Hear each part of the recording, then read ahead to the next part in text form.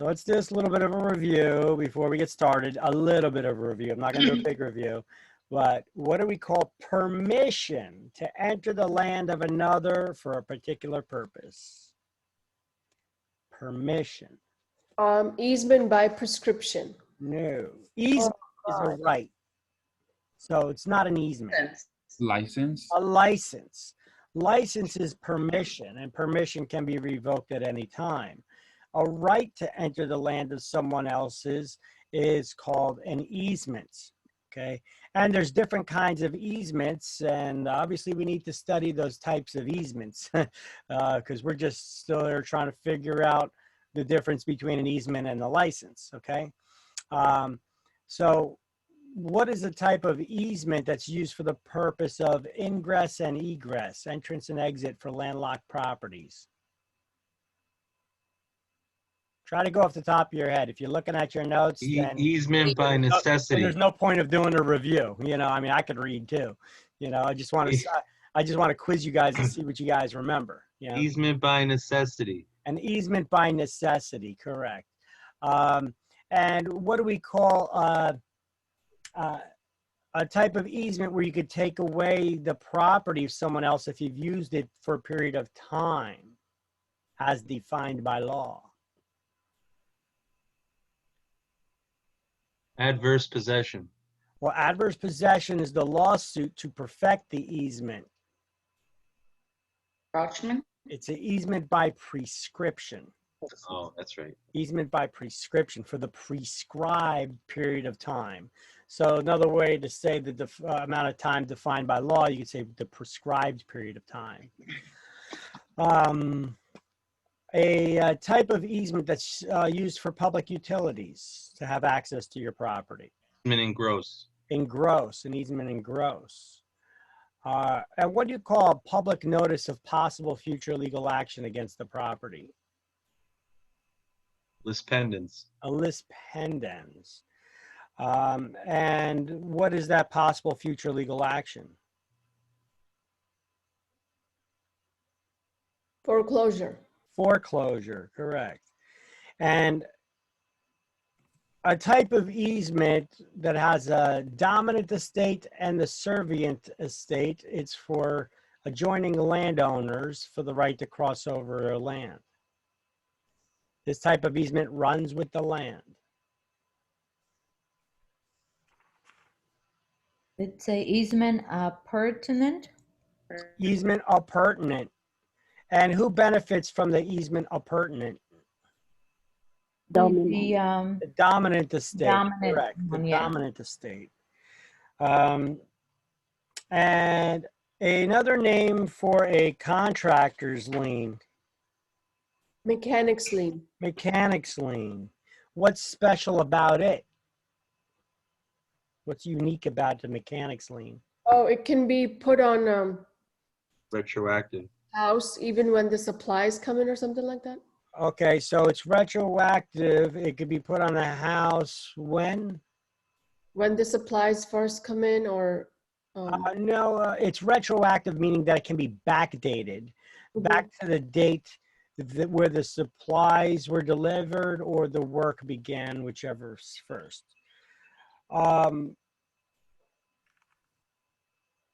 Liens can be voluntary or involuntary, but they can also be general or specific. What do we call a lien against all property that you own? general lien, General. And against one property? specifically. Specific lien.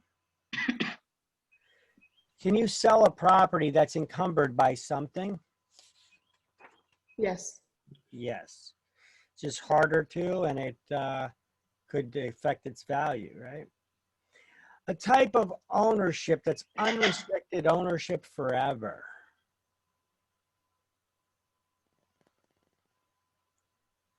life estate. No. A fee simple Life estate? estate's not forever. Fee. It's based on the life of the person it's given to. Be Fee simple. simple estate? Fee simple or fee simple absolutes. And so what do we call a life estate that's based on someone else's life? It's the life estate, yeah. There's a name for it in Latin. Per altra vi. Ultra V, yes. It means for the life of another. And what do we call ownership forever that's based on a restriction? Be determinable. Be Fee determinable, Simple. also known as a defeasible fee estate. And what do we call restrictions placed in deeds?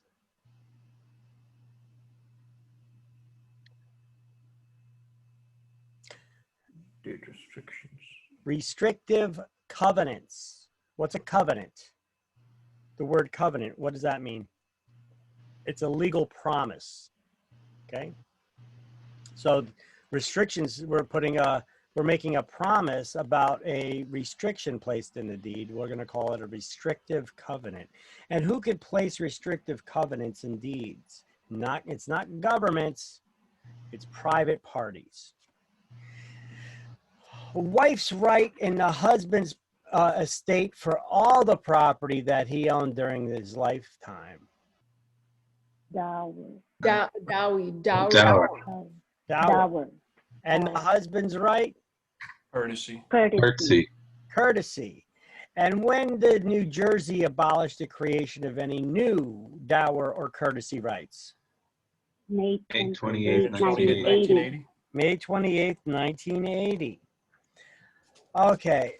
What type of asset or property is a lease?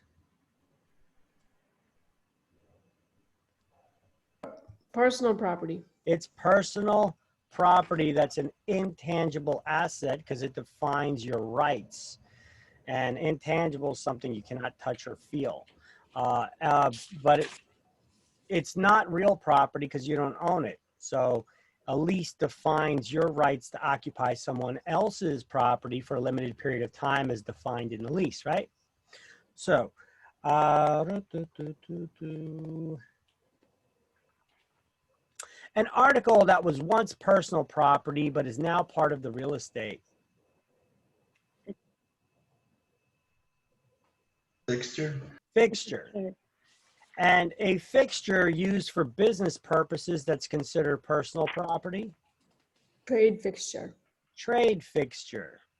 Is it possible for a trade fixture to become a fixture? Yes. How? Not removed in a time If period. the new owner continues to be, like, for example, I think we used a salon, so, and they buy it as part of their, It doesn't have to do with a new owner. If your lease expires and you don't remove it. If your lease expired and you did not remove that trade fixture, it becomes part of the real estate and the owner's property because the owner owns the real estate, right? What is the category of ownership estates?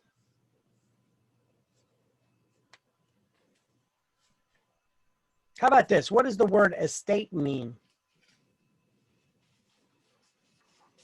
You know, like real estate. What does the word estate mean? It describes the amount and kind of interest that one has in real property. And there's two categories. It's either leasehold or what's the category that describes ownership? Freehold estate. Freehold estate. What kind of property rights do you have when you own land that borders navigable waters controlled by the tides? Littoral. And so what do you own if you have littoral property rights? Everything up to the high tide. Everything up to the mean high water mark. Oh, okay. So when you own land that borders non-navigable waters, what do you own? Riparian rights. You have riparian rights, but what do you own if you have riparian rights? It's like two properties separated by a stream, like center line of the stream. Okay, so if you have two properties separated by a stream on the border, then where's the property line? The Center center line of of the the stream. Okay, so let's get back to the question. if you have riparian property rights, what do you own?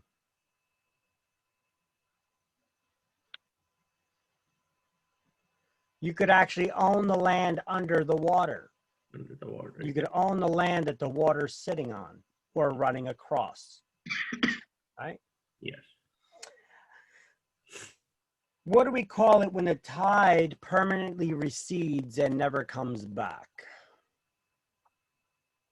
Ocean? Alluvian or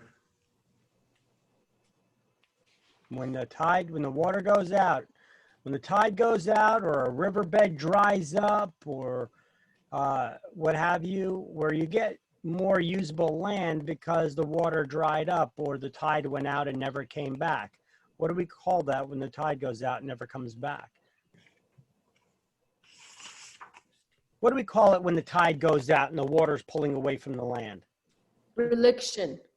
Okay, that's right. But I'm trying to give you guys a hint. What do you call it when the tide goes out and the water never comes back?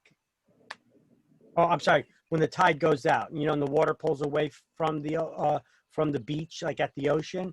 What do we call that? What is the water doing? What do we call it when the water's pulling away from the land? Receding. Shooting? The water's receding. Low tide, yeah. Receding begins with RE, so does the word reliction. There's a way to try to remember that, okay? direction. It's one of them words that begin with RE, reliction. All right. And the opposite of erosion, which is the wearing away of land by the wind or water. Erosion. The gradual No, the wearing. opposite of the wearing away. Oh, opposite. Accretion. Accretion. Accretion. Correct. That's where the water deposits solid material, building up additional land. What do we call that solid material that's deposited through the actions of accretion by the water? Alluvian? Alluvian. Alluvian, the one with two L's. You gain an L, you gain some dirt, right? What do we call the sudden change of a course of a stream? Avulsion. Avulsion. Avulsion, correct. Another word for tangible personal property. Corporeal. Corporeal is just something you could touch or feel. It's another word for tangible. What do we? Battles? Yeah. But we could have Cattle. tangible personal property, or we could have tangible property. It's not personal. We could have tangible real property. But what is another word for tangible personal property?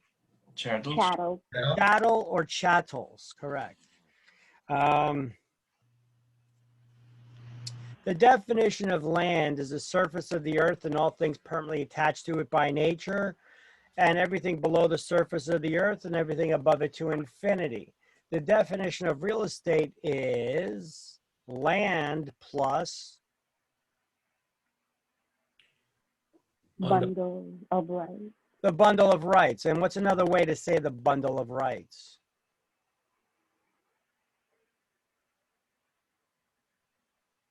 All the rights, interest, and benefits that go with it. So it's man-made improvements, land plus man-made improvements, plus all the rights, interest, and benefits that go with it. Or you could say the bundle of rights. But it's not up to you to say because it depends on how it's worded on exam. So I want you to know it both ways. And what do we call undercover mystery shoppers that check if you're treating everybody fairly and you're not discriminating against them? Testers? Testers. Testers. Testers. And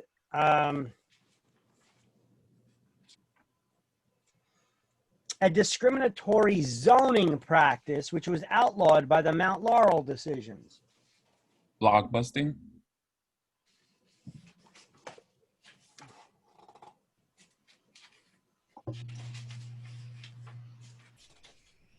A discriminatory zoning practice.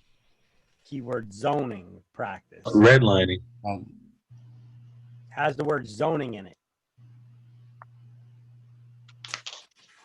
Exclusionary zoning. Who was excluded?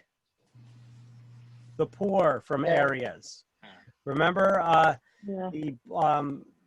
they did the minimum lot size requirement for the zoning. If you were going to build to be a certain size, it was too big, right? So they effectively priced poor people out of the area.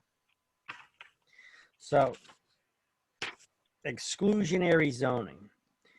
And what's the document that you need to give to the owners at time of listing about discrimination? Attorney General memorandum? The Attorney General's memorandum about the New Jersey law against discrimination, correct. And what are the penalties for violation of the LAD, the New Jersey law against discrimination, for first, second, and third offenses? 10,000, 25,000. 25,000 and 50,000. Correct. And if an owner tells us that they intend to discriminate, what should we do? Run as fast as we can. You're close. Not list their property. Turn down the listing, deny the listing.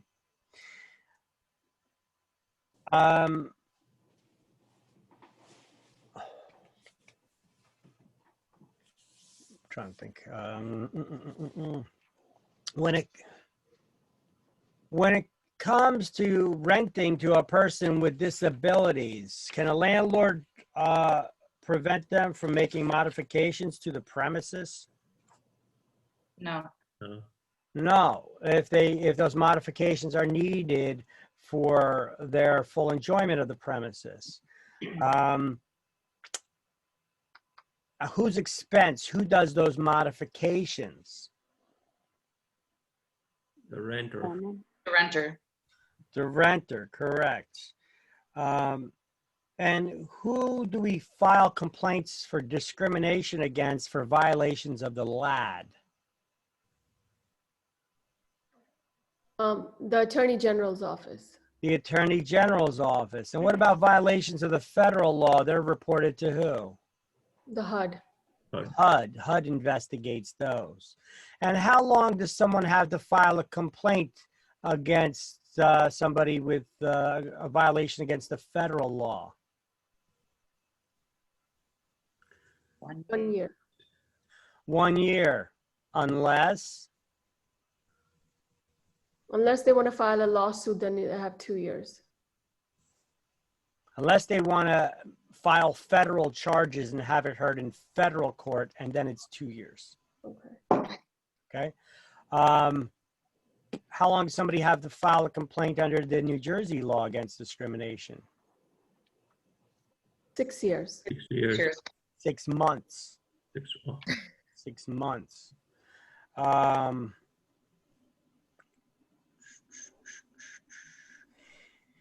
Discriminating against buyers and renters by limiting their options of where they could live. Steering. Steering. And what about trying to scare a seller into selling, an owner into selling? What do we call that? Oh, that's Lining. What is it? blockbusting. Blockbusting. That's blockbusting, correct. And refusing to give somebody a mortgage loan or a homeowner's insurance, even though they could afford it, as a means of discrimination. Redlining. Redlining. Redlining. Okay. All right. You know what? When we were teaching that in chapter 4, when I was teaching that, I was talking about it, about the how that started and where that started, that practice. I said that it started in, I forget if I said it was Michigan or Chicago. I wasn't sure about which one it was. And it was based on racial profiling mostly. That's actually where it actually ramped up and started to spread. That's not where it originated from. I was doing more research for stuff for classes, and just last night I seen where it actually started was in New York. And it started as discrimination against foreign Jews and Irish were discriminated against. That's where the practice began, which was an interesting little factoid that's neither here nor there. I just wanted to share that. Just want to get the story straight if I'm going to be telling the stories. Okay. Let's see.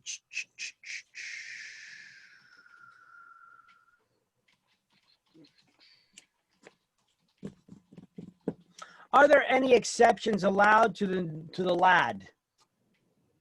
No. No. What about for the Civil Rights Act of 1866? No.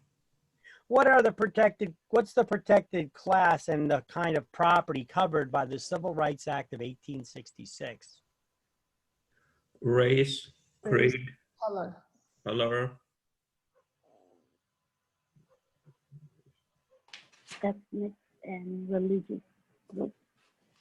Okay, so Right, it's only race and color, isn't it? yeah, it's mostly race and color. Race and color. But they added national origin and religion in some cases. But for exams, you probably just need to know race. And what type of property is covered by the Civil Rights Act of 1866? What happened back then that was so significant in 1866? What did Lincoln do? The whole, Emancipated the slaves. And so what did he do? What did that do about property? It allowed them to own property, What kind of property? real property. All property. So they have equal rights, right? So that means that they could own personal property as well as real property, whether for residential or for commercial, as well as personal property, okay? Now, so the Federal Fair Housing Act of 1968 is part of the Civil Rights Act of 1968. And what section of the Civil Rights Act of 1968 pertains to housing? Section 8. Section Title 8, correct. All right, good enough. Let's go where we left off, page 100.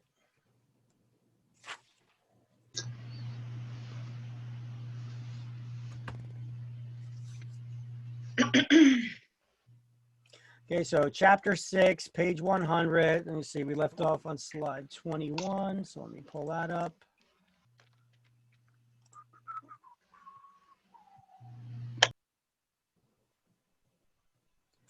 We were talking about all the different types of easements. Last one we talked about was the easement by prescription. How could we prevent somebody from gaining an easement by prescription?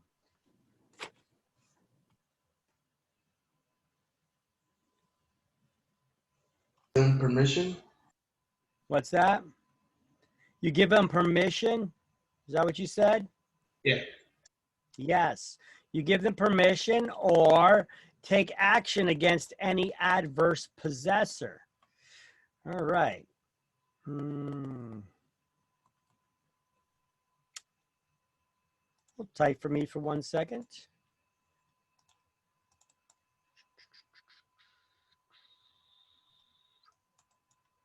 La, da, da, da, da, da, da.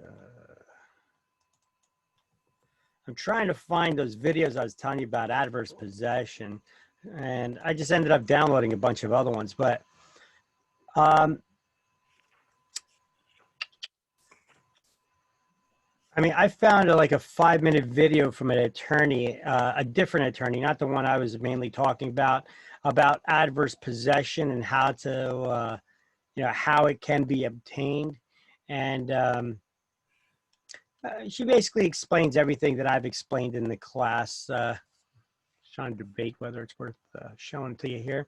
But this old law was put in place to make sure that taxes basically get collected, but it was put in place mainly to help out farmers, okay?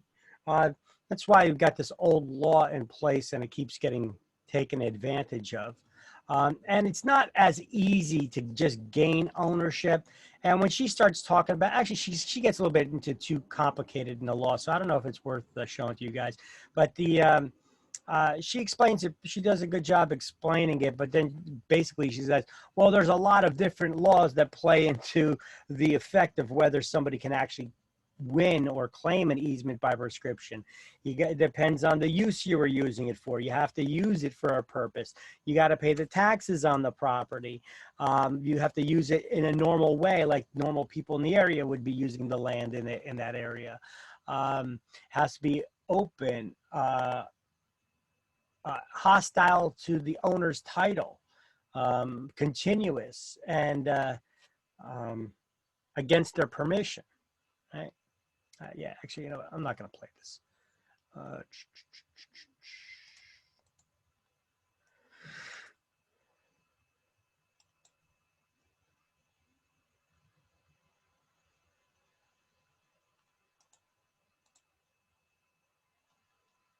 Now, I do have another one that's only about 2 minutes long. Let me see about playing that, perhaps. It's not the attorney, it's someone else. Outcry from an upscale neighborhood tonight after a 23-year-old man is discovered. No, it's the same one, just a different news report for it. Okay, never mind. Got to find some better vids. Okay.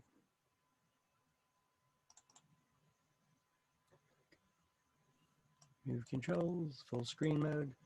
So easement by prescription, for the amount of time defined by state law, it's going to be the 20-year common law period. If they do ask you any questions on state exam, they won't on the school exam. I know this. The prescriptive period for unimproved lots, if it's on state exam, say 30 years. If it's for vacant, for improved lots, it's 30 years. If it's unimproved vacant lots, it's 60. But I hope that they don't ask you any questions on that. If they do, let me know so that I could teach appropriately, because I know they've been working on changing the law. The last version of the book didn't even state those periods anymore in it, but it looks like they added it back in a later chapter. So I don't know if they ask it on exams yet or not. All right.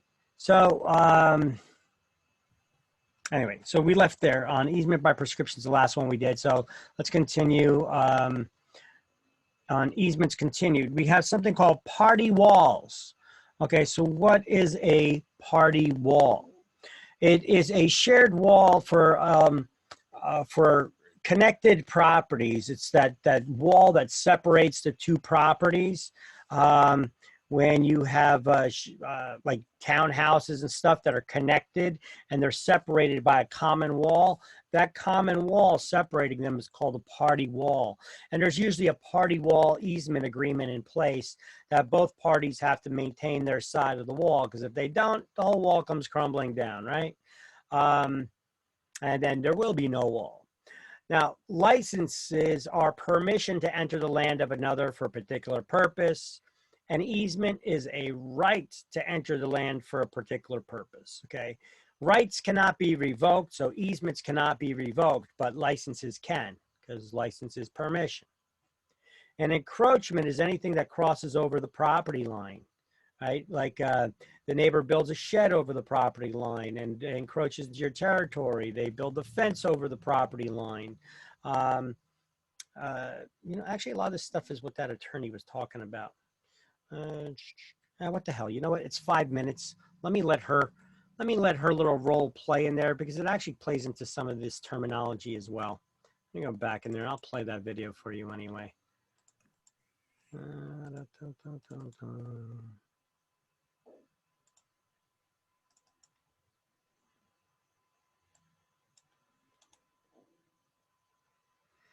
let's hear what she has to say. For an attorney or for just a property owner, I think a lot of times people don't even realize that this body of law exists. Maybe when you own your first home or you get your first survey, you start to realize how important boundaries can be. My name is Jessica Shrestha. I'm an attorney at Wheeler, Van Sickle, and Anderson. That's here in Madison, Wisconsin. The concept of adverse possession is that, well, first you start, everyone has a deed to their property. There's a legal description, there's a boundary. whether it's a lot or something else, specific distances, and that's your boundary. But as everyone knows, it's hard to figure out where those are. Can you guys hear this well, by the way? Yeah. Okay. And a lot of times, actual occupation on the ground doesn't necessarily match the real boundary lines. Sometimes it's a matter of a few inches, but sometimes it gets to be, we're talking feet, acres, a whole 40-acre parcel sometimes. And it turns out that if you occupy and use an area of property for long enough and treat it as your own property, the doctrine of adverse possession makes that your property by law. It's more complicated exactly how that applies, but that's the basic concept. Over time, property can become yours even if you don't have a deed that describes it. Adverse possession comes up most often for a typical property owner with a fence. That's really the classic example, and that has been for as long as we've had real property and the law of adverse possession. Someone will construct a fence, and even if they get a survey to tell them exactly where the property line is, they might construct their fence a foot inside their property. They want to make sure they can stay on the other side, for example, or a foot on the other side. Sometimes it's a greater distance. And over time, they forget, or maybe they didn't know where the exact boundary was in the first place, and that fence might become the boundary by operation of adverse possession. Same thing goes with lines of trees and hedges, or even people might place a shed on a neighbor's property. And that's in a city lot. The same thing though can happen with pasturing cattle or with fences for cropland. When a client or a potential new client comes to me and they think they have a boundary dispute or maybe an adverse possession situation, to start, I think the easiest way to think about it is you have to ask the basic questions: the who, what, when, where, why, and how. The who is really important. Who are the parties involved? And with adverse possession, it's not going to just be the current property owner necessarily. Do you have a governmental entity? Who owned that property 20 years ago? The what sort of property is involved? Is it hunting property, a city lot? Those are important things to know about property and deciding if you have adverse possession. Because for city lots, you cannot never take ownership of a city lot, city-owned property through adverse possession. Even though the city may allow you to use it, you can never claim ownership of publicly owned property through adverse possession, only privately owned property. When? Are we talking 20 years of adverse possession?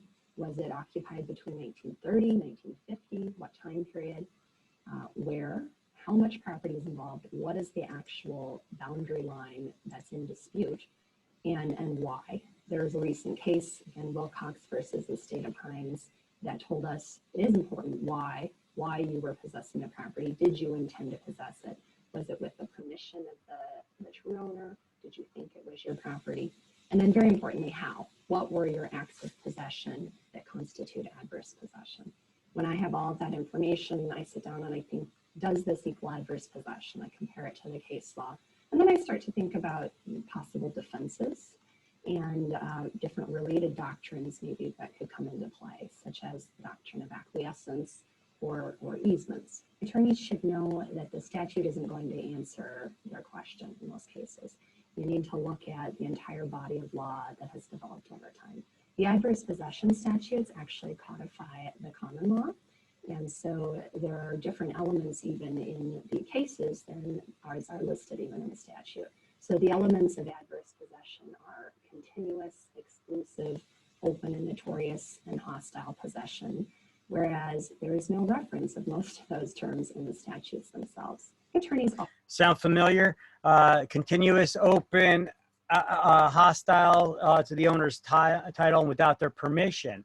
But yet she goes on to say there's actually those things are never mentioned in actual case law. So you've got to play on a lot of other laws and the whole situation of what's going on to see if somebody can actually even get adverse possession. So it's not as easy as people think it is. That's why you see a lot of people trying to claim adverse possession and end up winding up in jail.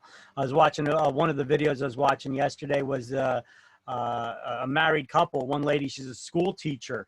I mean, she should know better. For crying out loud, lady's got a college degree in Florida. Her her and her husband were tossed in jail because they tried just squatting, moving into somebody's property and claiming it as their own, figuring if they do that, oh, there's a law for that, you know. Well, that's also a break in an entry. You know, it's not your property. You know, you don't have any rights to it. I think that was in Florida, and Florida requires 7 years of adverse possession before you could claim the ownership. Also need to know that you shouldn't just look at either the first case or even the last case. It's been a long and complex doctrine that has evolved over time. And a good place to start is probably the latest case, but there are plenty of cases from over 100 years ago that I still reference and that are still relevant good law that you will need to be aware of. Part of why I wrote my article is sometimes it's really hard to find a good summary of adverse possession law. A lot of the treatises will have it, but that's on a nationwide basis. And our state, along with a lot of other states, has developed the law in its own way. So I think the best way to sort of follow along and know what you should be looking at is to just go through the cases. You're going to have to do your case law research. Hopefully my article will give you a good starting point, but from there you just have to get into the topic.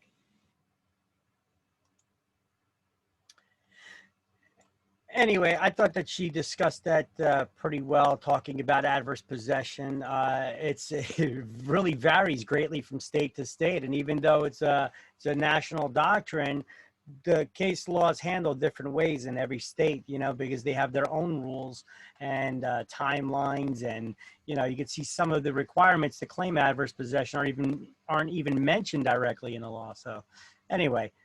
Just like to give a little examples also, you know, she talks about the different ways adverse possession can be got for the usage that people use it, you know, build for everything from building a shed or how it could mistakenly happen even. So she covered a lot of neat little interesting information there. Anyway, so an encroachment would be if they built the shed or the fence over the property line, because an encroachment is just a word that means anything that crosses over the property line. And I am back on the slideshow, and I know you guys can't see that. Here we go. Let me share that with you again. How about that? That would help. Okay. Licenses or permission to enter the land, they can be revoked. Easement is a right, and once somebody has a right, you cannot take it from them, but they can give it up. So what's the last thing you guys have highlighted on page 100?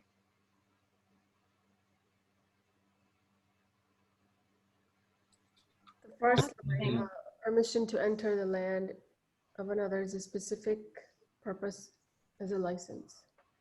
Or a specific, the first sentence basically. No, on page 100. Do you have anything highlighted on, what's the No. last thing you have highlighted on 100? We Or- did Pretty well, and Sorry?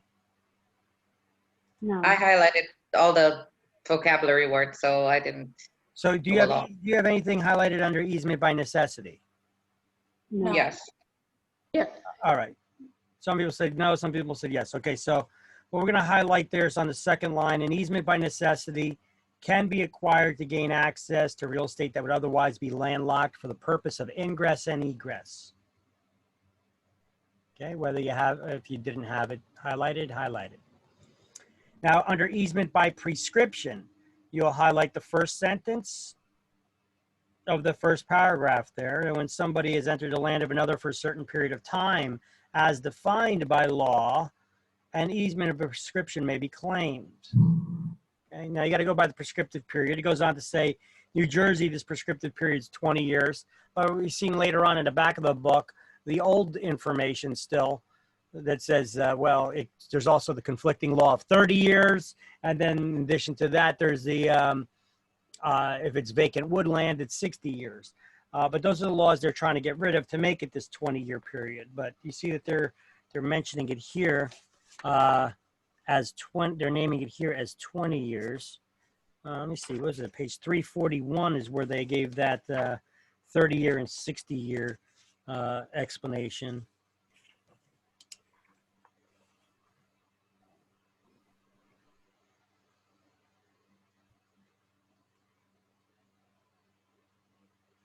I'll just go with the 20 years, but I don't think that they're going to ask a year, how much time. You just need to know the prescriptive time, okay, the language. for the amount of time described by law.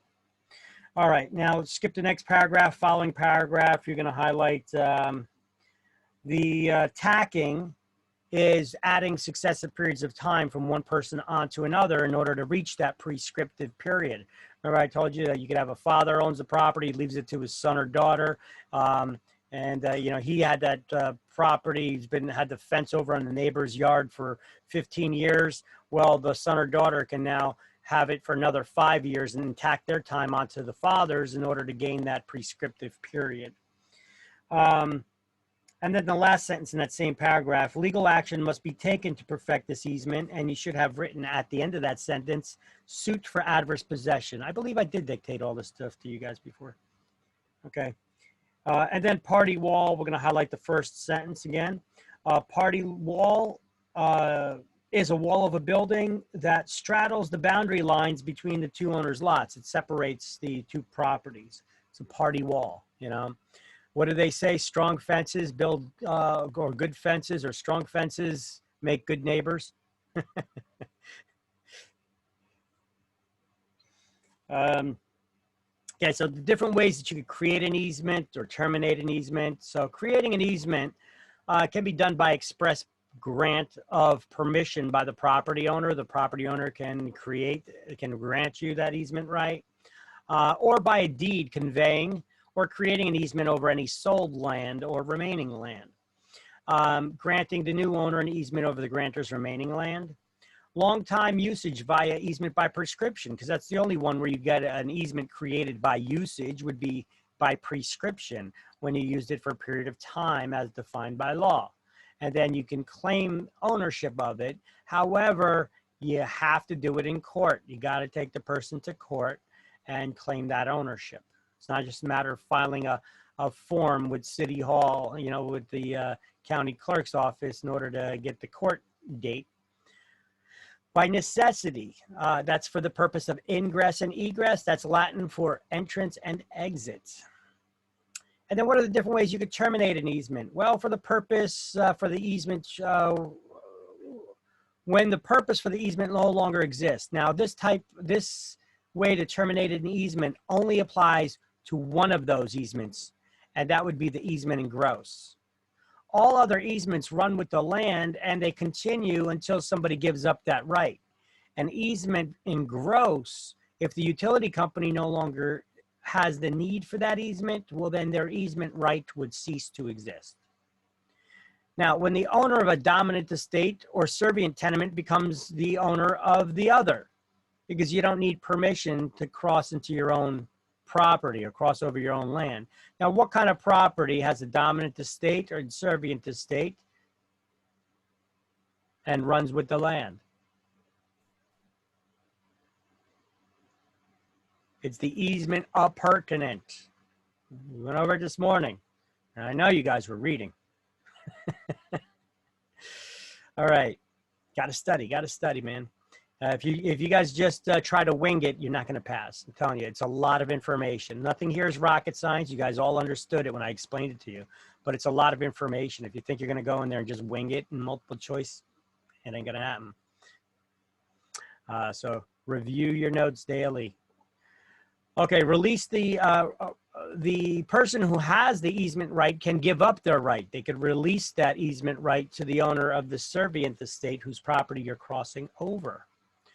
Or by abandonment. However, courts have determined that simple non-use of a property does not constitute abandonment. So I remember, I'll use as an example, my dad, when he was alive, he was always talking about one of these days, you know, he was born in Pensy. He was like, one of these days, I'm going to go back to Pennsylvania. One of these days, back to Pensy, you know. He owned property up there still. So, you know, his neighbors are probably like, oh, that property's been abandoned years ago, you know, because they haven't seen his face around. But it's the intention of the parties is what the court cares about. So even though the neighbors didn't see him, they think the property was abandonment. Simple non-use does not constitute abandonment. It's the intention of the parties, and he was always wanting to go back. So he would not lose the property due to abandonment. All right, what's an encroachment? Anything that crosses over that property line, okay? Uh, here's a note that a student gave me on how to remember what an encroachment is. Note to remember the meaning. Encroachment has the word roach in it. And much like a roach, it's something on your property that you don't want. So there you go. That's a pretty good explanation that somebody gave me there. I thought it was cute anyway. All right, like it could be a fence going over the property line. Somebody built a shed or a garage over the property line. You don't want it on your property, kind of like a roach, right? Okay. Deed restrictions. Who can place restrictions in deeds? It's a question I asked this morning. Private parties, not governments.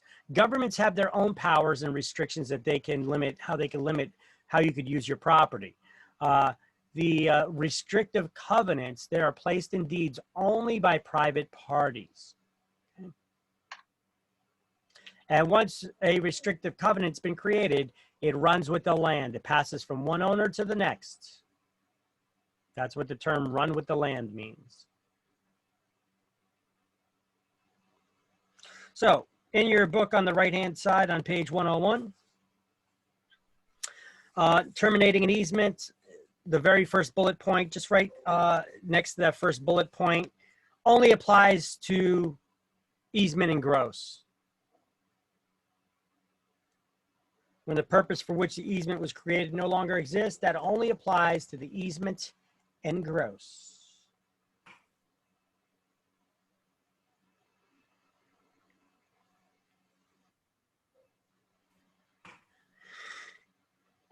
Doorbell. And then, what's that? You said terminating an easement? Only applies to an easement and gross. Yeah, under terminating an easement, the first bullet point, the end of that first bullet point, that first bullet point only applies to an easement in gross, which is a utility easement, where the need for the easement will cease if the need for the easement no longer exists. Now, licenses, we're going to just highlight, or you already have it highlighted. You should have it highlighted already anyway. Permission to enter the land of another for specific purposes, a license, and underline the word permission. And then encroachments, we're going to highlight the title, and then we're going to highlight when all or part of the building, fence, or driveway, or any installation illegally extends beyond the land of its owner. That would be an encroachment.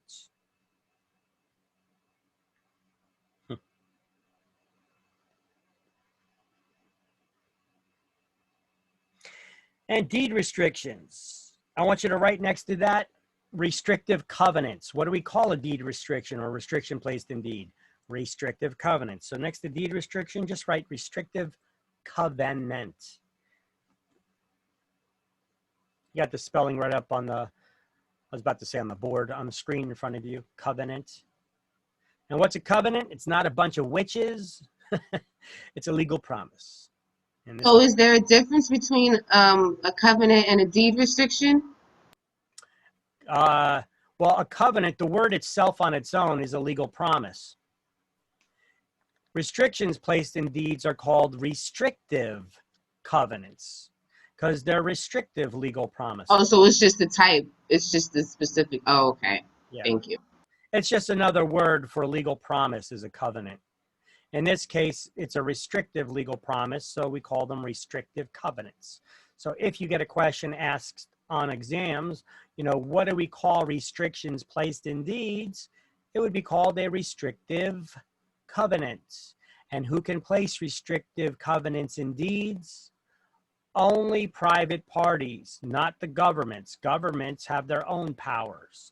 They have their police powers, which we'll be getting into, and zoning power, which includes zoning and so on and so forth, which we're going to be getting into. All right. And what type of, so then we're going to highlight deed restrictions are restrictive clauses added to a deed when the property is conveyed that are established by the seller to restrict future owners to use of the property. Now, what kinds of estates are based on restrictions? It's ownership forever based on a restriction. I'm going to want you to write that at the end of that, what you just highlighted. Fee determinable slash or comma, it goes by three names: fee determinable, defeasible, or conditional fee estate. These are the types of estates that are based on restrictions, right? So it's appropriate to put that next to your notes in the book there. Deed restrictions are called restrictive covenants. And what do we call estates that are based on restrictions? Fee determinable, defeasible, or conditional fee estate. And I'll give you a little cross-reference of page 94 where that could be found. So you can write page 94 there as well. What was the last one, Victor? Fee determinable or defeasible or conditional fee. Because the estate is based on a condition.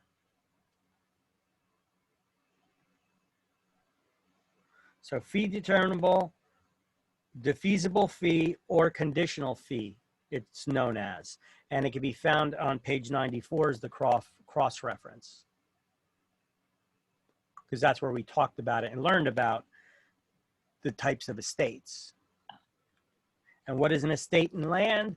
It defines the amount and kind of interest that one has in real property. And there's two categories of estates: freehold, which is ownership forever or a lifetime, and less than freehold, which is leasehold estates, which we'll be going over in chapter 12. And apparently that's the end of this chapter. So we finished this chapter, chapter 6. So let me say that, close that. And let's do the key terms to review for chapter 6, shall we?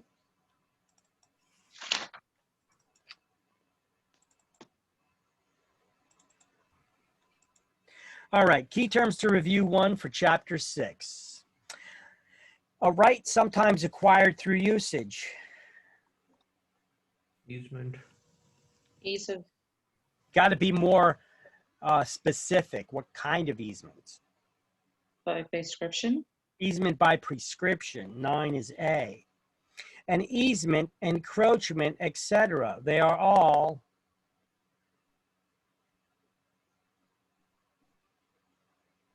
easement, encumbrance. Encumbrances. They're all encumbrances. 12 is B.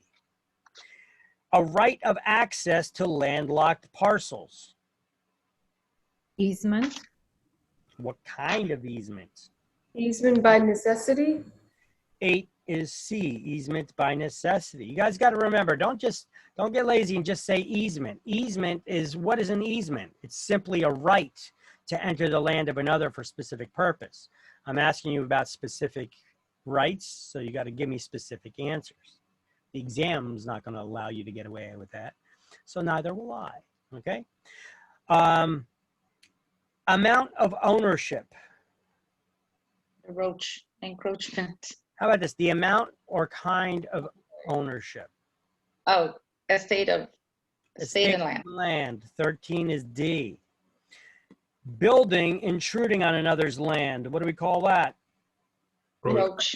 Encroachment. A roach or encroachment. That's all right. If it helps you remember. 11 is E. A property that benefits from an easement. Dominant estate. The dominant estate. Correct. 4 is F. Most complete ownership of land possible. Be simple. Fee simple estate. 15 is G. Husband's right in the wife's property. Courtesy. Courtesy. 3 is H. It's courtesy. Courtesy. Curtsy is what the lady does when she dances, right? Bows or whatever. Not quite the same thing, right? Yeah, not quite the same thing. Okay, so ownership lasting. I know it says indefinitely here, but that's technically not true. So ownership lasting, I'm going to rephrase that next to I. Ownership lasting forever or a lifetime.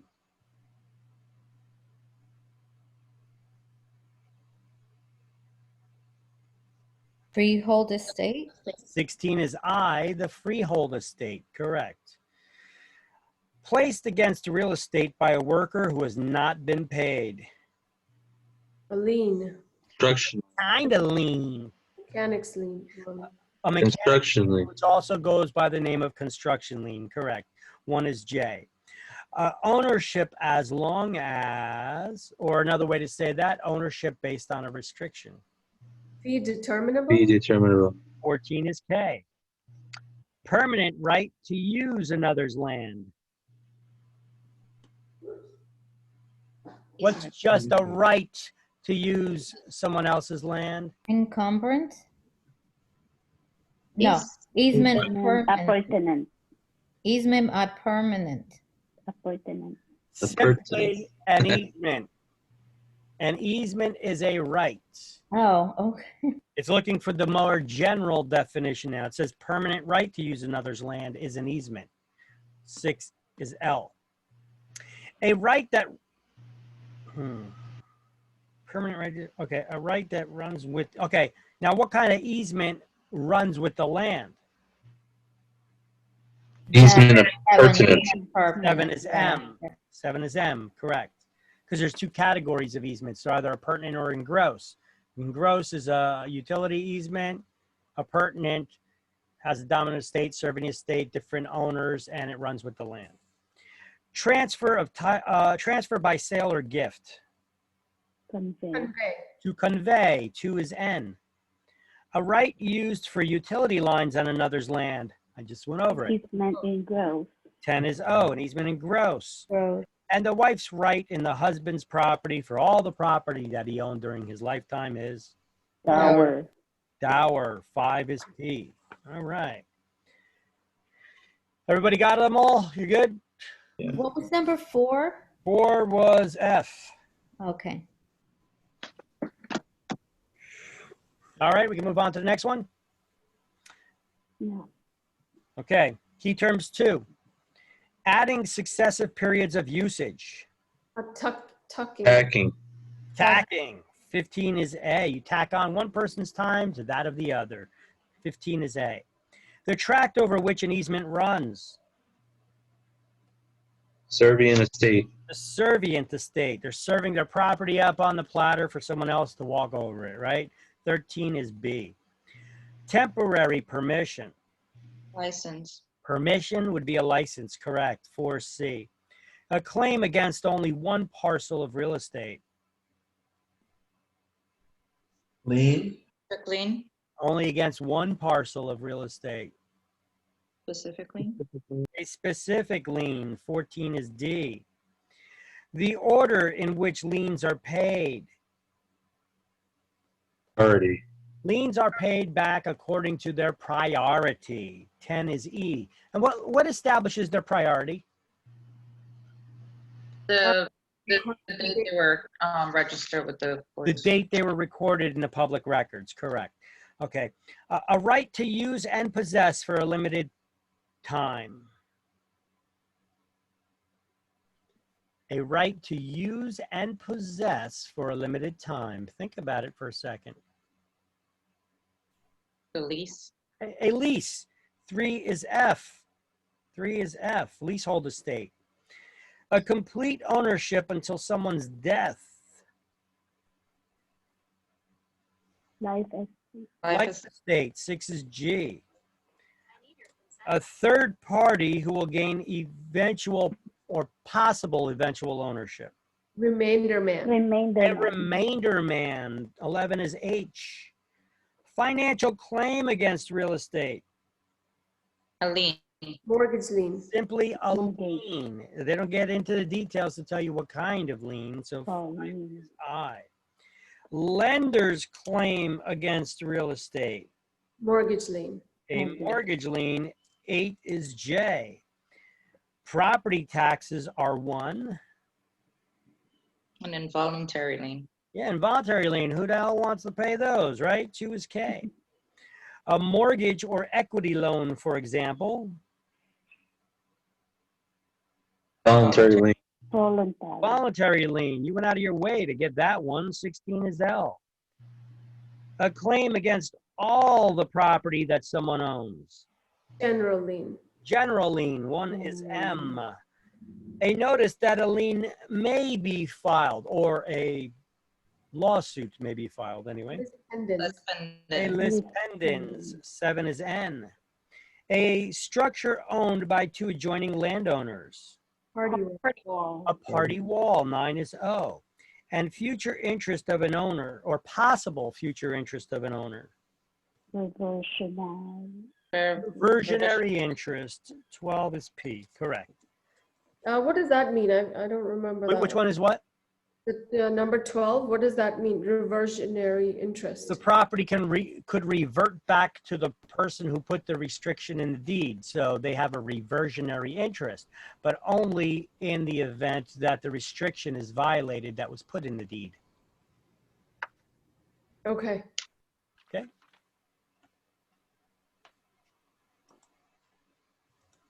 Chapter 7. Essentials, let's see, chapter 7, ownership of real estate.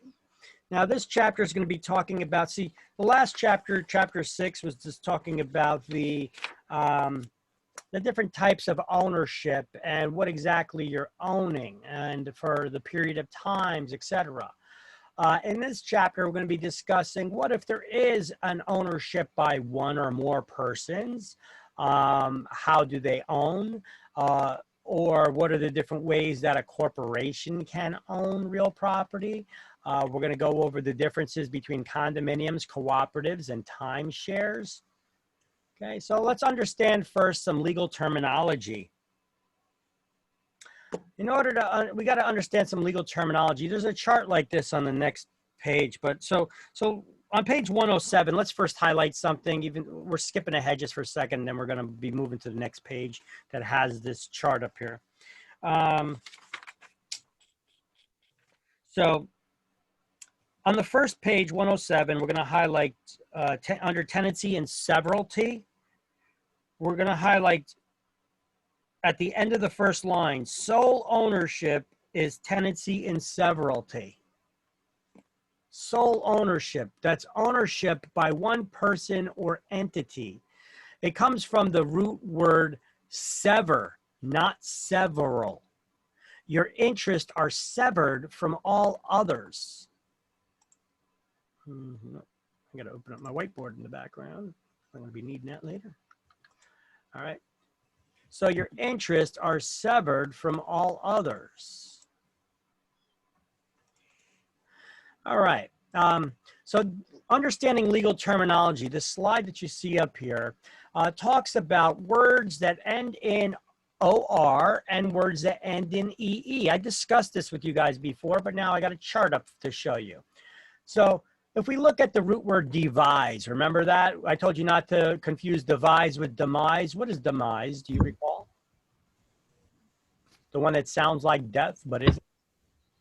Demise is a transfer of property by lease, whereas devise is a transfer of property by will, the last will and testament that one has. So if we look at the root word devise and we put an OR at the end of it, that person, the devisor, is a person who's giving the root word. And what is they giving? What are they giving? The will. So the person who made the will is the devisor, the one who's leaving the property, giving the property. And the devisee, therefore, is the heir, the one that's receiving the property, because words that end in OR is the one who gives whatever the root word is. The words that end in EE is the one that receives whatever the root word is. So this makes it a little bit easier to understand the words, the legal terminology, who the players are in the situation when we're going over any of these words that you're studying and knowing. They may have the devisor, devisee, or grantor, or grantee. What is a grant? A grant is how we grant our ownership. An owner gives or sells their property to someone else. When they grant the ownership, they transfer the ownership by grant. So the grantor is who? The giver, the transfer. Huh? Person that gives. The ownership. Who is the grantor? Person The who one owns the, Giving. This, The one that Everything. owns the yeah, but property. yeah, but who is that? Who's the person that's giving it? That's the seller. So, And the grant, therefore the grantee is the buyer. Fine. Right? That's what I'm trying to get at. Okay. Now, a legacy is a gift of personal property upon one's death. It's what you leave behind when you die. You have a legacy. So therefore, the legator is the one who's gifting their personal property after they die. That's the legator. And the one who's receiving that personal property by gift is the legatee.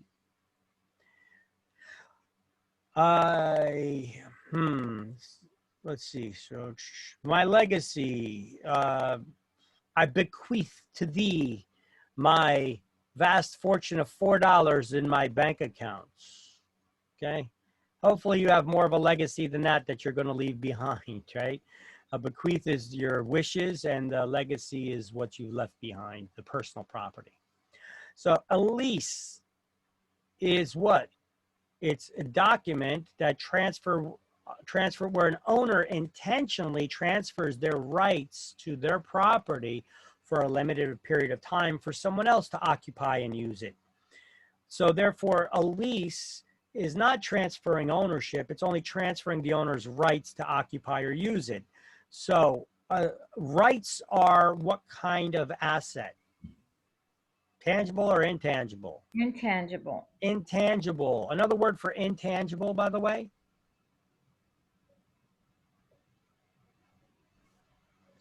Incorporeal. Remember, corporeal is tangible, incorporeal is intangible. So a lessor is who? Owner. That's the owner that's giving the lease, and the lessee is the tenant that's receiving the lease. So you need to understand these words, because they may or may not necessarily ask you a question, you know, who is the lessor, who is the lessee? But they're going to have these words in their long rambling questions, which they tend to get long and rambling on state exams. And you need to be able to identify who the players are so that you can understand what the hell the question's asking of you, right? Mm-hmm. Now, the mortgage, I got a little asterisk next to this one because it's the opposite of what most people think it is.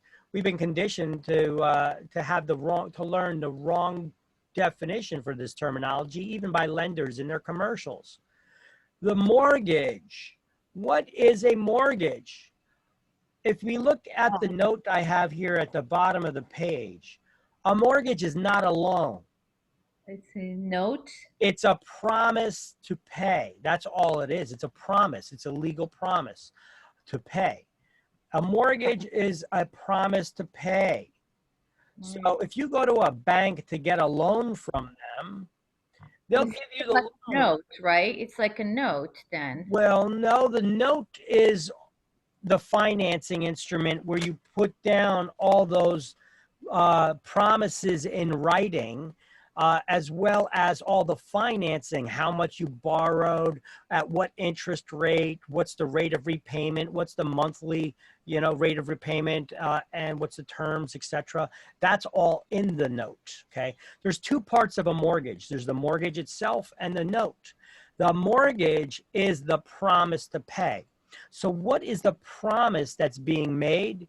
The promise is, you go to a bank to get a loan, for an example, and you tell that lender, if you lend me the money to buy this property, I promise to pay you back according to the terms in the note.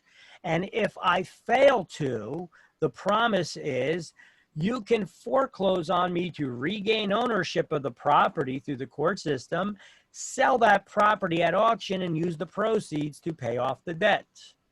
Okay? But the promise you're paying, it's a promise to pay back the loan according to the terms in the note. And if you break that promise, then they could foreclose on you to regain ownership, because the property is only collateral for that loan. So banks don't make promises, they make loans. It's the borrower who makes the promise. So therefore, the mortgagor is the person who gives the mortgage. And what's a mortgage? It's a promise. It's not a loan. So who makes the promise? The borrower. See, a lot of people I know are going to get screwed up on this, and they're going to still keep saying the lender, okay? The mortgagor is not the lender, it's the borrower, because it's who gives the promise, not who gives the money. The And that's- mortgagor borrower is the lender? no, the mortgagor is the borrower. The mortgagee is the lender. Mortgagee is the lender. The mortgagor, remember, words in end in OR is the person who's giving the product. And what is a mortgage? It's a promise to pay. So who is the mortgagor? It's the borrower who's giving their promise to the bank. In exchange, the bank will give them a loan. So it is the mortgagee, is the lender, who's accepting or receiving the promise to repay from the borrower. Mm-hmm. Now, I know a lot of you are going to get screwed up with that. That's too complicated. And when studying for exams, I don't want you to think. Well, this is So, pretty easy to identify. Thank you for doing this chart. Sure, but here's another way to try to remember this. I'm going to try to make mortgage easier to remember. Got the little asterisk there? Mm-hmm. It's the opposite of what you think it is. Okay, you can either think of it that way, or you could have my annoying voice stuck in your head if you like that instead, where the mortgagor is the borrower. Who's the mortgagor? The mortgagor is the borrower. Who's the mortgagor? Borrower. The borrower. Come on, sing it with me. The mortgagor is Borrower. the borrower. You got to get it stuck in your head. Okay. If you don't get it stuck in your head, it ain't going to work. I know it's annoying, but it works. I tell you, I got classes from years ago and I asked people, who's the mortgagor? They're like, the borrower. You know, it's stupid, it's silly, but it works. Okay. The mortgagor is the borrower. So you need to be able to identify who the players are right away. Because if you're reading a long-winded question and it's talking about the mortgagor and mortgagee, you got to be able to, you can't be like, who's the mortgagor? You know, it's got to be like that, you know? So anyway, hopefully that helps. Who's the mortgagor? Borrower. Borrower. There you go. See, you don't even have to think about what's a mortgage, who's giving it.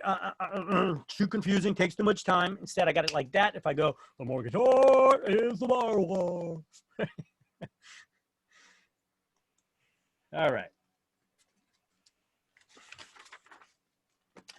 So we got different forms of ownership. Tenancy in severalty, which if we were to actually look at tenancy in severalty, severalty does not come from the word several. That's not the root word here. My God, are you for real? This thing is still freaking opening.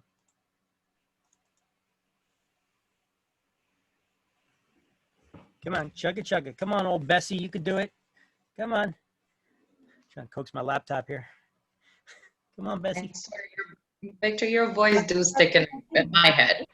I went Home Depot this weekend and I could just hear you say 43,560 is a square yard. 43,560 square feet an acre. Count to 6, starting with 3. To the left, to the left, to the right, to the right. So what we could do here is we look at the word severalty. It doesn't come from the root word, is not several. That's not the root word. The root word here is sever. Your interests are severed from all others. Sorry about that. Your interests are severed from all others. That means that they're cut off. So the root word is actually sever. That means sole ownership. Ownership by one person or entity. Why do I say entity? Because that's like a business, right? A business, a corporation, LLC, etc. It's not a real person, but it is a fictitious entity for taxation purposes anyway. So they're given a tax ID, like we're given Social Security. They're given an EIN number, an employer identification number, right? So an entity. So your root word here is sever, not several. So try to remember that. I know this word seems a little confusing to people because you look at the word severalty and right off the bat you hear several in there, but it's actually derived from the root word sever. So your interests are severed from all others. Okay. So tenancy and severalty is sole ownership by one person or entity. We'll see that on an upcoming slide again.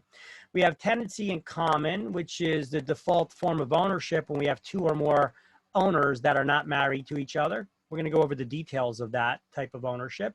And a corporation can also own with an individual, or they could own, two corporations can own a property together. We have joint tenancy, which is an alternative because the default form of ownership, two or more people not married to each other, is tenancy in common, unless otherwise stated in the deed, and you would state joint tenancy. Now, we're going to go over the process of how you create a joint tenancy. What are the 4 unities required in order to have a joint tenancy, and how to terminate joint tenancies. And then we're going to go over tenancy by the entirety. This is ownership by married couples. The couple owns the property entirely together. That's tenancy by the entirety. Okay. Now, one thing here is a very important note. Real estate licensees, we must understand the different forms of ownership. However, we never advise on how to take ownership. So if you get a question that asks, how would you as a licensee advise somebody take ownership? And there's a correct answer option there that would fit the situation. If they give you an answer option, none of the above, select it.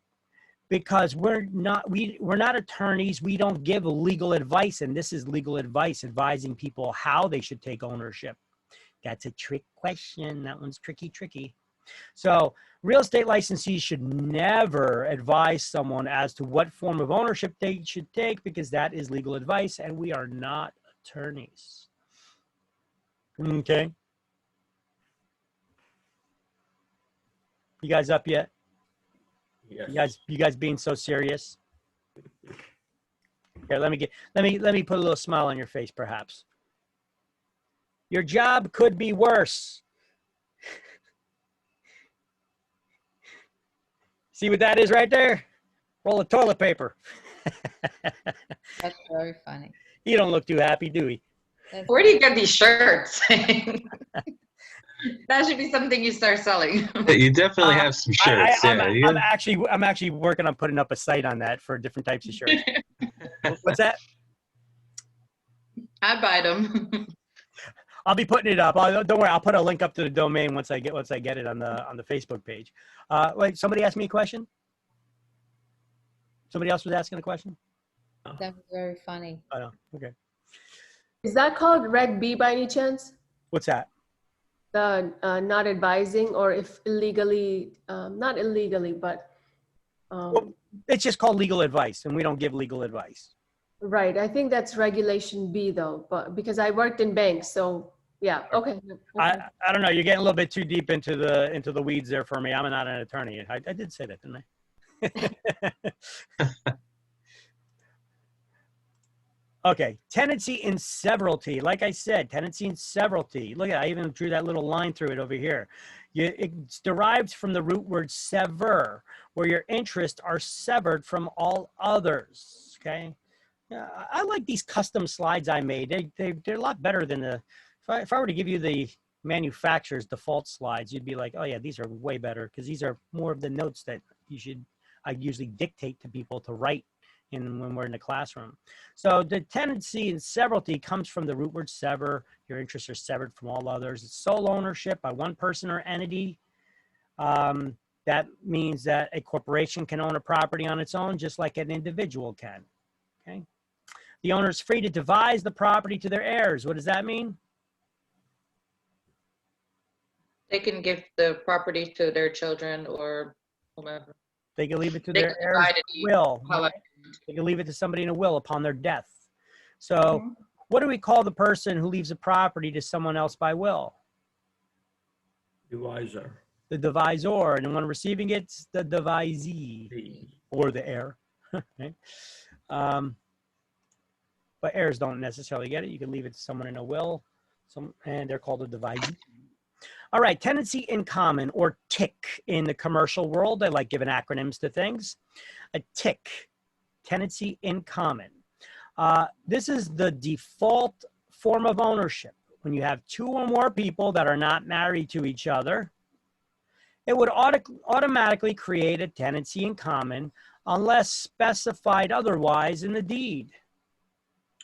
A corporation can own property as a tenant in common. They could have partial ownership with an individual, or with another company, they could own a property together.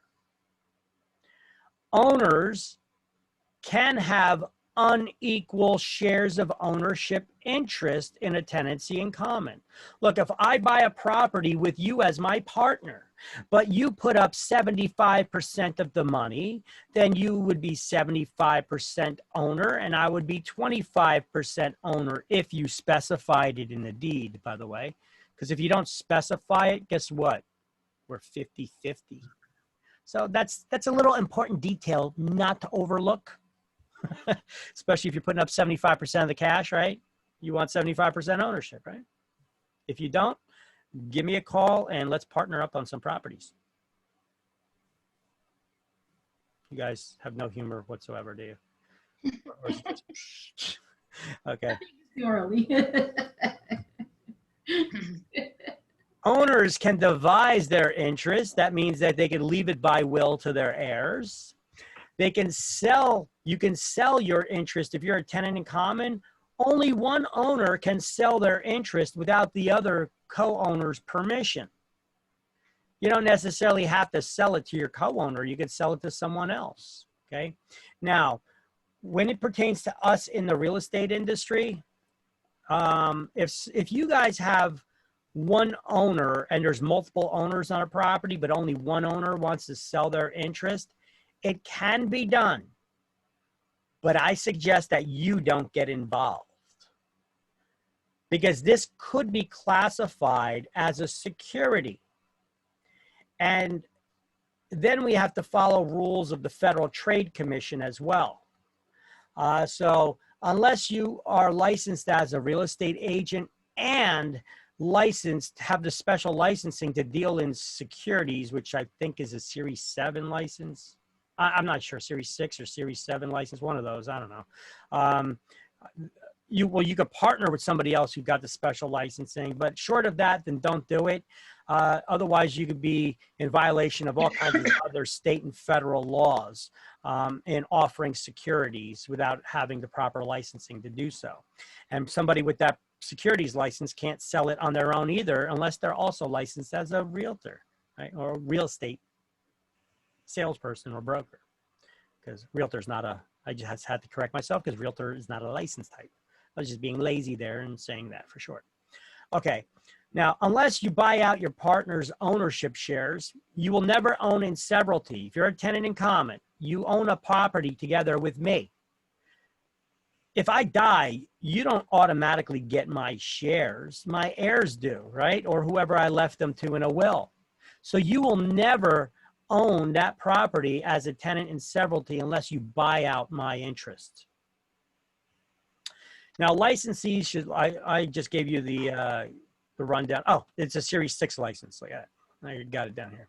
So licensees should use caution when only selling a partial interest from one owner. It could be classified as a security, and you would need someone with a Series 6 license to deal in securities when selling only a partial interest in a property, a TIC, okay? So we normally deal with it when everybody's on the same page and they want to sell the total interest in the property. Now, when only one partner wants to sell and the others don't, what are your options to get out of that property? You could ask your co-owners to buy you out your interest, or you could sell your interest on your own to someone else, but that may not be very easy to do. Or you could partition the property. Oh, there's another word to add to our definition list, partition. Partition is a court proceeding where one co-owner sues another forcing them to divide the property if possible or sell it. So a judge in court would examine this property to see if it could be physically divided. And if it can't be physically divided, then they'll order the property sold and each owner would get their proportionate shares from the profit of the sale. So because one person there is getting forced to sell, this is a form of involuntary alienation. Remember what the word alienation means? It's a transfer of property. And is this voluntary if a court is forcing you to sell it? No. So ergo, it is an involuntary alienation. Okay. So on page 108, just highlight tenancy in common, put a highlighted box around the entire section of tenancy in common, which continues on the next page. And at the bottom of page 108, just highlight the word partition because it's important to know that that word is important to know. Guaranteed to see it on exam.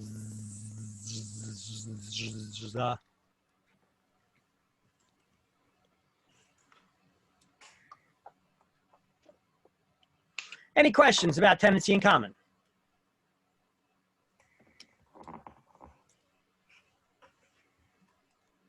I'll take your silence as a big fat no.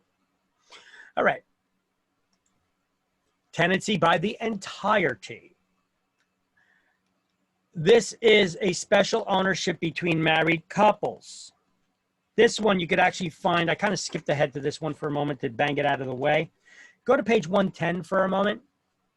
You got to skip over joint tenancy and go to page 110 for a moment to get to tenancy by the entirety. And we were going to highlight the first sentence, tenancy by the entirety is a special tenancy between husband and wife. This is a mistake in the book. I want you to cross out the words husband and wife. Governor Christie signed gay marriage into law. So I want you to write the words married couples there in its stead.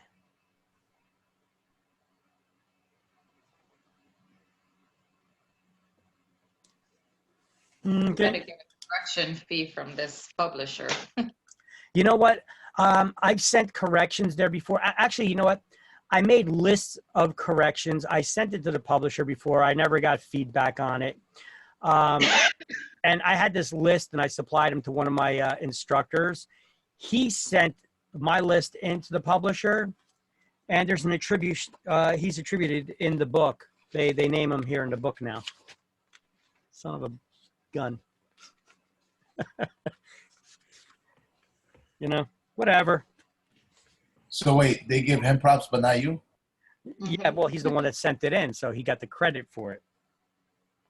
You know, just like some of these other instructors, they may have called up and did one correction for one word or something or one concept, and they get attributed in the book. You know, you got instructors here from other local schools or directors from the schools, and they're named and attributed. Whatever. Let me see. Nope, I don't see my name in here. Maybe you have to join one of the association or member in that particular edition book. You see on page XVI, contact. They got a new, they keep changing their publisher's contact information. So they used to have a different email for this for me to submit it to. I never got any kind of feedback on it. So my instructor probably got a different email and submitted it to that email. He got the credit, you know. Whatever. His name is in it. Good for him. I'll get my name in the next edition. I'll submit this laundry list of mistakes and contradictions and what have you, and I'll get my name in it. But I really don't care about the name in it. I want to write my own book that's better, that has my definitions here that are clearly better than the ones that are given in this book. I actually wrote my own book before, but Is it out yet? huh? Is it out yet? No, because the hard drive went on my laptop, and me being in tech as my previous industry, I should have known better to have a backup, but I didn't. And my heart sunk.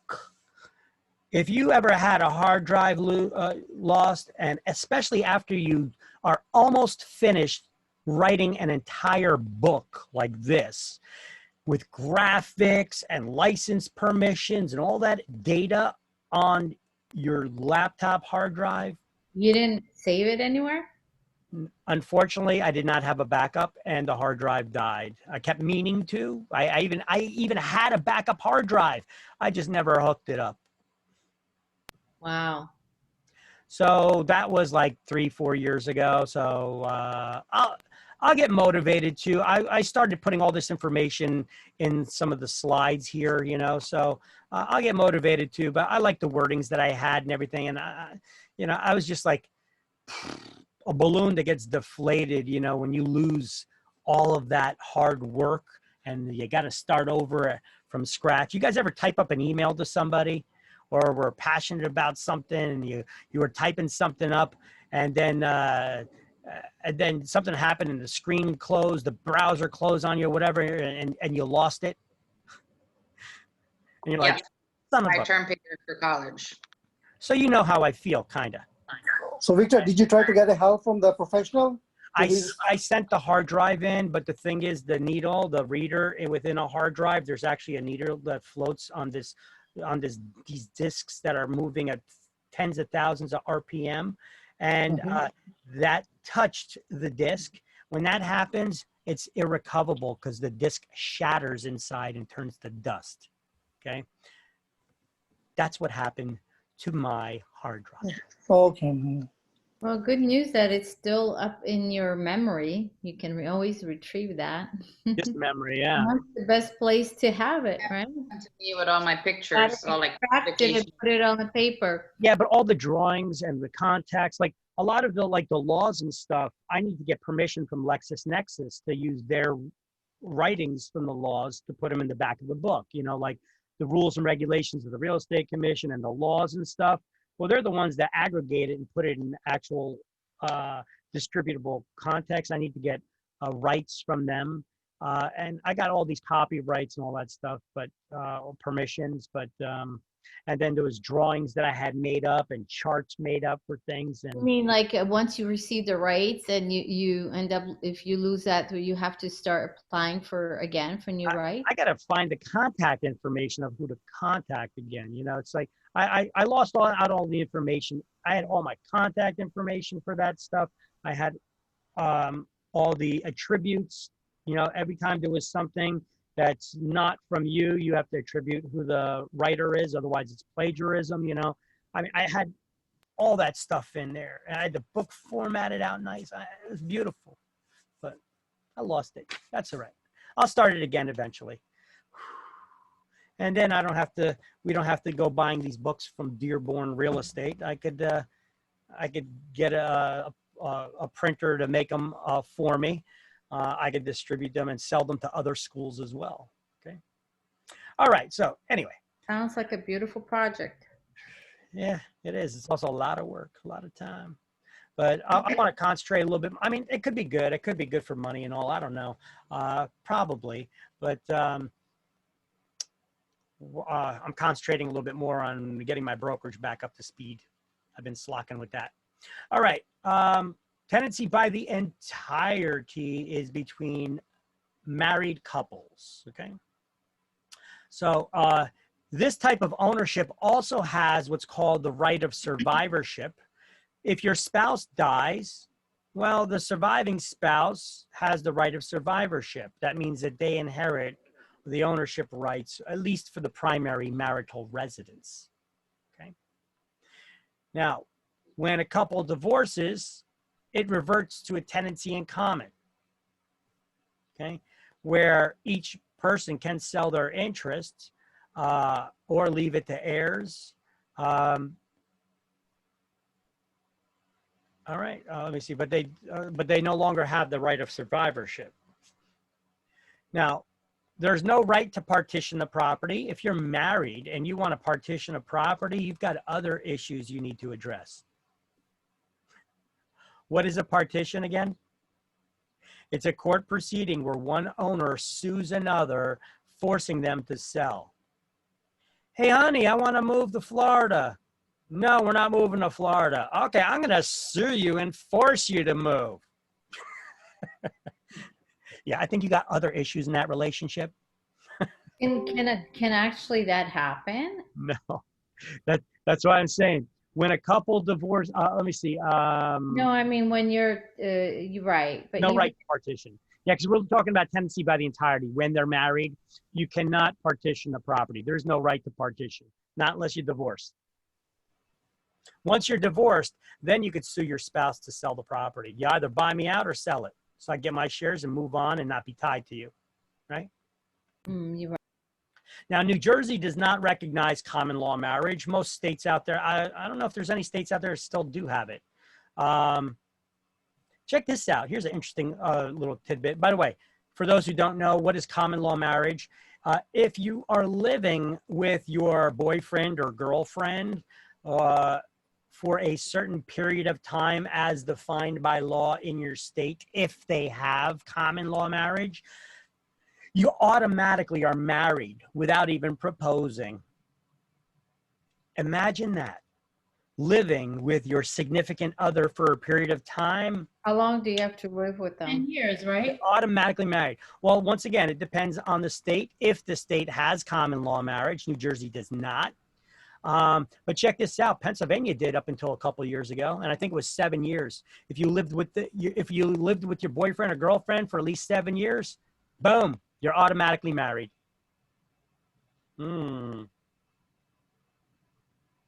That would suck. Imagine living with your pal, your friend, and now we got gay marriage in New Jersey. Is that even possible? Well, no, because we don't have common law marriage here. Okay, thank God for that. There are 19 states which still have it. 19 states still have it. Wow. Yes. Mm-hmm.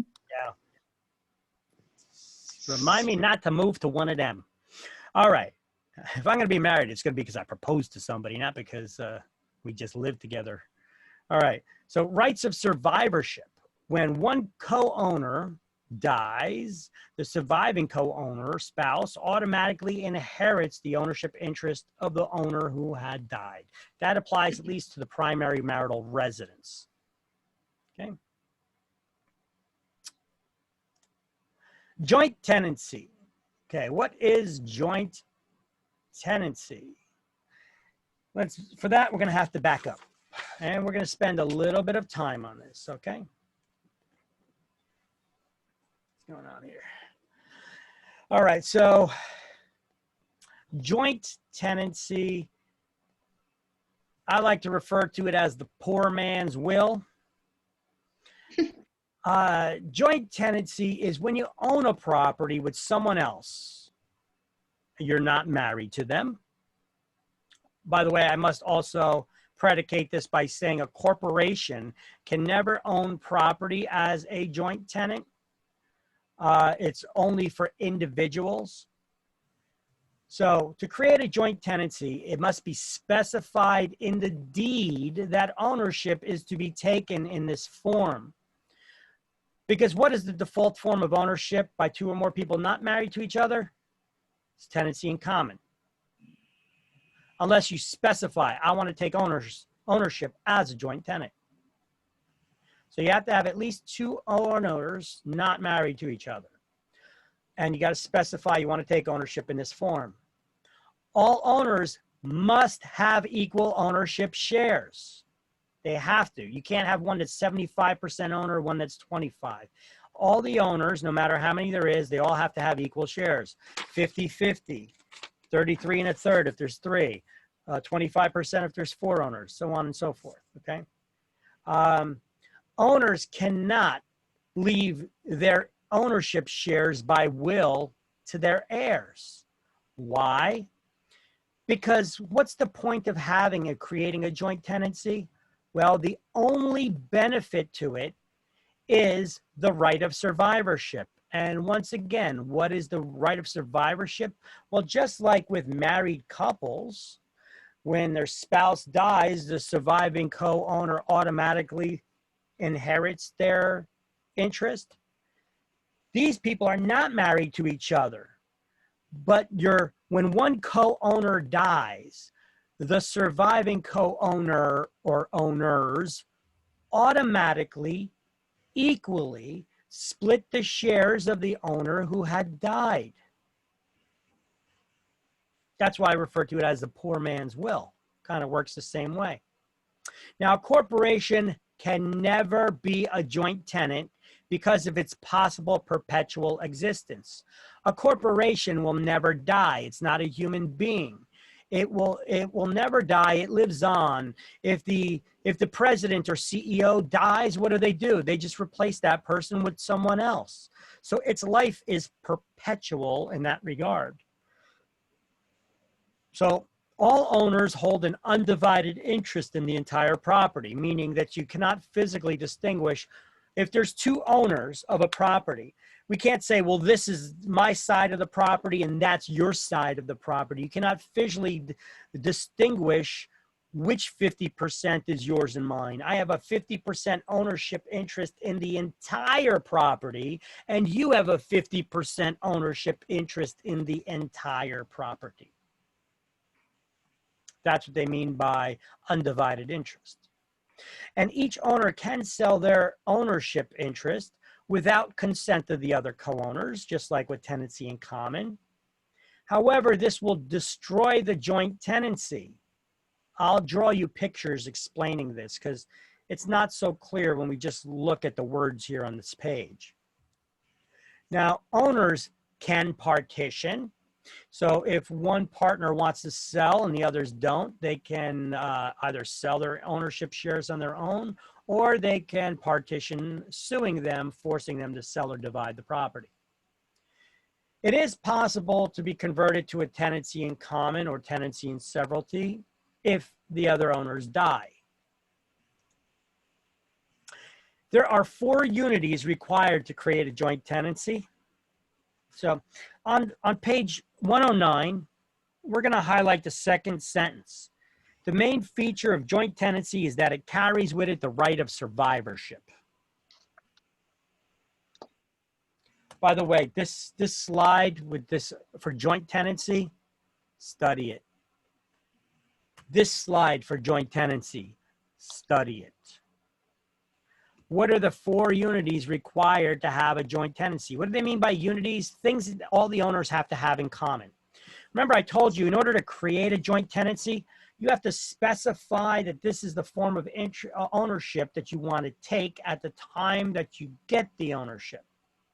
So all the owners, here are the 4 unities. TTIP is an acronym to try to remember it. Time, title, interest, and possession. You need to memorize that on its own. That's an exam question on its own. Time, title, interest, and possession. You guys are going to get several questions on the forms of ownership. You're going to get several questions on joint tenancy alone. What are the 4 unities required to create a joint tenancy? Unity of time, title, interest, and possession. So what does that mean? Well, time means that all the joint tenants must acquire their ownership at the same time. Title. All the title means ownership.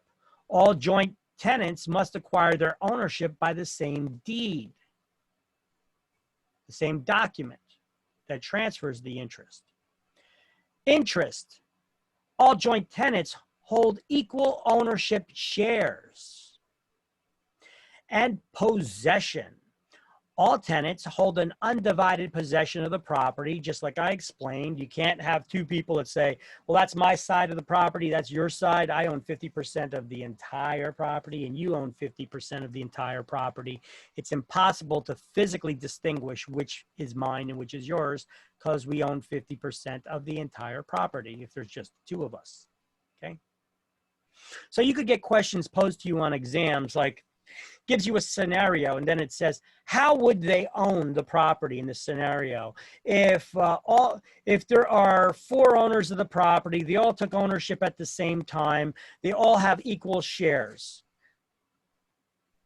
Not enough information. It could be tenancy in common or joint tenancy. We know it's not severalty because it's 4 owners, and we know it's not by the entirety because there's 4 owners. 4 people can't be married, okay? So it's going to be joint tenancy or tenancy in common, one of those. I didn't give enough information now to distinguish if it's which one. Now, if I threw in another little bit of information and said, and it cannot be left by will to their heirs, or if I said they must have equal ownership shares, then I know it's joint tenancy. See, that's why it's important to understand how to create a joint tenancy. All these details in the creation of a joint tenancy, time, title, interest, and possession, so that you could be able to give a proper answer. Now, if the question asks, how would you advise what form of ownership should they take? Severalty, tenancy in common, joint tenancy, or tenancy by the entirety? Well, we need to be able to understand the different forms of ownership and with the different scenarios, if it is actually this type of ownership or that type of ownership. But we don't give that advice because, like I said at the beginning of this chapter, that would be legal advice, and we're not attorneys, so we don't give legal advice. Can joint tenancy turn into tenancy in common? Let's say 4 owners, one by one. It could even become a tenancy in severalty. Remember, I said that on this slide. Right. Possible to be converted to a tenancy in common and tenancy in severalty. I'm going to show you how. Let me ask you a question again. What's the only benefit? What's the upside of having a joint tenancy? Because the default form of ownership, 2 or more people not married to each other, is tenancy in common, a TIC. Unless specified in the deed that you want to take ownership in this form. So what's the only reason, what's the only possible reason you would want to take ownership in this form? The right of survivorship. Which means what? That's correct, but it means what? If the other partner dies, their share gets divided up into equal parts. Automatically, correct. So the survivors automatically equally split the shares of the owner who died. All right, so now what we got to do is, I thought I had some pictures on the slides for this, but apparently I did not integrate them. So let me pull up that whiteboard and clear that canvas, move out. I know I got slides pertaining to types of ownership, so let me just try to locate them. Already drawn up, created slides for not that legal description. Joint tenancy. Oh. Move this stuff out of the way. Okay, so here, let's start right here. We could see joint tenants. If we have 3 owners, A, B, and C. They're all joint tenants. They all have equal shares of interest. They all acquired, they have 4 unities in common, TTIP. What does that stand for? Time, Title, interest, and possession. So time, title, interest, and possession. I told you, you need to memorize that. So they all have equal ownership shares, okay? Now, let's just say that one of them dies. Owner B dies, what happens to their shares? They automatically get divided up between A and C. So they get divided equally because remember, in order to have joint tenancy, TTIP, the unity of time, title, interest. So that interest has to be split equally amongst them. What happens if B and C die? Well, if B died, it was split between A and C. Now, if C dies, A will own the property in severalty and become the sole owner. Can A then leave his shares by will to heirs? He or she? Yes. Yes, because a tenant in severalty can. Let's give another scenario. What happens if you have tenants, if you have A, B, and C? You know, I got to draw a picture for this. Okay. I have a question again. What happens when A and C dies? And B becomes what? Who again? If A and C die, if A and C die, or B and C die, let's just say B and C because I already have the drawing here for B and C. So B died first, then A and C split it. So there was 2 owners still. They were still joint tenants. Mm-hmm. But then C died, and that leaves A, who inherited all of C's half now. So now A owns it all how? What do we call one owner? Sole ownership? Tenancy and severalty. Your interests are severed from all others, and they can leave their shares by will to heirs. Now, in this drawing, let me draw this a little bit from scratch. Let me go back here. I got the little definition talking about it here already, but I want to show you how we got to that.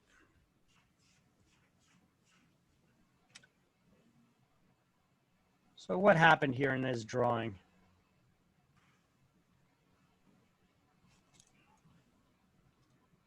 Let me delete some of these things.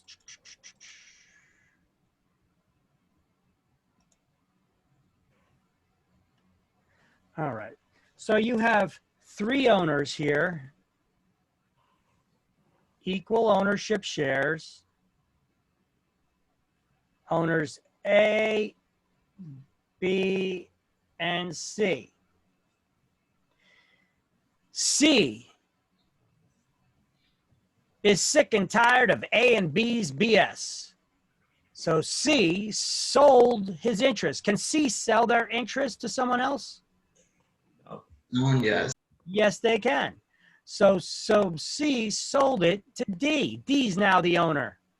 What did that just do to the joint tenancy? Well, remember, we got to have TTIP in common. Well, so C is no longer part of the thing, or he partial? Nope, he sold his ownership to D.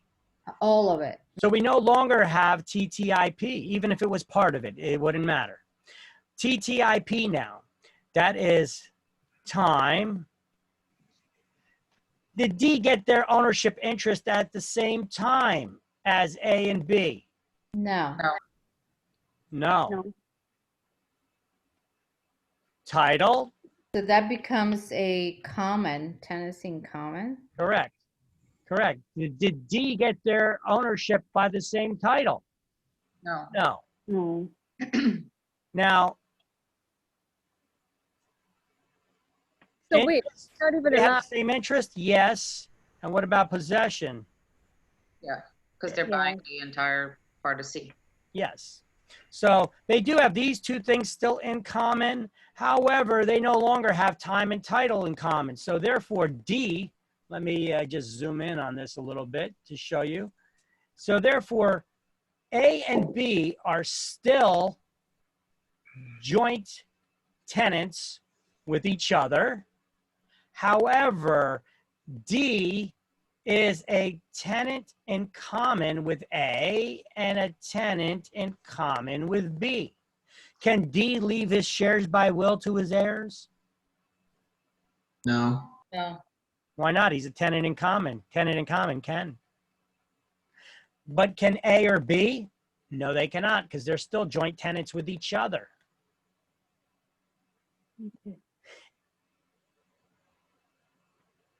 Right? So the joint tenancy is not entirely destroyed. It was only the part that was owned by C was destroyed.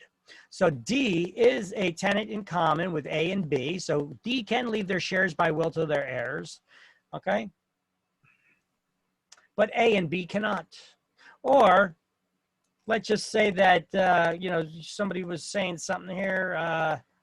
Let's just pretend that C sold their interest to D and E.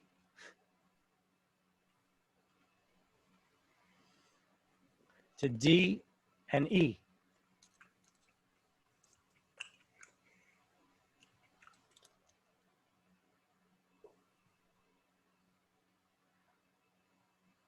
Now, they both don't have the same amount of interest as them. They did not get their ownership by the same time or title, and now they also, in addition to that, don't have the same interest. The only thing they have in common is possession. So both E and D are tenants in common with each other, and they're tenants in common with A and B. However, A and B are still remaining as joint tenants together. Meaning that if B dies now,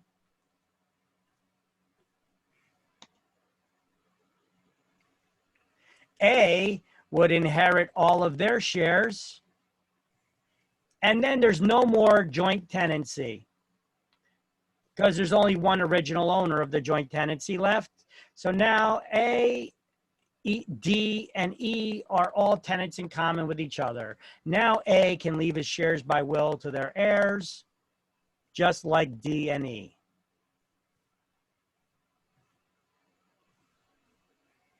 Interesting, eh?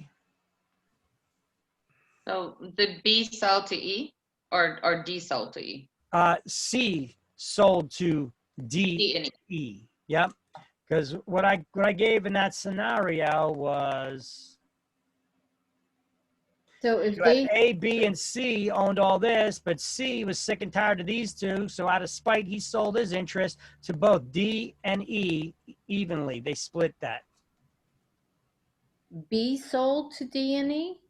C sold to them. Oh, C sold. Yes, because remember this. D and E, right. No. But then B dies, and then A becomes. No. If B dies, okay, so A becomes the ownership of a bigger pie, but he's also now a tenant in common because the other two are tenants in common. These two are tenants in common, and they're tenants in common with each other. Mm-hmm. But these two are still joint tenants with each other. So if that one is eliminated, B. So if B dies, A. Is that become automatic tenant in common, or they have to choose? Yeah, it automatically does, because where's the other person that received the property by the same time, title, interest, and possession? There isn't one. So that destroys the joint tenancy, and now there's only a tenancy in common. I see. Okay.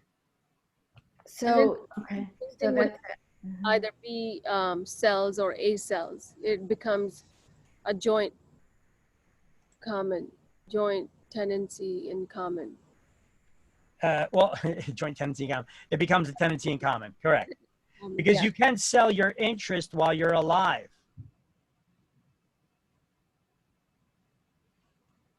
You can, right? You can. Yes, you can. Right. So you can share your interest while you're alive, but that would destroy the joint tenancy. And that was the scenario we gave when C sold to D and E. They split this and they sold it to D and E, right?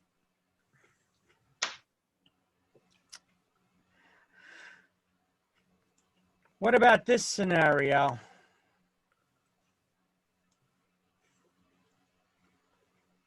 This is not a joint tenancy. Why not? It's not a joint tenancy because they're missing the unity of interest.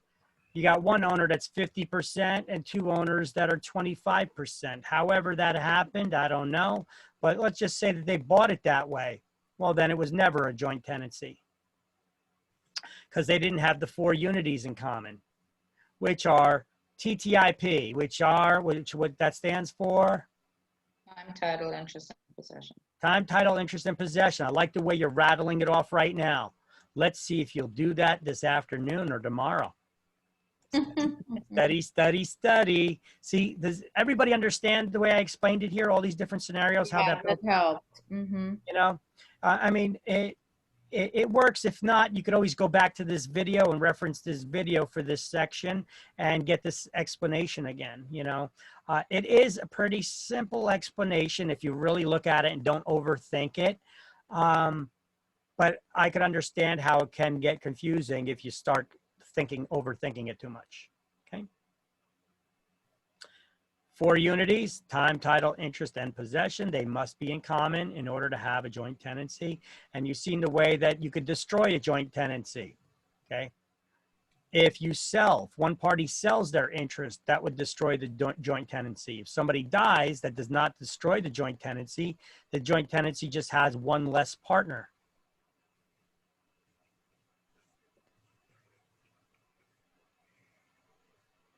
Good. Questions? No.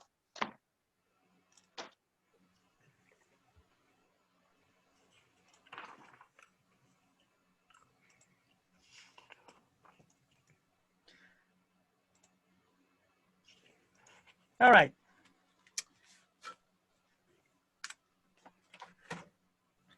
So in the book, on page 109, under joint tenancy, you already highlighted the main feature of joint tenancy is the right of survivorship. They give you those circles with all those scenarios as well here in the book. It's easier to understand when I'm actually drawing them out and explaining it though. Go down to where it says creating joint tenancies at the bottom of the page. And what I did is sideways in the book, where it says the numbered list, 1, 2, 3, 4, time, title, interest, and possession. It lists out the 4 unities. I turned sideways and I wrote the acronym TTIP on the side of that. Okay. And then you got your list of what that TTIP stands for. Time, title, interest, or you could write TTIP next to each number. T next to 1, T next to 2, I next to 3, P next to 4.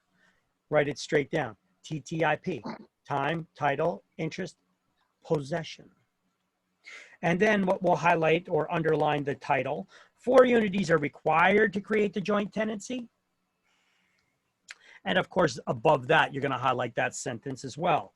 To create a joint tenancy in New Jersey, language must be expressly stated in the deed, because if you do not express directly that you want to create a joint tenancy, what form of ownership do you have?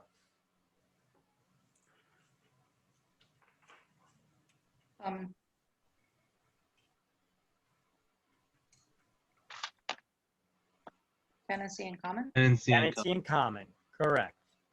Correct. All right.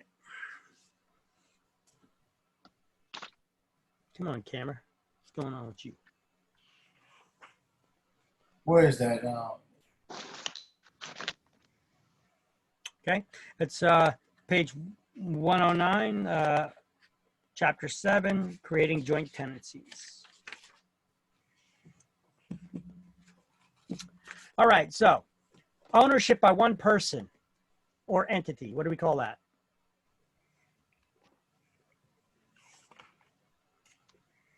Tenancy and severalty. Tenancy and severalty. Ownership by married couples. What do we call that? Tenancy in entirety. Tenancy by the entirety, at least for the primary marital residence. Can you own a property with your spouse as an investment? Yeah. Yes. Well, let me see. If I'm married and I die, can I leave in my will my property that's not our main marital residence to someone else? No. No. I can't? Yes, you can. Yeah. Sorry. Someone else. So if that's the case, okay, it is not tenancy by the entirety. Tenancy by the entirety is only for the main marital residence, not for additional properties that you have. Not unless you specify that in the deed, but it's generally for the main marital residence. Okay. Not unless you specify you want to give them that right of survivorship on the property, but So even like on Friday, you were talking about like if the person died, the spouse would be entitled to a third of. yes, that in New also Jersey, count? we got the your spouse is entitled to 1/3 of the augmented estate, which is a complex calculation after all debts have been paid. However, they could end up getting half of everything if you use any of the joint marital assets to pay for or maintain any of those investments. Correct. So unless, like, I guess my question is like, so if they have that second property, and it's not stipulated in a will or anything, then they would be able to get a third of it, right? Because that's still. Yeah, correct. Like if you don't leave anything to your spouse and it's not the main marital residence, you don't have to leave them anything in the will. But if your spouse knows the law, they could say, well, the law requires that you leave me at least so much, so you can't completely write me out of the will. So I'm going to opt for the right of election, which is reserved only for a spouse, a surviving spouse, to claim the minimum. I got a fan going on over here and it keeps messing So up. how does that work exactly? Well, you don't have to leave your spouse anything in your will. Okay. If it's your main marital residence, they get it because they got the right of survivorship. Now, if you have an investment property that you own on your own, you don't need to leave that to your spouse.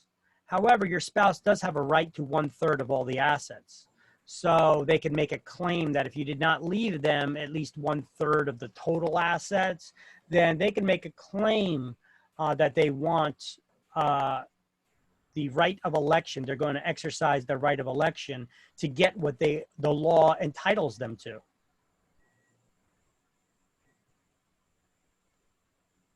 Okay. I feel like I'm in law class right now. We kind of are, because we are learning. This is legal stuff. We're learning legal stuff here. All right. Why? For exam. Do we usually deal with this stuff? No. But you know what? When you go to get a listing, you may ask that owner in advance to have prepared for you before you ever go to that listing, to have on hand a copy of the original deed when they purchased the property, as well as their survey, if they can make it available for you. And then you can maybe snap a picture of it with your cell phone or what have you. And then this way you have a copy of that digitized record, which, by the way, you don't just have to snap a picture of it. You can turn it into a high definition PDF document, which is now easier to print than an actual, than a photograph. So just to share with you guys some of the apps that you could get. The utilities, here's a good one for you guys to have. It's called Adobe Scan, okay? Not the Adobe fill-in sign, that's something different. Adobe Scan will, when you click on that, this is a free application that'll automatically scan any document. It'll find the edges of the paper, which you can then adjust and crop if you don't like the way it picked it. You could, it'll adjust and automatically take, or you could have it so that you could have to press a button, or once it detects the edges, the four corners of the paper, you could automatically have it scan it to PDF and then add additional pages, as many as you need. And it creates a PDF document. Then you could then email, share, what have you, with people via your cell phone. Just sharing some apps, that's it. All right, so ownership of businesses. Well, let's talk about business ownership for a second. Not real estate, this is just business ownership. So if you have a business that's owned by one person, that's called a sole proprietorship.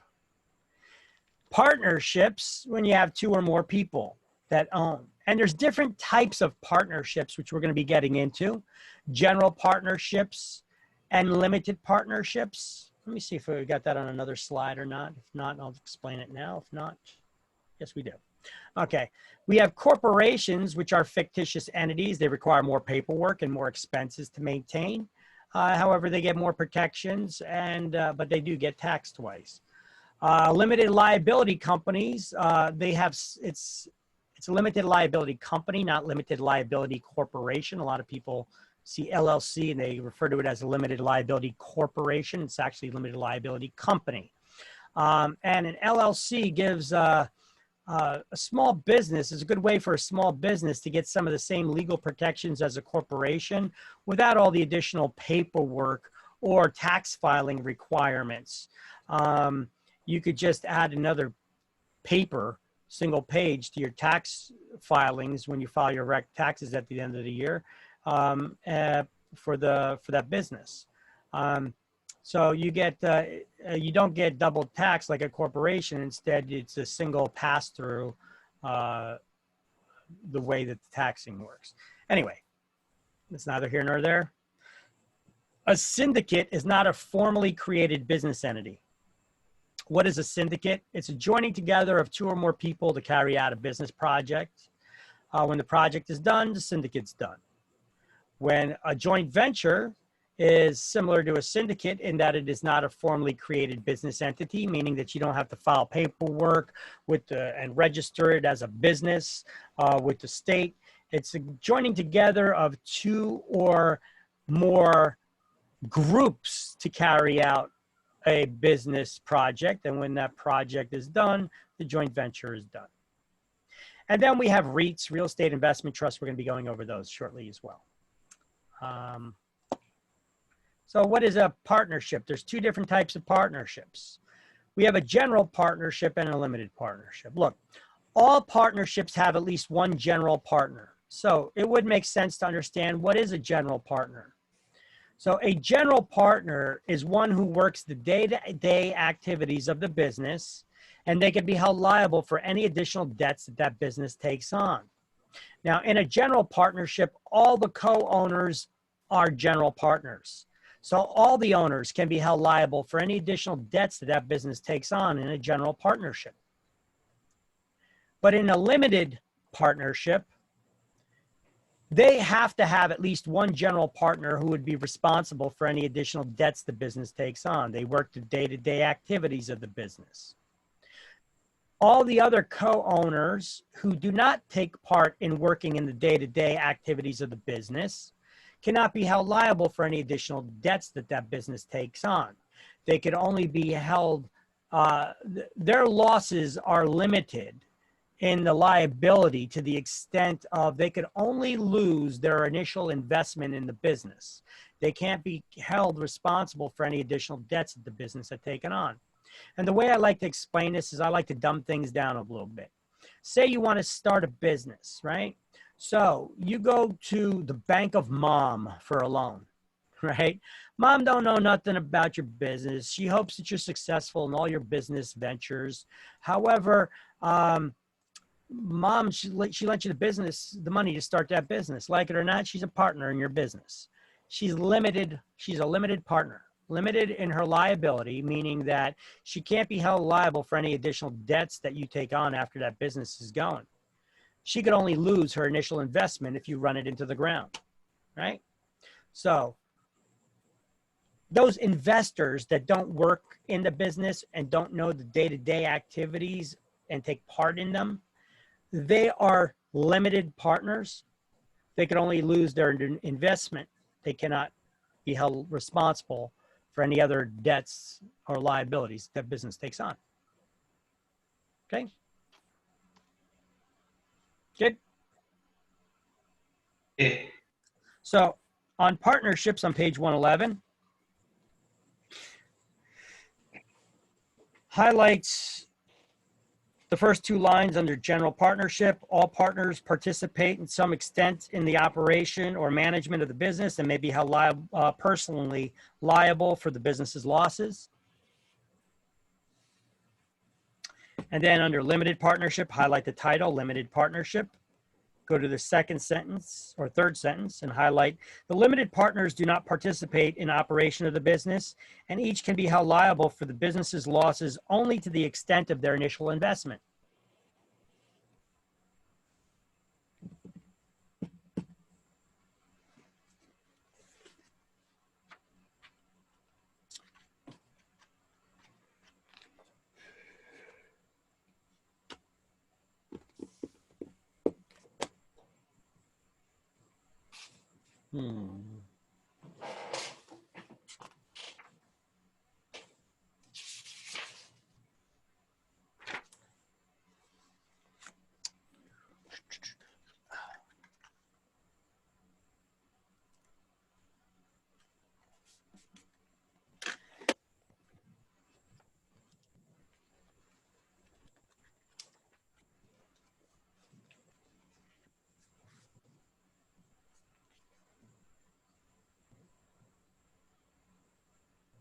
Sorry, just adjusting some notes I made in my book that put them in the wrong place. So. Okay, so so corporations, under corporations, third paragraph. Who makes all the decisions in a corporation to buy or sell real property, all the major decisions? Well, that would be the board of directors. Corporations are managed and operated by their board of directors. They're the ones that make all the decisions to buy or sell real property.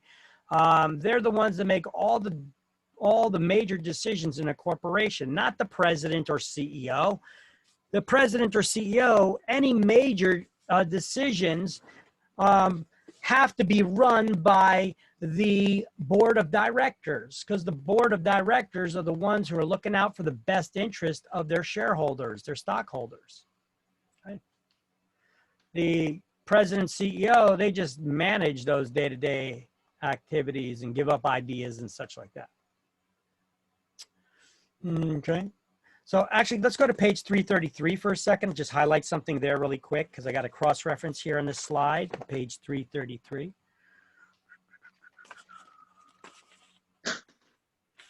Just going to go there and highlight something just for a sec.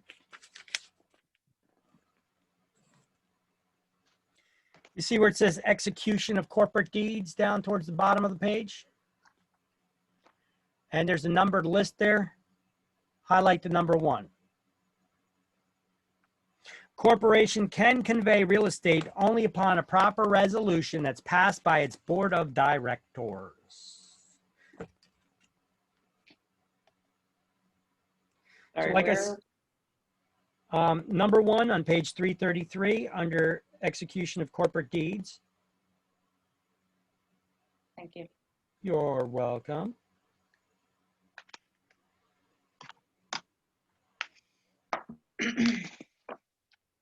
All right. Back to page 111. And so where we highlighted a corporation is managed and operated by its board of directors on page 111, just write that little cross-reference page 33, right? Oh, 333 right there. On page 111, under corporations, third paragraph that you highlighted, a corporation is managed and operated by its board of directors. Just write the cross-reference page number there, page 333. That tells you who can make all the decisions in a corporation to buy or sell real property, because it's important to know that for exams sooner than later. Hint, hint, hint. You like my subtle hints, the way I drop them? I'm just going to print out all your slides and study from them. They're not bad. I mean, but not all the slides, but a lot of them are customized by me, but some of them are still in there from the manufacturer. But you could tell some of these ones that I added additional information and they're really customized. They're good notes to study from. I actually made the notes for you. These are the notes that I usually dictate to students. And instead of dictating to you and repeating myself 50,000 times because you're like, what? I just say, it's up there on the slide. Through teaching these classes online, I've been customizing these slides like that. You'll see every now and then I still make little tweaks, right? We've only been doing it. This is like the 7th or 8th class that we've been doing online. So, all right. So business types, syndicate and joint venture, I went over. A syndicate is joining together 2 or more people to carry out a business project. It's not a legally formed business entity. When the project is done, so is the syndicate. So joint venture, it's 2 or more groups that come together to carry out a business project. Once again, it's not a legally formed business entity. When the project's done, joint venture is done. Seek legal advice about any types of business structures or entities from an attorney before engaging in them. We're not giving any legal advice here, and neither should you. REITs. So what is a REIT? So we're on page 112 right now. That's where they talk about the syndicate. That's where they talk about a joint venture. And REITs. Highlight the next to last sentence under other forms of ownership on page 112 that says a real estate investment trust, REIT, is a form of organization that's useful for taking advantage of certain tax benefits. And then I'm going to give you a cross-reference page number to write next to that, which would be page 300. And then can you guess what we're going to do? We're going to go to page 300. Ding, ding, ding, ding. Give her a prize. We are going to page 300. And the very last 2 lines of the page, under forms of syndicates, I want you to highlight in the last sentence there. Oh, wait, no, that's business partnerships. That's business partnerships again. Limited partners stand to lose only as much as they invest. General partners are totally personally responsible for their losses. Oh, that's not a bad, another cross-reference there for having next to highlighting that and then putting that as a cross-reference again next to the business partnerships. I think you're looking at page 301, the second paragraph. Yeah, page 301 would have the REIT things on there. Page 300 is the cross-reference for partnerships. And then page 301, sorry, would be the cross-reference for the REIT. So on the right side on page 301, where it says real estate investment trusts, we will also highlight real estate investment trusts. REITs, real estate investors, can take advantage of the same tax benefits as mutual fund investors. Stop highlighting. Let me continue reading. A REIT must have at least 100 investors in order to be classified as a REIT. We could turn back the page and we could just look at the slideshow. In order to be classified as a REIT, it must have at least 100 investors, and at least 75% of that trust income must be derived from real estate as the investment vehicle.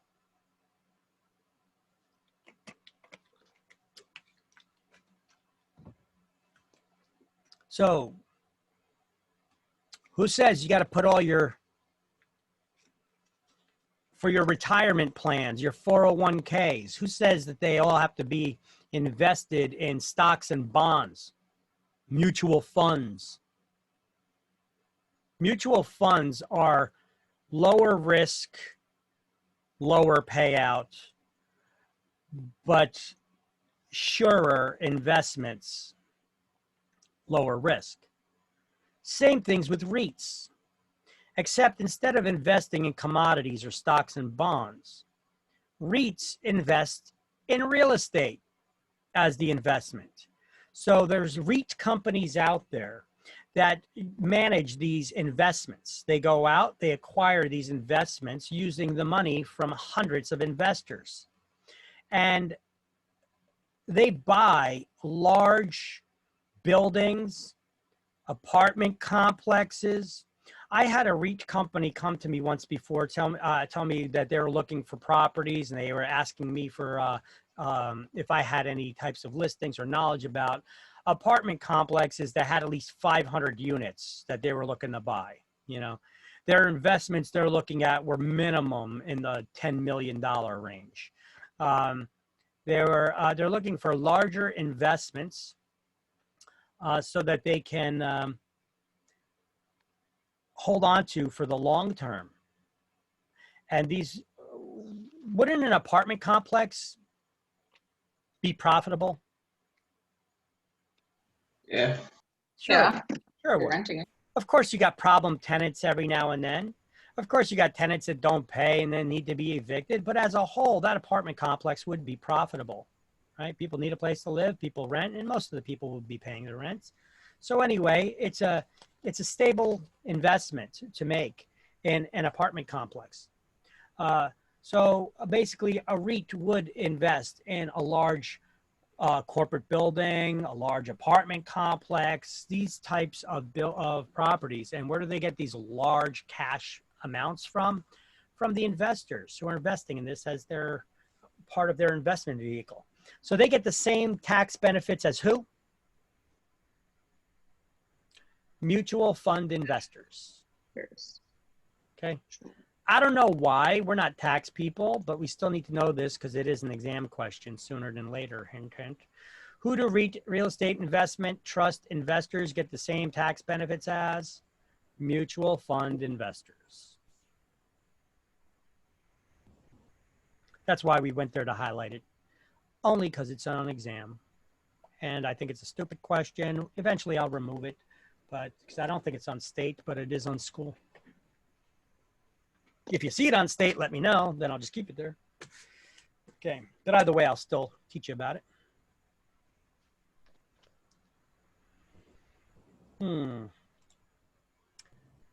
Condo ownership. Okay. When you buy a condo, what is a condominium? Okay. Well, this is a great slide for breaking down to the bullet points. Let me do some reading, and then I'm going to keep this slide up there because this slide is the stuff you need to know for exams. This is the stuff you need to study. I got it spelled out for you. All right. When you buy a condo, for short, condo is short for condominium. A condominium is fee simple ownership of two things. Everything from the paint on the interior walls inward, and you will also own a proportionate undivided interest in some of the common area elements, like the parking lot, the swimming pool, the tennis courts, the yards or parks in a condominium complex. But you do have fee simple ownership of what? Everything from the paint on the interior walls inward. You can't break into the interior walls or into the outer walls or mess with the plumbing without the complex's permission because those are common elements. Okay. There will be a homeowners association to which all the owners are going to be a member of. And that homeowners ownership association that all going to be a member of will get to vote in passing different rules for joining, for that all the homeowners there will have to abide by. Now, do you buy into a condominium so that you could be a member of a little mini government there that creates laws and rules that everybody has to follow and enforcing them with fines and such? No. You buy in a condo probably because it's cheaper than buying a detached dwelling, which, by the way, could also be a condo, but generally not.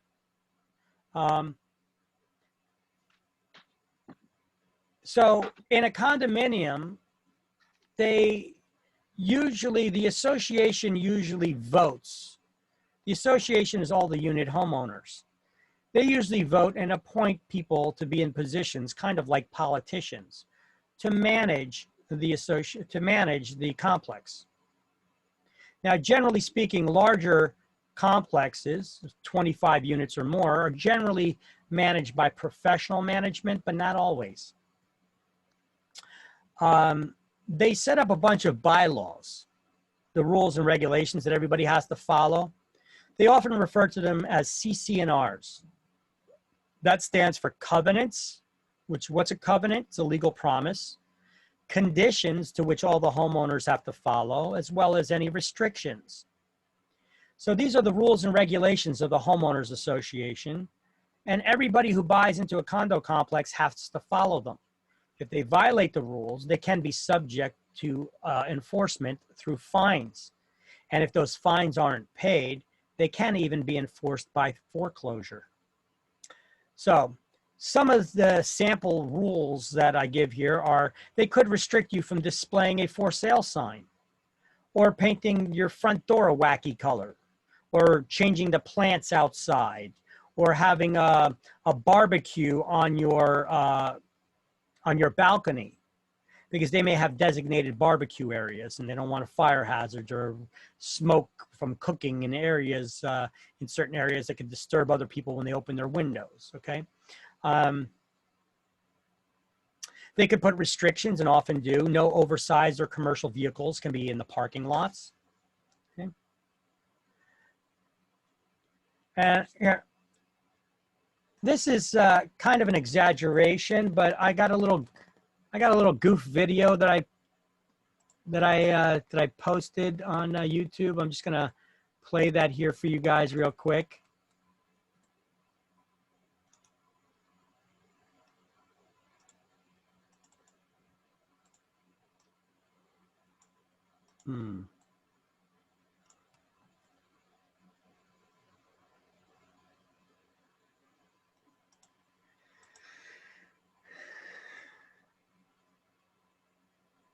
It just shows you need to be aware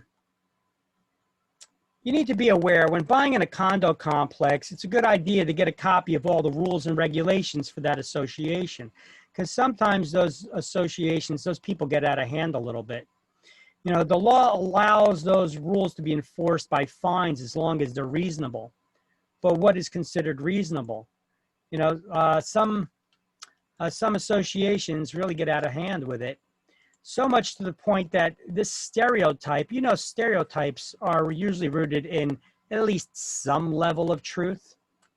And here is a commercial that was on, that's on TV that I like to show as an example that I will share with you. Just give me one moment, pull it up.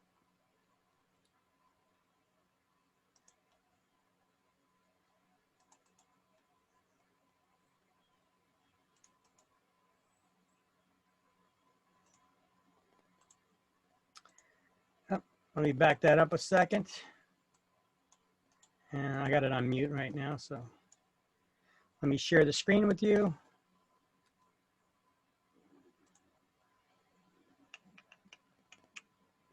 And this may seem a little bit familiar. Love our new home. Neighborhood's great. Amazing school district. The HOA has been very involved. These shelves aren't board approved. You need to break down your cardboard. Thank you. Violation. Violation. I see you met Zip. Yep. At least Geico makes bundling our home and car insurance easy. Okay, so they, it's a goof, but it's rooted in some truth. Some of these associations, they could get a little carried away, get some of the nosy bodies in the association really into enforcing those rules. All right. 2 inches over regulation. Thanks again for bundling babies. You know, it's sad but true. It's rooted in some truth there. Okay. So I mean, I dealt a lot with condominiums in my career. I actually made a lot of money working with condos. It actually became a niche for me that I started working with condominiums. Now, when you are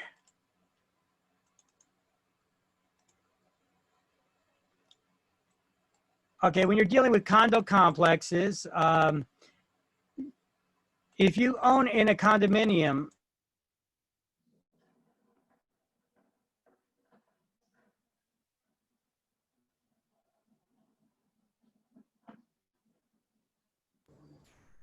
You're on mute.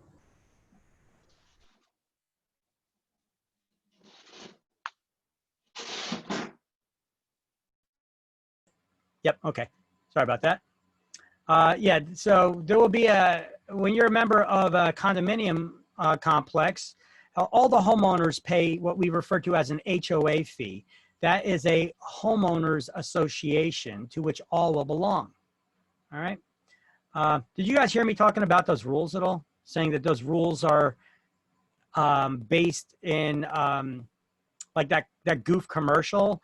It's a stereotype, but stereotypes are usually rooted in some level of truth. And they, to the point that Geico even goofed on it in that commercial, where they're showing how they're cutting down the mailbox because they put it too high because of regulations. They had plants, their own plants that they put outside, which were a violation of the association's guidelines. Now, if you look there, that was an example of what kind of housing they have there. That wasn't attached housing. Those were single detached homes, and that was still a condominium complex. Now, I told you it's not usually that single detached homes are part of condo complexes, but they can be, okay? That's just the architectural style. But if your property, your home is a part of an HOA, a homeowners association or condominium complex, you will be subject to the rules and regulations of the HOA, which we call the bylaws or covenants, conditions, and restrictions, the CC&Rs. And if you violate them, you could be fined. Those fees can be enforced with foreclosure to get paid. Know the rules before you buy into a condo complex. So usually if I got buyers, they're looking to buy into a condo complex, we request a copy of, when they make an offer, we're gonna request a copy of, and often you need to pay for it, all the bylaws and the CC&Rs, as well as the financials for at least the last 3 years from the condo complex, which would be prepared by their accountants. It's important to look at this because then you could tell to see if that condo complex is being managed properly or if it's being mismanaged through nepotism and other money wasting going on, right? Let's see. What we're going to do is go to the next slide here. I'll keep it on this slide because I'm still gonna read through a little bit here in these paragraphs and have you highlight some stuff. All right, so let's go to the book now. Page 112, growth of condominiums and cooperatives, and let's just read a little bit.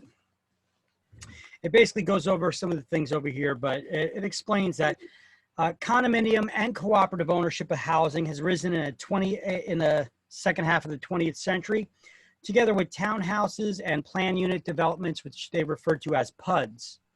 Condos and co-ops offer emotional, financial, and tax advantages of home ownership, combined with the various advantages of apartment living. As opposed to traditional single-family homes, condos and co-ops offer the more efficient use of ever scarcer building land, lower cost for lot development, less outlay for construction per living unit, that is provided that it's not a standalone independent house, and some savings on the maintenance and heating bills. And contributing to the growth of condos and co-ops are changes in population patterns with increasing number of single homeowners, one-parent families, and senior citizens. To these people, community living offers security and sociability, ease of maintenance, and sometimes the opportunity for sharing expensive recreational facilities like swimming pools, exercise rooms, tennis courts, you name it. So highlight the terms condominium and cooperative refer to the forms of ownership, and looking at a shared housing complex gives no clue as to whether it's a condo, co-op, or in some cases a PUD. The buildings themselves may be high-rises, townhouses, patio homes, or garden apartments, or even single detached houses. The difference arises from the legal forms of ownership. Condominium ownership is not limited to residential dwellings either. We got commercial condos. You may have gone to a doctor, dentist, chiropractor, what have you, the accountants, somebody who's got their offices in condominiums, business condos. So highlight buyers of a condominium receive a deed conveying fee simple ownership of two things: their living unit from their paint on their interior walls inward and a proportionate undivided interest of the common area elements. Where's that under? condominium ownership at the bottom of the page.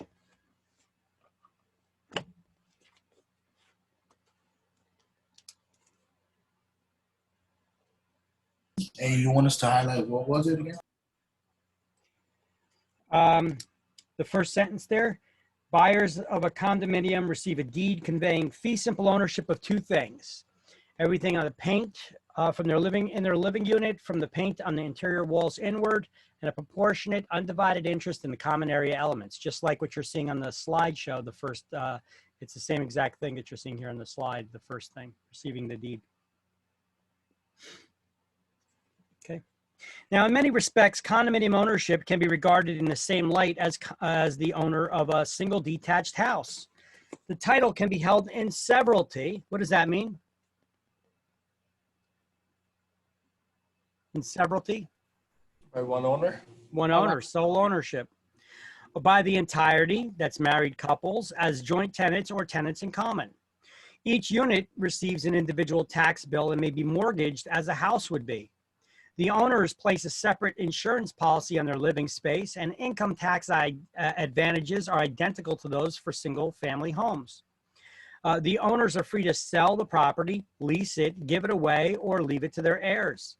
Each unit is a financial entity, and if an adjoining unit is foreclosed, no obligation is incurred by the other unit owners, which is a little bit different from cooperatives, which we're going to learn about in a moment.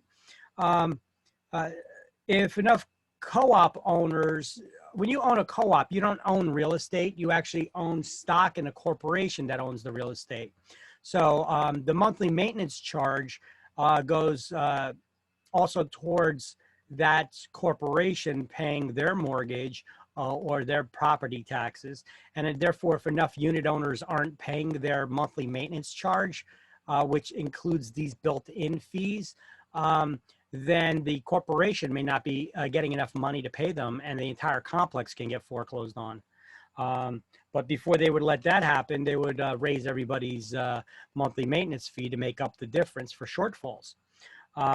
Whereas that's a little bit different. In a condominium, if you don't pay your monthly maintenance charge, only that one unit owner gets foreclosed on, not the neighbors. They don't get affected. So, highlight, owners are, however, bound by the bylaws of the homeowners association to which all will belong. Now it says, as long as the rules are not unreasonable, let's highlight, New Jersey law permits associations to enforce their rules by fining residents who fail to comply. Now let me continue reading. Monthly fees are levied for the maintenance, insurance, and management of the common areas. And if unpaid, these common charges become a lien against the individual unit. They may even be enforced by foreclosure. So you should highlight, and may even be enforced by foreclosure. Highlight that. This way you see New Jersey law permits associations to enforce their rules by fining residents who fail to comply, and may even be enforced by foreclosure. Okay. Then on the next line, we'll highlight bylaws also set up covenants, conditions, and restrictions called CC&Rs.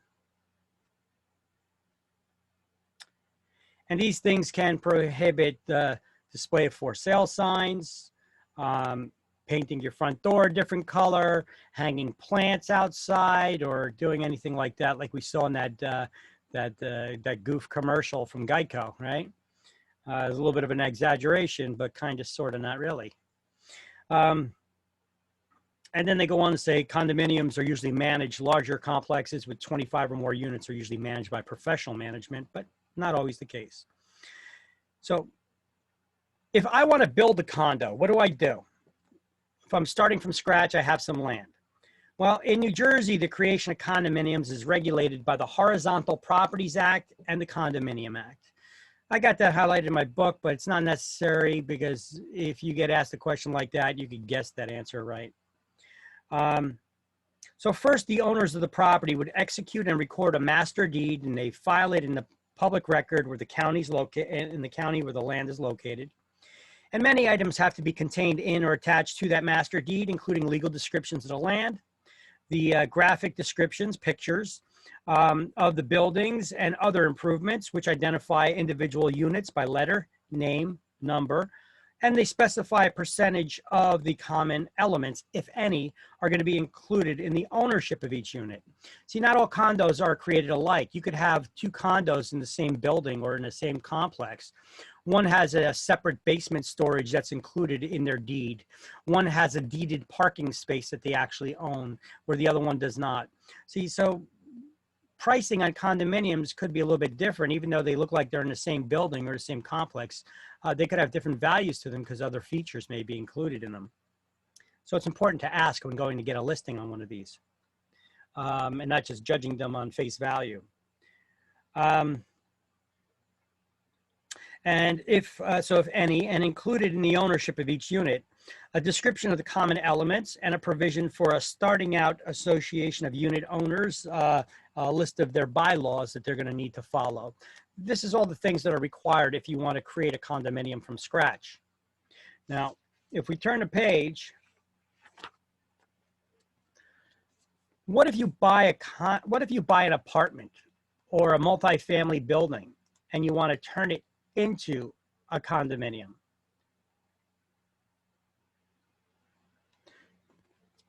How does that process work? We call that a condominium conversion. So the landlord, let's see, so for conversion, we're going to highlight the first sentence here, or put a highlighted box around the entire section under condominium conversion. And highlight the first sentence, those first 3 lines, and then the next sentence. So the landlord who desires to convert a rental apartment building into a condominium, meaning that they're going to deed each apartment and sell each unit so that somebody can own each unit in the building. So the landlord who desires to convert a rental apartment building into condominiums has to first obtain approval of the planned conversion by the state of New Jersey at least 3 years and 2 months before the conversion may begin. It's an odd number. I'm assuming this is only for occupied condos, that it would be sooner, that you could do it sooner if it is not an occupied building. Certain tenants with disabilities and those aged 62 years or older may not be evicted during condominium conversions. And so you had that highlighted. But in order to qualify for those protections, they had to live there for at least 2 years before the conversion began, and their income can be no more than 3 times their county's per capita income, or in any case, no more than $50,000 per year. If they meet all of these criteria, they could remain as tenants and renters there for 40 more years. Okay? And then you can't kick them out until they're 102. And then you're just mean. So here's the slide for all those details. So a conversion is when you're converting a apartment building to condos, to ownership. How much time do you need to get that done with? 3 years and 2 months. 2 months. Now, who cannot be evicted from a condominium conversion? You need to know this.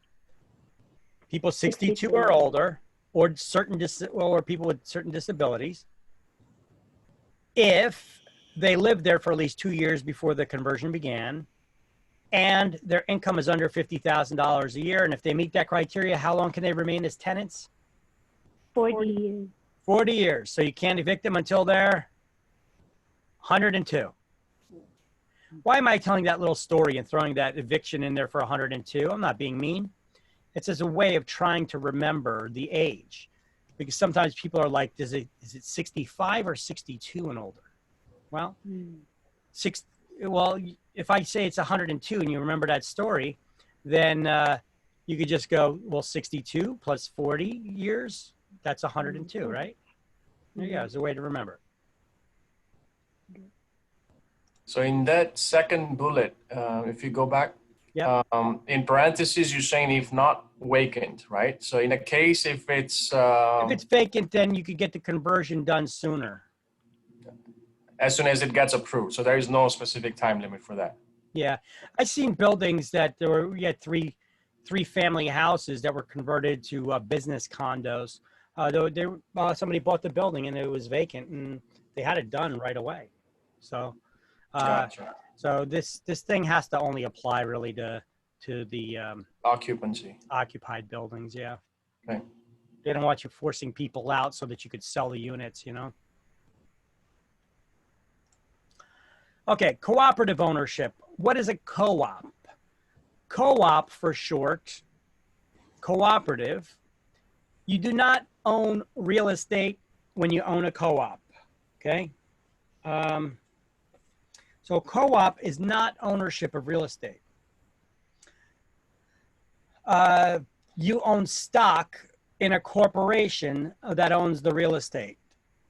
And the corporation gives you a proprietary lease. That's a fancy name for a custom lease that allows you to occupy the unit that you're living in.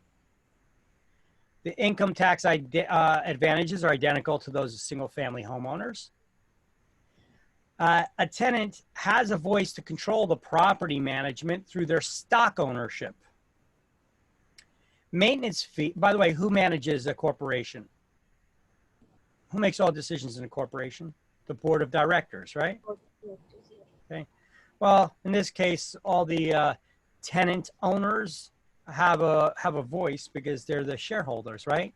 And that board of directors makes all decisions on behalf of them. So maintenance fee is usually much higher than condominiums because it has taxes and maybe a underlying mortgage for the entire property built into it. Insurance for the common areas, maintenance, sewer, water, heat, and trash and snow removal are also usually built into the monthly maintenance charge. So the owners in co-ops usually don't get a separate water bill, sewer bill, or heating bill. Oh, that's pretty good. But that monthly maintenance fee on a co-op is usually much higher than it is on a condo because it does include these other expenses. The value of the property tends to be a lot more stable and they don't fluctuate as much as they would with condos. And co-op ownership, you know, the shared expenses, usually one mortgage is underlying on the entire property. So the tenant shareholders, the taxes are charged to the corporation as a whole, as the owner, and billed to the tenants as part of their monthly maintenance fee. They have their own bylaws that they need to follow, and they have to be approved. And each purchaser has to be approved by the board of directors, which manages the corporation. That's different than a condo. If you buy in a condominium, there's no application that you need to get approval for in order to buy in there, okay? That's only with cooperatives. And sometimes when people are rejected, they feel like they've been discriminated against. Not that it never happened, but usually it's not the case. People just feel that way when they're rejected. So it usually has a minimum FICO credit score requirement of 620 because anything below 620 is considered subprime. It's considered a poor score. And it would be risky to allow people to buy into co-ops with lower credit scores because they don't have a good history of paying their bills on time.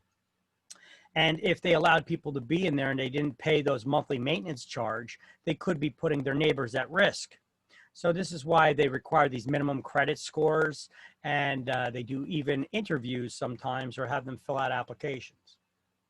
Now, most co-ops do not permit renting because if there's too many rentals, people may have difficulty obtaining financing and purchasing the other units. By the way, can you buy in a co-op with a mortgage loan?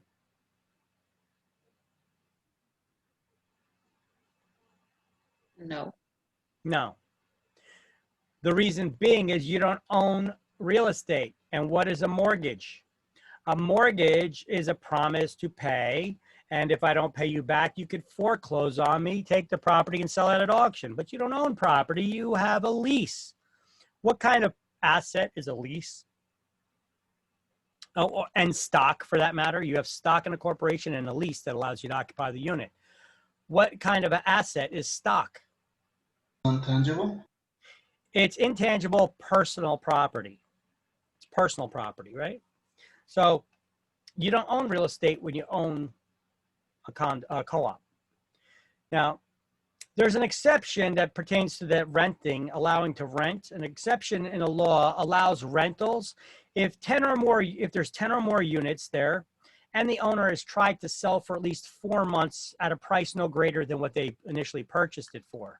If they're unable to sell it for that, then they may be allowed to rent it. That's a New Jersey exception there. Long-term stability of tenants is common. And the financing of the purchase has to be either cash or with a personal loan. Can't use a mortgage loan because you don't own real estate. So you can't put up a mortgage making a promise to, if I don't pay, that you could foreclose because you don't own the property. So real estate agents cannot prepare contracts to sell co-ops. They have to be prepared by attorneys. They're basically contracts to purchase stock, right? And the funny thing is, I have never seen an attorney prepare that contract either, because that contract that they use often, they just steal the one that was prepared by the New York City Housing Authority for cooperative ownership. And it's just fill in the blanks. And that's what attorneys use. But we can't do it because this is not real estate. This is co-ops, different kind of contract. All right. So what's the difference between a condo and a co-op? Well, what do you own when you own a condo? You own the real estate. With a co-op, you own stock and have a proprietary lease. So a real estate agent cannot list a co-op? No, we can. We just can't prepare the contract to sell it. Okay, but then how does an attorney prepares the contract. Right, no, I got that. But how does the commission work then? Because if it's low in price, because I know of one, and then... Well, co-ops, good question. Well, they are a lot cheaper. Let me give you an example. I'm going to give you an example. Some of the average, here, let's say a condo in Edison, a 2-bedroom, 2.5 bath condo, 2-bedroom, 2-bath condo in Edison. Let's just say it's going for $250,000. That same exact structure, 2-bedroom, 2-bath, you know, with all the same amenities and all that stuff. If it was a co-op in Edison, it would go for about between $50,000 and $65,000. A lot cheaper. The monthly maintenance fee in a condo is a lot cheaper though, because the owner, they get their own separate mortgage bill. Well, in a co-op, it has to be a cash or purchase or separate loan, personal loan. A condo, the owner gets a tax bill. The owner of a co-op does not, because that's charge for taxes is paid by the corporation who owns the real estate. But there is a fee for that that's built into their monthly maintenance charge. HOA fees are charged to condo owners. In a co-op, they're charged as well, but they're higher. Why? Because they include that tax, heat, hot water as well. They don't get separate bills for those. Condos do not have any HOA application for approval. Co-ops do. Condos don't have any minimum credit score requirement. If you could get the loan or if you got the cash to buy it, you could buy it. In a co-op, they do go through that process, that approval process. Management in condos are usually HOAs. Co-ops, it's a board of directors, because who manages a corporation? Board of directors. Condo owners carry their own insurance. Co-op owners, they carry renter's insurance just for their belongings inside, not for the structure. Can it be rented? Yes, in a condo. Co-ops, generally not, except for that rule which I told you, and you can see here down below at the bottom, I put that little guide to that asterisk. All right. Can it be rented? Let's see. Income tax advantages are identical for both. And can they be affected if the neighbors don't pay their HOA fees? Not with a condo, but yes with a co-op. If enough people don't pay their HOA fees with a co-op, the entire complex can get foreclosed on, and it is possible your neighbors can get affected. But before that happens, the board of directors would raise everybody's monthly HOA fee to make up for the shortfall. They would try to prevent that from happening. So there's just a little side-by-side guide I made for you so you can get a comparison on it. All right, let's get caught up to where we are now with highlights. Do you have the disclaimer on the slide, Victor, for that asterisk? I'm sorry? Do you have the disclaimer text for that asterisk on the slide? We don't see it. Yeah, down the bottom. Can be rented in complex with 10 plus units. See, it says can be rented in complexes with 10 plus units, or if they could not sell for a price no greater than the initial investment price for 4 more months without success, then they would be able to rent it. But I say check the board's rules, your board of directors rules, because I'm not gonna say that all cooperatives don't allow renting. You may have one that got weird rules that may allow it. Okay. Sometimes you get people that are like, well, I'm an investor. Instead of buying a bunch of condos, why don't I just buy co-ops and rent them out? Well, generally because they don't allow rentals. Okay. You may come across one that does, but generally speaking, they don't. Not unless this rule's in effect. This is actually the law right here. Because most of them don't allow rentals. And when I sell a co-op, when I list a co-op for sale, I usually charge a much higher commission. It's not uncommon to charge 8 to 10% commission when selling a co-op, just simply because they're so cheap. You know, to earn a commission on it, for it to be worth the juice, to be worth the squeeze, we got to charge more on it. Okay. So, condominiums versus a townhouse. Well, hold on a second. We're going to get to that in a minute. Let's just stay here. Let's go back to the book and let's do our highlighting first. Under cooperative ownership, highlight the last sentence in the first paragraph. Each purchaser of an apartment in the building receives stock in the corporation and a proprietary lease, which gives the purchaser the right to occupy their apartment. Skip the next paragraph and go to the following, which says co-op owners do not actually own real estate. They own stock, which is personal property. I like that.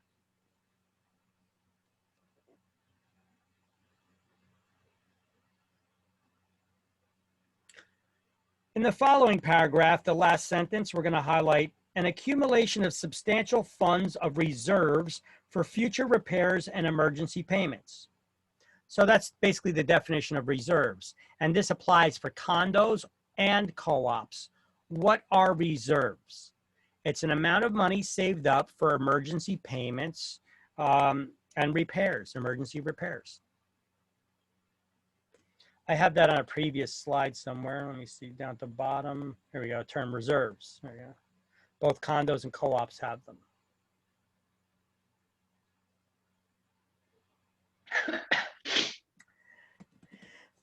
The next paragraph, we're going to highlight, we're going to skip as with condominiums. We're just going to highlight the owner of a cooperative has all the income tax advantages of the owner of a single family home.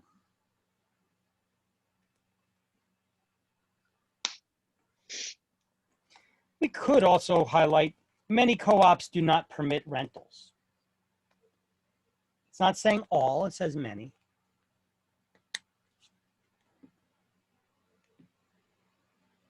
And all the stuff in between here that we skipped that I did not read verbatim, I explained and it was in our slideshow. So it's not like you're not getting any of the information that was in here. Okay, We just got to do it a little bit quicker. Now, the next slide, condominium versus a townhouse. Well, condominium is a form of ownership. Townhouse is an architectural style. It is attached, a townhouse is multi-level attached housing. Often condos can be, townhouses can be condos, but they don't have to be. They could just be fee simple ownership without the HOA. So condominium is a form of ownership. It has a HOA, homeowners association, in charge of maintaining the common area elements and the rules owners must follow. Townhouses describe an architectural style, not a form of ownership. It's multi-level attached housing that shares a common wall, which we refer to as a party wall. A lot of times the general public gets confused on what a condo is. They think it looks like the apartment. They say, oh, I don't want a condo. I want a townhouse. I don't want to have to worry about cutting any grass or anything like that either. Okay, so you want a condo, you want a townhouse that is a condo. Because there are townhouses, you can own a townhouse in fee simple ownership where you're responsible for maintaining your unit on the outside, as well as cutting that little grass strip in front of it and behind it. Okay. Now, it's generally impossible to tell if it's a townhouse or a condo simply by looking at the structure.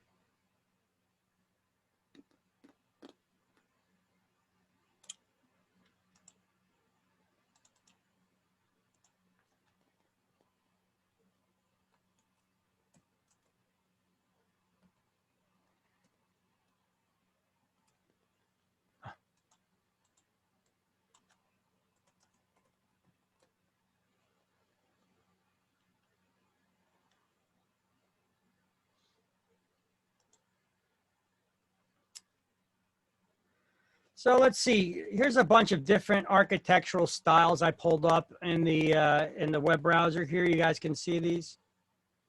Okay. These are typically like brownstones. You see them in New York City, but you can also see them like in Hoboken and such. Okay. This is a little more modern architectural styles. Let's see. Things like this is what we usually see. Townhouses that look like this, they're kind of similar. Okay, or maybe they have alternating patterns, what they look, but they usually keep about the same color. We try to find some with siding on them. See, a lot of them maintain the same look about them.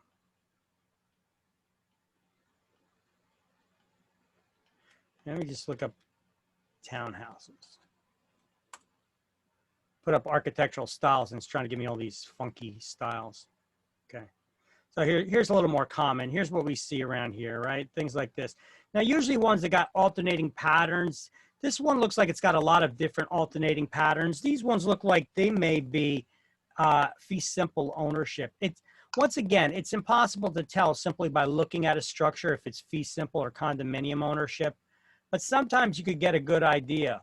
If you've got one unit on the outside that's one color, another one's another, and there's no discernible pattern in them, or if one doesn't look like it's well maintained on the outside and the next one does, that's usually not condominium ownership, because condominiums, they usually maintain everything very nice on the outside, keeping the good shape of everything. Okay, you see there could be alternating patterns of colors between the units here or over here. Okay, now a lot of times when I see multicolors, like 3 or more different patterns or colors to it, sometimes it could be fee simple ownership, but the real way to tell is if one unit looks beat up and the other ones look good, it's usually not a condominium form of ownership, because the association would maintain them all equally on the exterior to make sure that they're uniform and conforming to the neighborhood. Okay, so here's another style that looks like it may be an alternating type of pattern on the external part of the building, but these are condos as well. You see it's attached housing. They're separated by a common party wall here. These ones are a little bit bigger. Okay, sometimes they could have the garage under them like this, right? See, these are common ones like we see around here, right? See these as well. Just want to give you a bunch of different ideas of looking at different condos or townhouses, rather. Most of these look like they're condos. But it's hard to tell. I can't say for sure if one of these is a condo or a co-op, because it's impossible to tell simply by looking at the structure. All right. So townhouses are architectural style, not a form of ownership. It's multi-level attached housing. They share a party wall, common wall. Owners may share the common elements, and townhouses often are condos when you don't have to maintain the external or the common areas, or there are no common areas. When you see the owner is responsible for cutting the grass in front of their little strip or maintaining the external of their building, townhouse is often fee simple ownership and not a condo. Now, what's the difference between a timeshare? Well, timeshare is ownership of real estate. Okay, so go to page 115 at the top of the page. Where it says townhouses, highlight the term townhouse is used to describe an architectural style.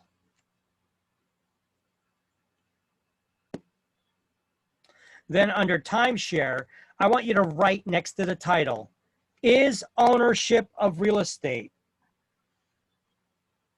Timeshare, I want you to write next to the title, is ownership of real estate.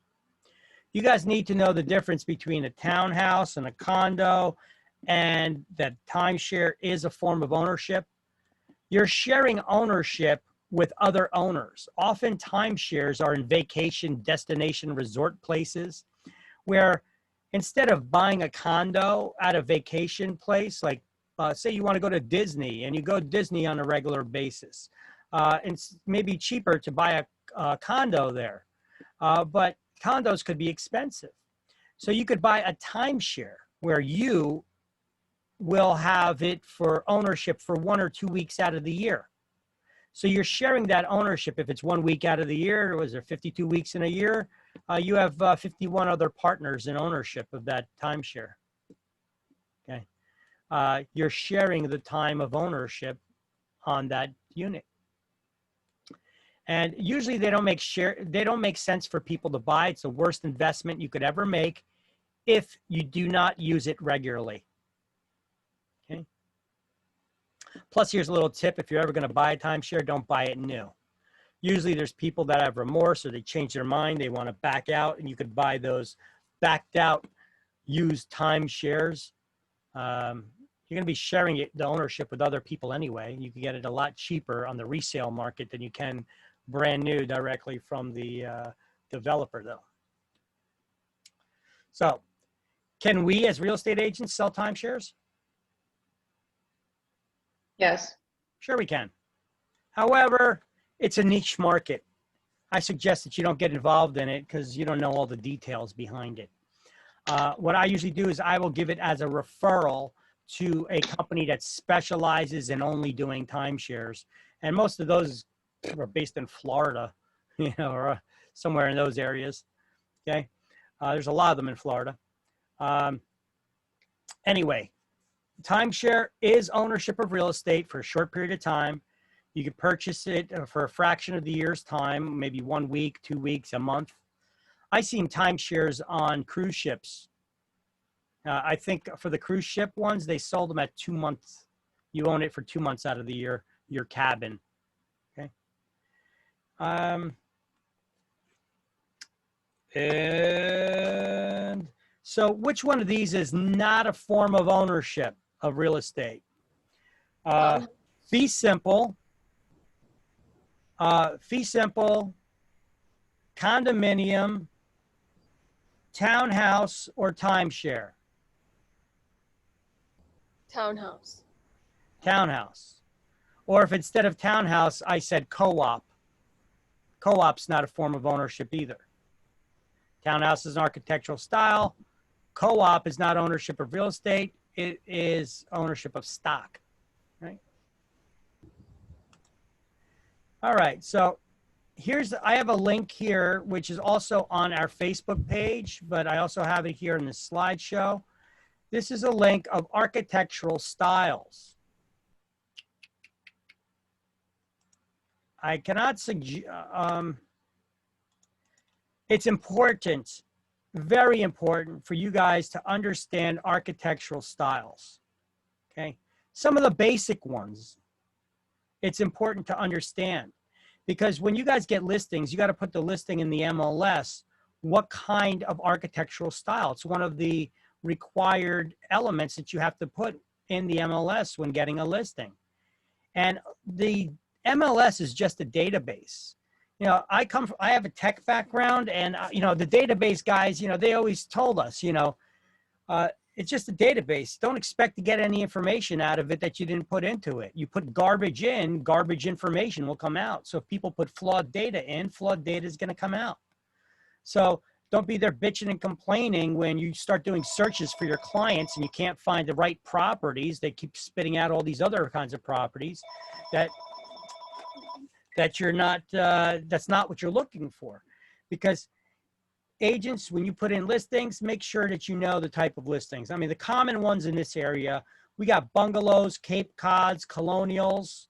Sometimes you come across contemporary, Dutch colonials, federal,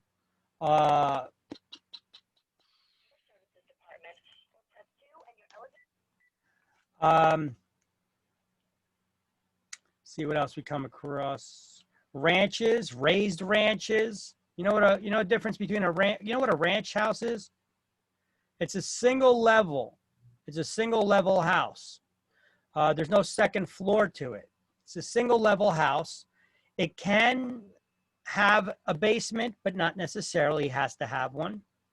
A raised ranch is a single level house where the garage actually goes underneath the house. You ever see those? Garage goes under it. They're pitched down at angle, driveway.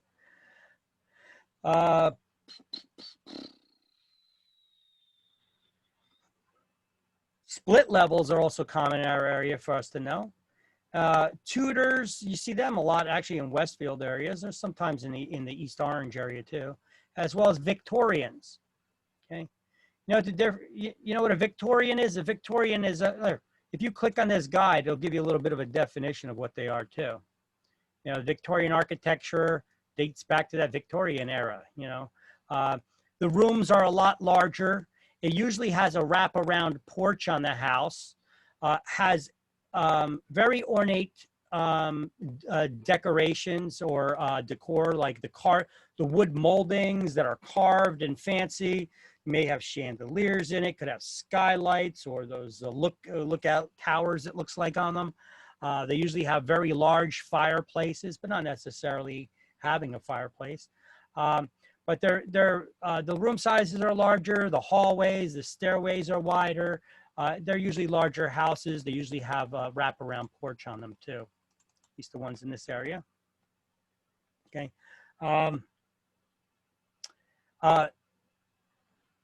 Colonial is it's a type of house. Now there's different variants of a colonial. You got center hall colonials and side hall and all that, but a colonial is multi-level house. The garage may or may not be attached to it. But a colonial house has all the bedrooms, all the living areas on the second floor, okay? And on the first floor, you have the kitchen, family room, dining room, all those rooms where you're actually doing activities and stuff on the first floor. And the second floor has all the bedrooms and bathrooms and such. But you're seeing newer construction type colonials that may have bedrooms on the first floor for those relatives, perhaps, that can't climb up the stairs so good, you know. They're making modifications these days to them. And they usually have a basement as well. A Cape Cod style home comes in several styles. There's quite a few different styles of Cape Cod. But here's your typical one.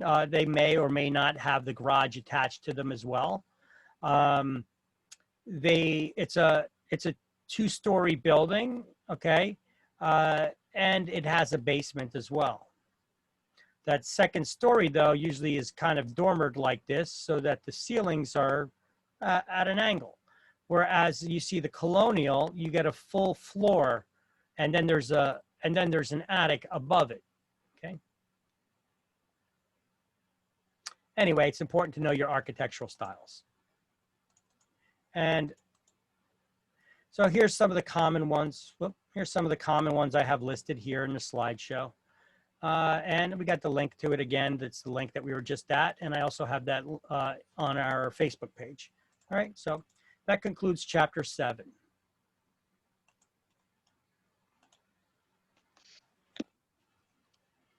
So let's do the key terms to review for chapter 7. Owners free to devise property to any heir.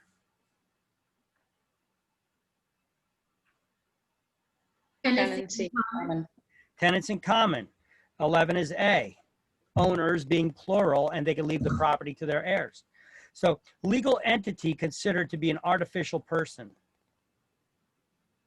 Corporation. 1 is B, corporation. A business owned by one person or entity. Sole proprietorship. 9 is C, sole proprietorship. A court-ordered sale and division. Partition. Partition, it's a form of involuntary alienation too, right? 6 is D. A process by which co-owner automatically receives shares of the co-owner who died. Rights of survivorship. The right of survivorship, 8 is E. A group with each partner completely liable. General partnership. 3 is F, the general partnership. Co-owners join together to carry on a business. Partnership. Partnership, 7 is G. A non-married person with the right of survivorship. Joint tenancy. Joint tenancy. 4 is H, the joint tenancy. A person named in a will to inherit real estate. Devisee. Devisee, 2 is I. A group with only the general partner fully liable. Limited partnership. A limited partnership, let me see. Group with only general partner. So 5 is J. Ownership. Title. 13 is K. Real estate ownership by only one. Tenancy and Tenancy. Severity. Tenancy and severalty. 12 is L. Special ownership by married couples. Tenancy in common. Tenancy by entire. By the entirety. 10 is M. The couple owns the property entirely together. All right.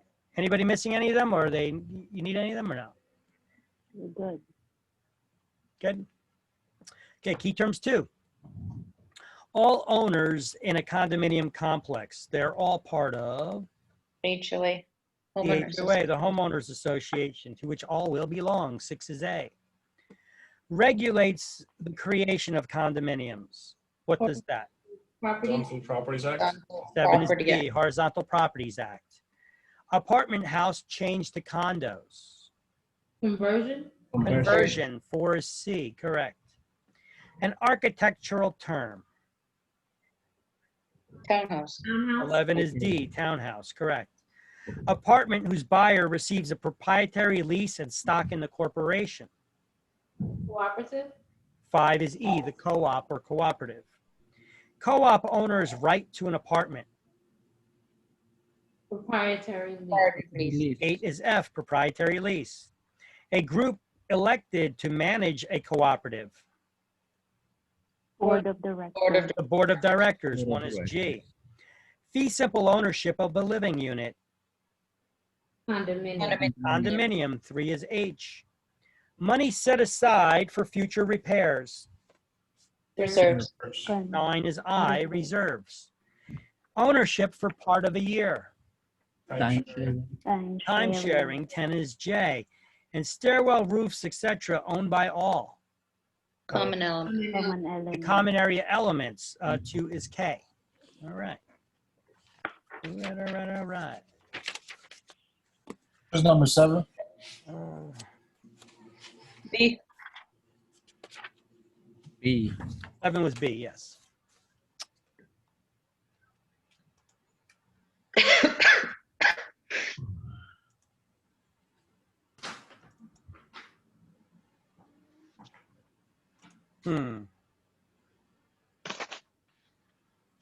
I'll pull up the next chapter, and while I do, you guys.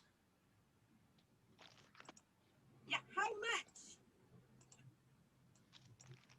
And while I do,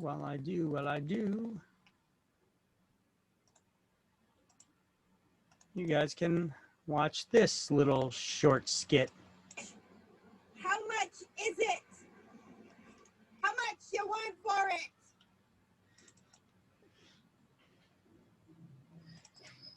You guys, Pause. It's not showing. huh? Oh, you paused. Oh, you can't see it when I switch screen. Damn it! All right, let me. I'll go back to that once I get my slideshow up. Hold on. Chapter 8.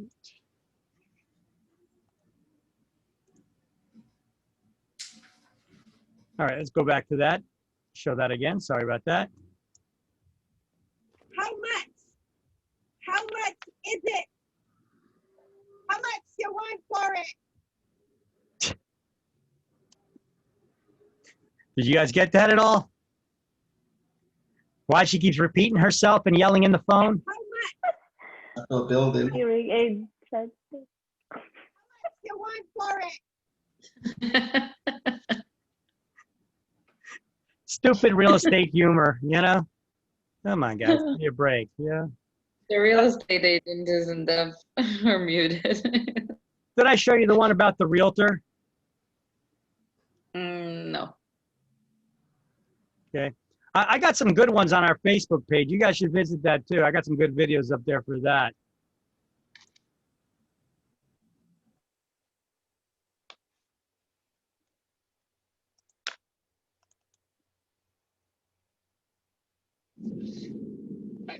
I think when you talk about realty, it's about integrity and it's about honesty. And what it really boils down to, pure and simple, is that I treat people the way that I like to be treated.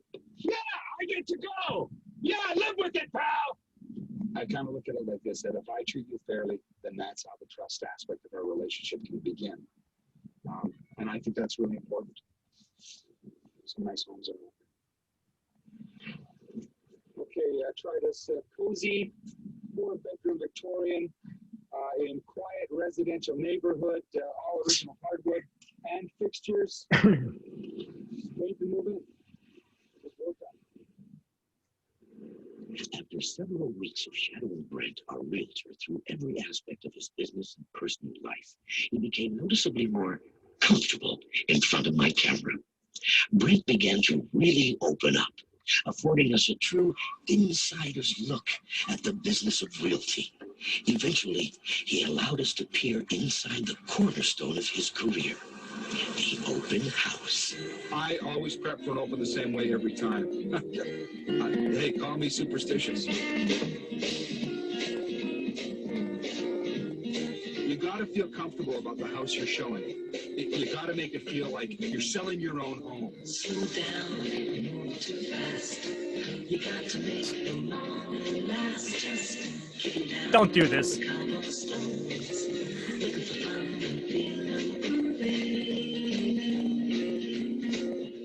The tricks of the trade? Do not try and do an open on an empty stomach. It doesn't work. Hello, lamppost. What you know? I come to watch your flowers growing. That comfortable, hey, it's my place feeling really comes across to buyers. That's disgusting. He's using their toothbrushes. If not, No deeds to do, no promises to keep. Dappled and drowsy and ready to sleep. The morning time jump on its wheels on me. Life, I love you. it's not always location, location, location. When you think about it, it's appearance, presentation, location, location, location.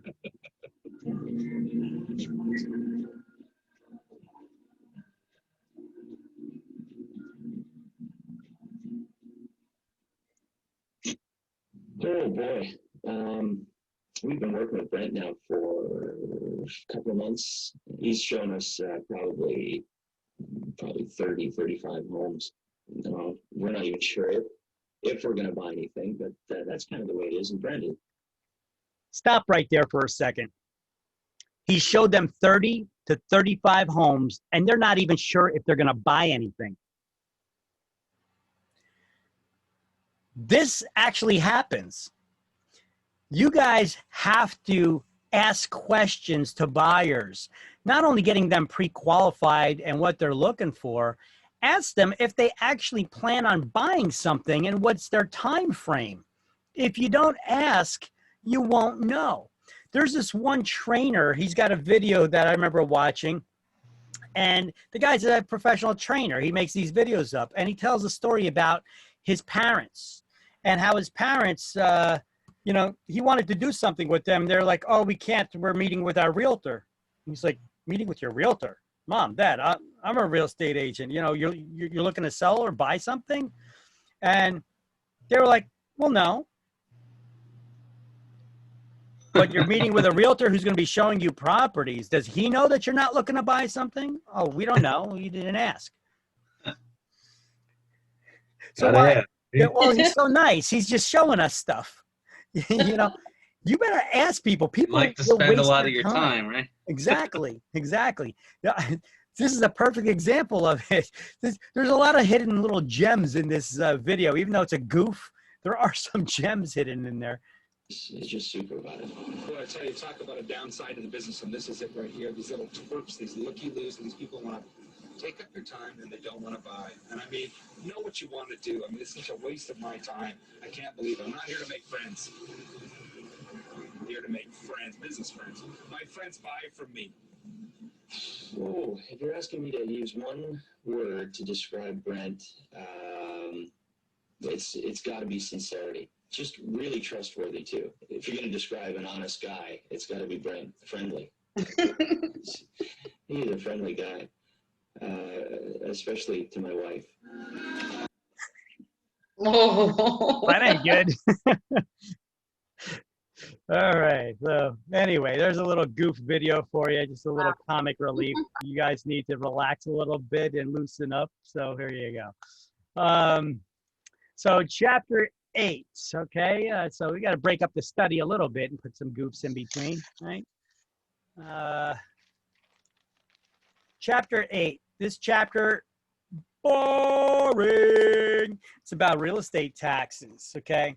We're going to learn what we need to learn, and then we're going to get through it. But here's a little hidden gem for you. By the time we get to the end of the chapter, I'm going to give you some resources and teach you guys how you can make a lot of money by investing in real estate without having a lot of money to invest in real estate. So at the end of this chapter, you're going to be able to, well, we're learning about taxes and how they're the different types of taxes, what taxes are used for, etc. We're going to be learning taxation is the power of the state and local governments. It imposes taxes. Why do we have to pay taxes? To fund the operation of government, right? To fund the operation of government. Now, they can impose taxes to pay for the operation and functions of the government. Tax liens have priority over all other liens. And there's two types of taxes. The general real estate tax, which is the property tax that we all have to pay. In Latin, it's called ad valorem. And ad valorem is Latin for according to value. That's how they determine how much you're going to pay in taxes. And then there's also a special assessment. This is an improvement tax. Not for improvements that the homeowner makes to their property, though. These are for funding to pay the improvements that the municipality does to the area around your house that the homeowners in the area can benefit from.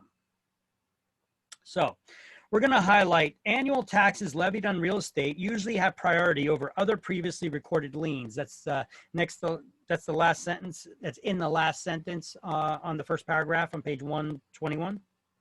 Annual taxes levied on real estate usually have priority over other previously recorded liens. They jump to the head of the line if they don't get paid in the lien priority repayment order, right? And then let's highlight the general real estate tax is the ad valorem, and then the special assessment or improvement tax.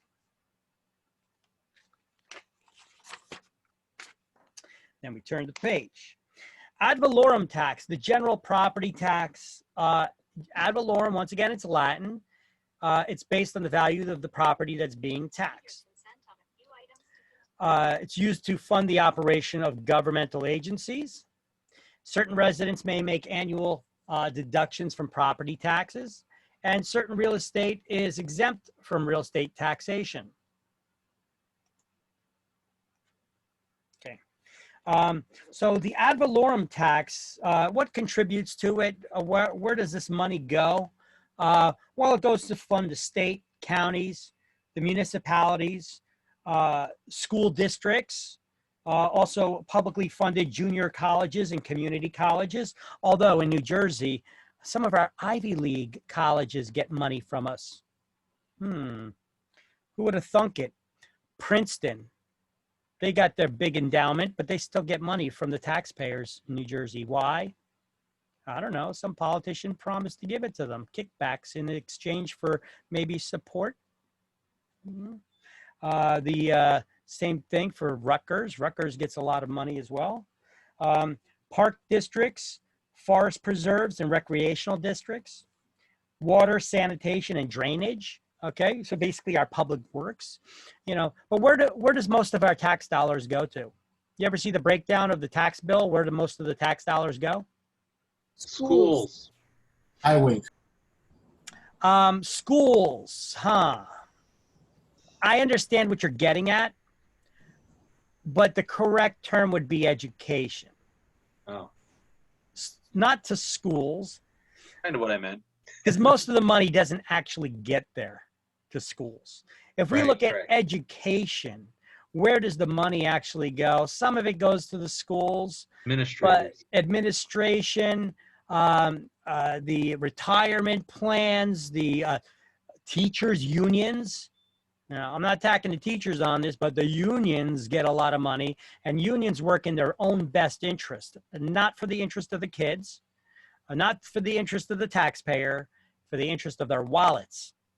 That's why they fight tooth and nail for school against things like school choice.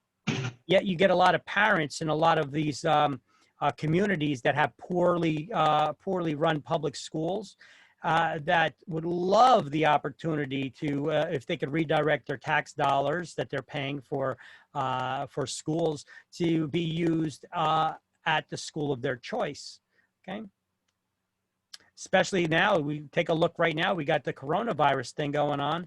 Most of the schools are closed, but you get a lot of these privately run public schools. We call them charter schools. They're actually open for business. They're privately managed, but publicly funded schools. I wonder why unions are against it. Oh, because you don't need to be a union member to teach at one of these schools, and they can fire students if they're not performing. They don't get tenure. Which, or teachers? What's that?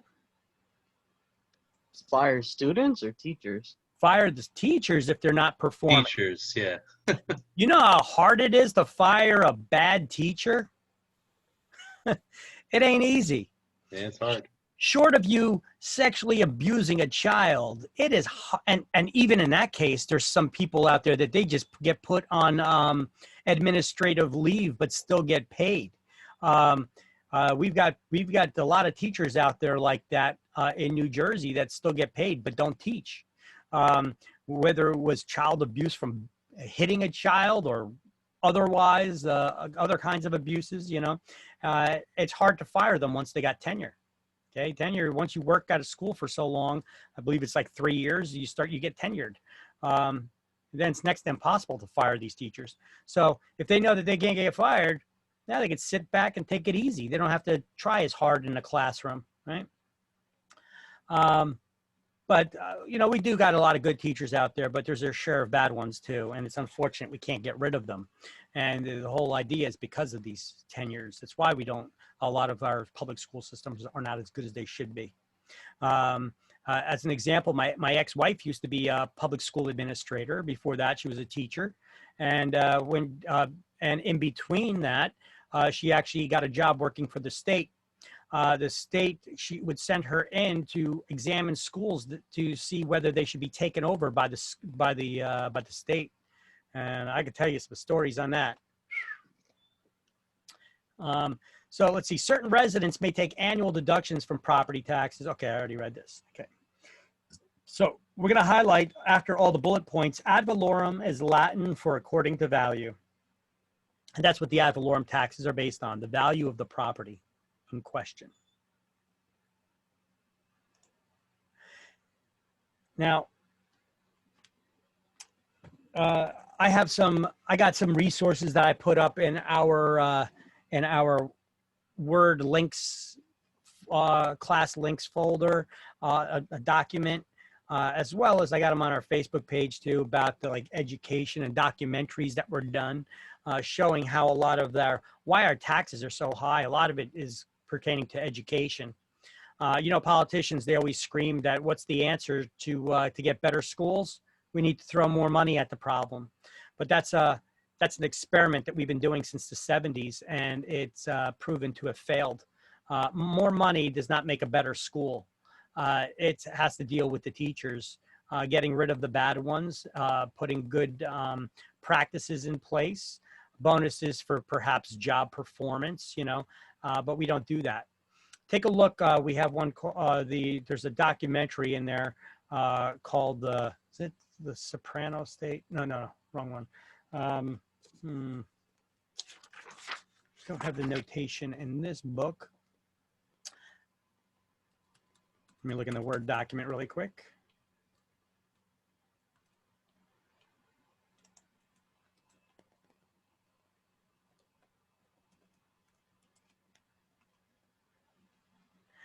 It's called thecartelmovie.com. All right. If you guys are interested about that, this documentary maker made a movie about waste, fraud, and abuse in the state, and he does it in a pretty good way. He makes a documentary based on all the facts and lets people come to their own conclusions. He interviews teachers, teachers unions, parents, politicians, and just shows you what's going on with waste, fraud, and abuse throughout the country. But he uses New Jersey as ground zero for his documentary, and it's an interesting take.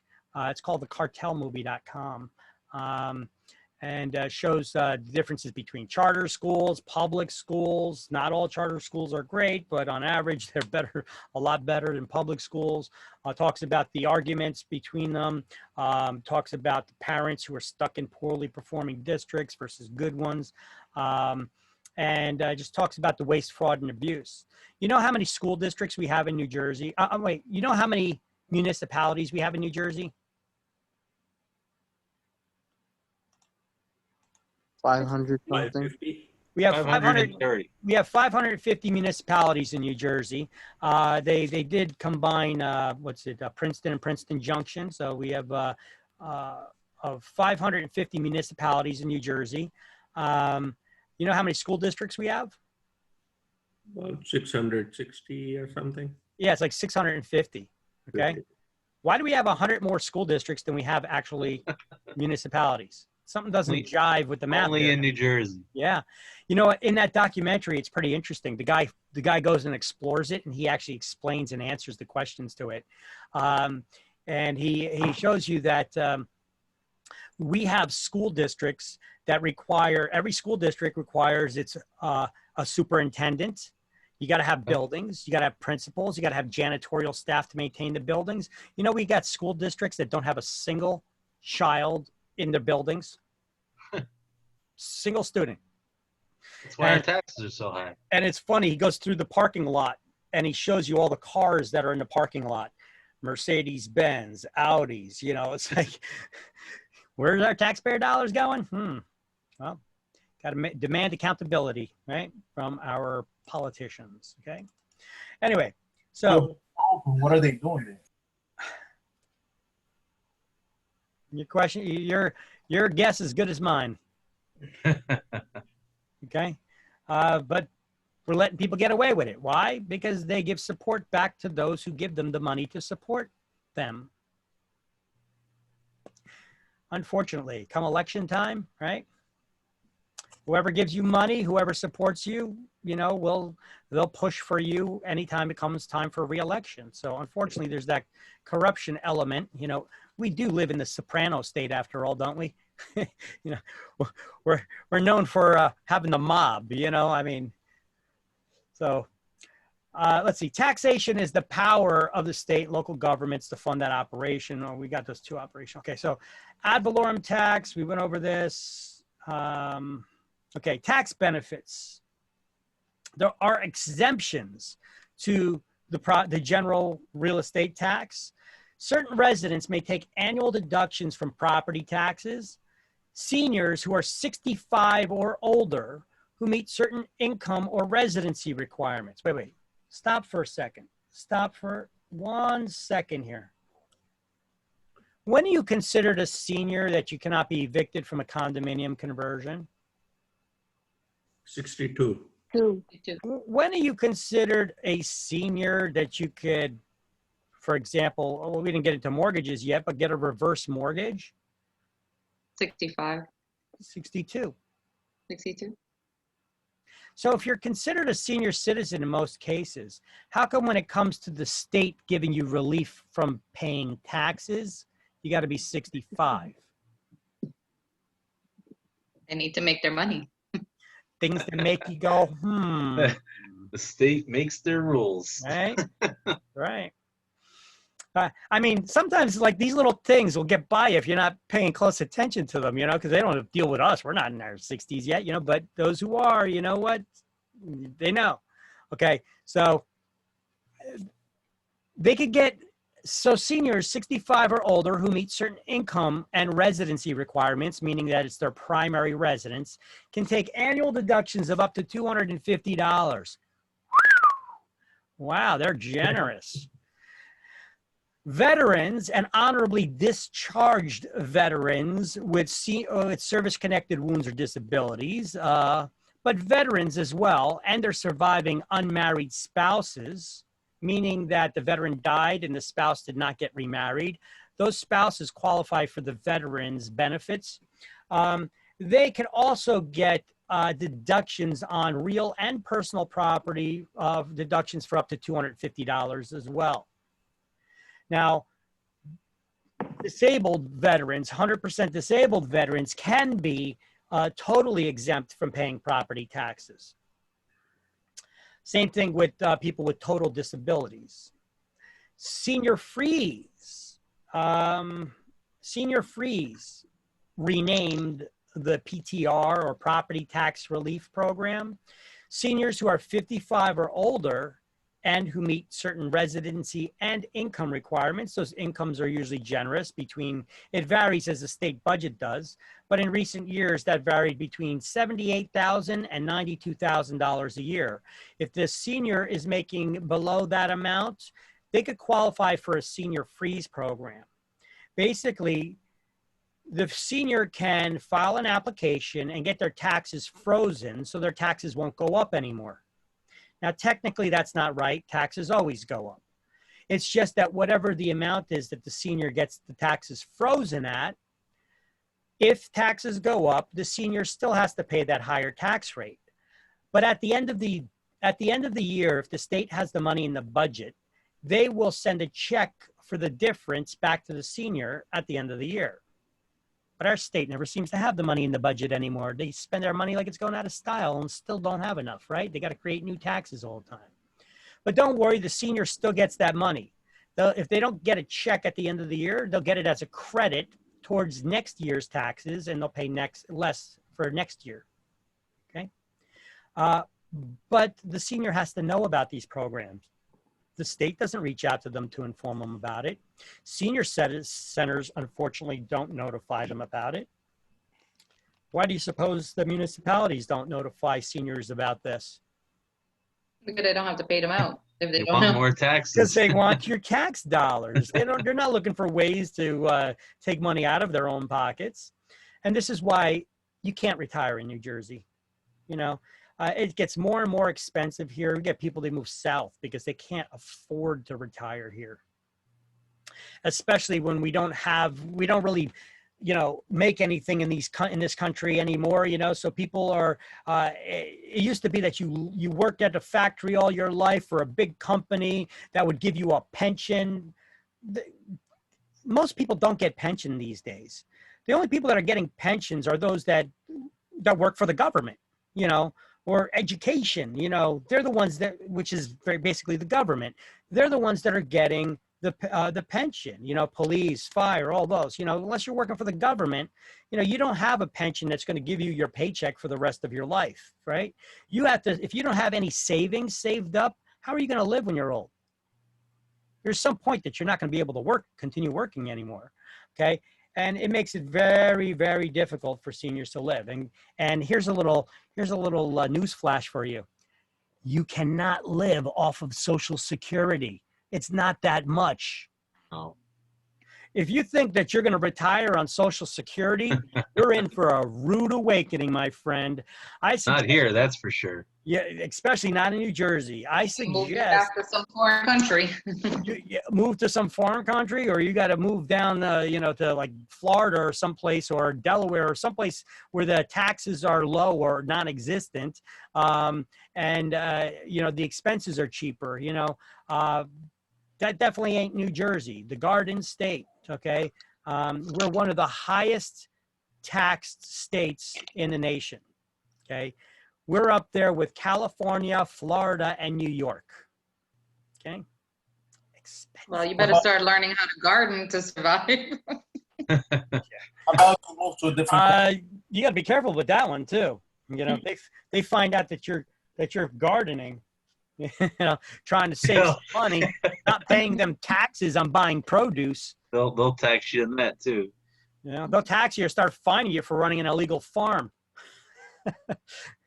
All right, so let's see. So seniors, they can qualify for this. So I suggest you guys inform people about it. You know, I've been teaching this class for years, and I remember when I started teaching it, I had a little epiphany while I was teaching a class.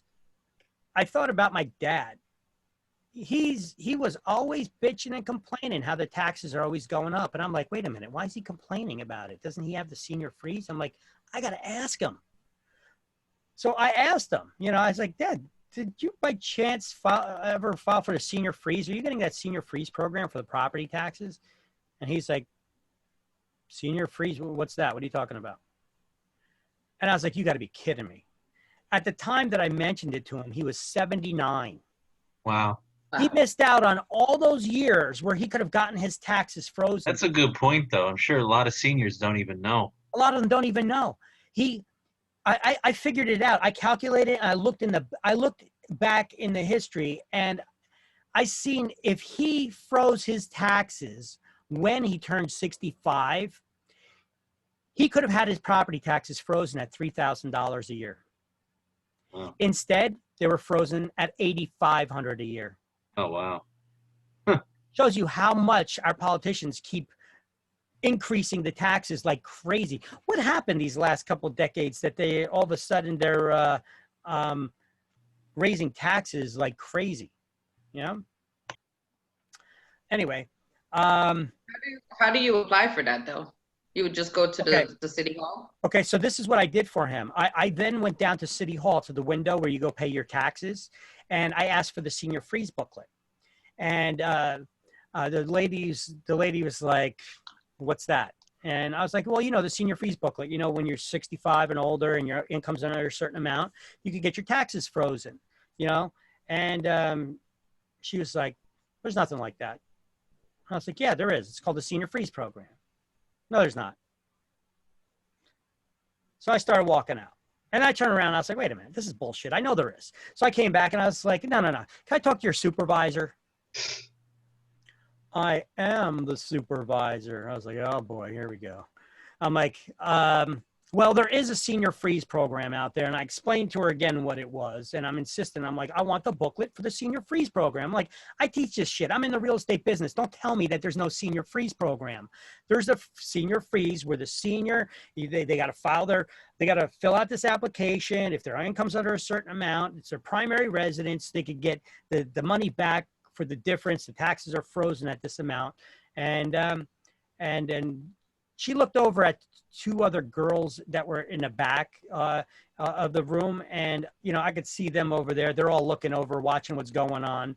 And she calls over to them. She's like, hey, girls, did you ever hear of a senior freeze program? And that's exactly how she asked it, you know. And they just looked at each other like, should we say something or keep our mouths shut? And they never even answered. And she's like, senior freeze. She's like staring up at the ceiling, senior freeze. Oh, you must mean the PTR program. Like, because they renamed the label on the cover of the book, they call it PTR.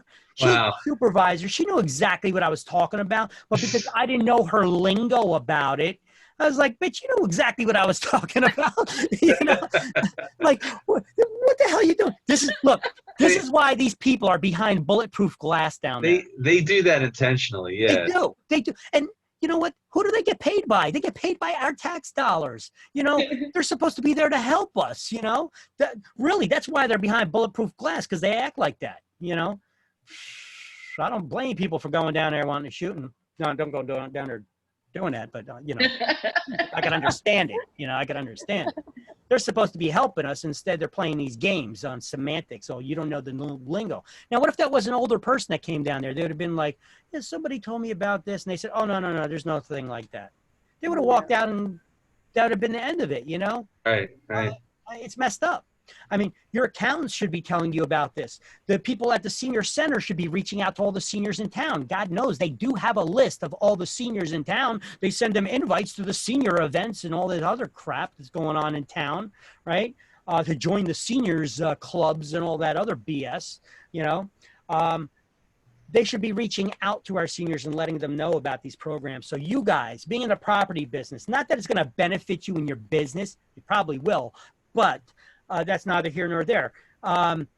You should reach out to seniors, people in your family, friends, acquaintances, friends of friends. If you think people are in their 60s, possibly around that 65 age group, you know, ask them if they're 65 or older, if they're in that group. You know, I don't mean to offend you by asking your age, but, you know, if you're 65 or older, if you know anybody that is, you know that there's a senior tax freeze program where they could get their taxes frozen. They refer to it as the PTR, Property Tax Relief Program. All right. Which, by the way, you don't got to go down to City Hall and deal with those people anymore. I got links over here down at the bottom of the page where you could get the senior relief booklet. And you could print out this booklet and get all the details on the program. Now, you want to know how much that year's minimum income or maximum income requirement is in order to qualify for this program. It varies from year to year. I would take you to this website right now, but I know that they put in a little protection there. You got to put in their social security number and all that stuff. They don't make it so easy and publicly available anymore. Unless you post in your social security and stuff, they don't want you to know what the minimum amount is now, which is odd because that should be public information. Yeah, you could go here. You could print out this form. Look, if I just click there, let me see really quick what this takes you to. And then there's you need to own the house for a certain amount of time? No, you just need to, one of the owners has to be the senior. Let me just try to open this up and see if it'll give me any of that information that I was asking for or talking about. Okay, so here's the website. Division of Taxation, Senior Freeze Property Tax Reimbursement, PTR program, okay? And it's got, here's all the forms, all different kinds of forms. Now, it's not that hard to fill out. Most of the paperwork is a booklet, and it's it's a 2-page form or 1-page form, and they have to submit their last 2 years' tax returns. And they send it to the state, and then they wait. Once they get approval for the property tax relief, then automatically every year the booklet will be mailed to the senior. They don't have to go online or anywhere to get it. It'll be mailed to them, and they just need to fill it out every year. They got to fill it out every year and submit their tax returns every year for the program. They want to make sure that the senior's still alive and that they didn't die and their relatives are taking advantage of it. Okay. All right. So I don't know if any of these is the, okay. So you got the instruction booklet, the complete packet. Here, let's look at the complete packet. Maybe it'll say in there how much money it is.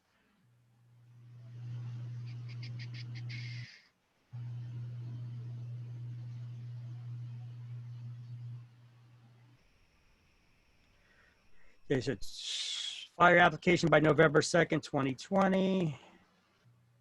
See if it gives the information in here.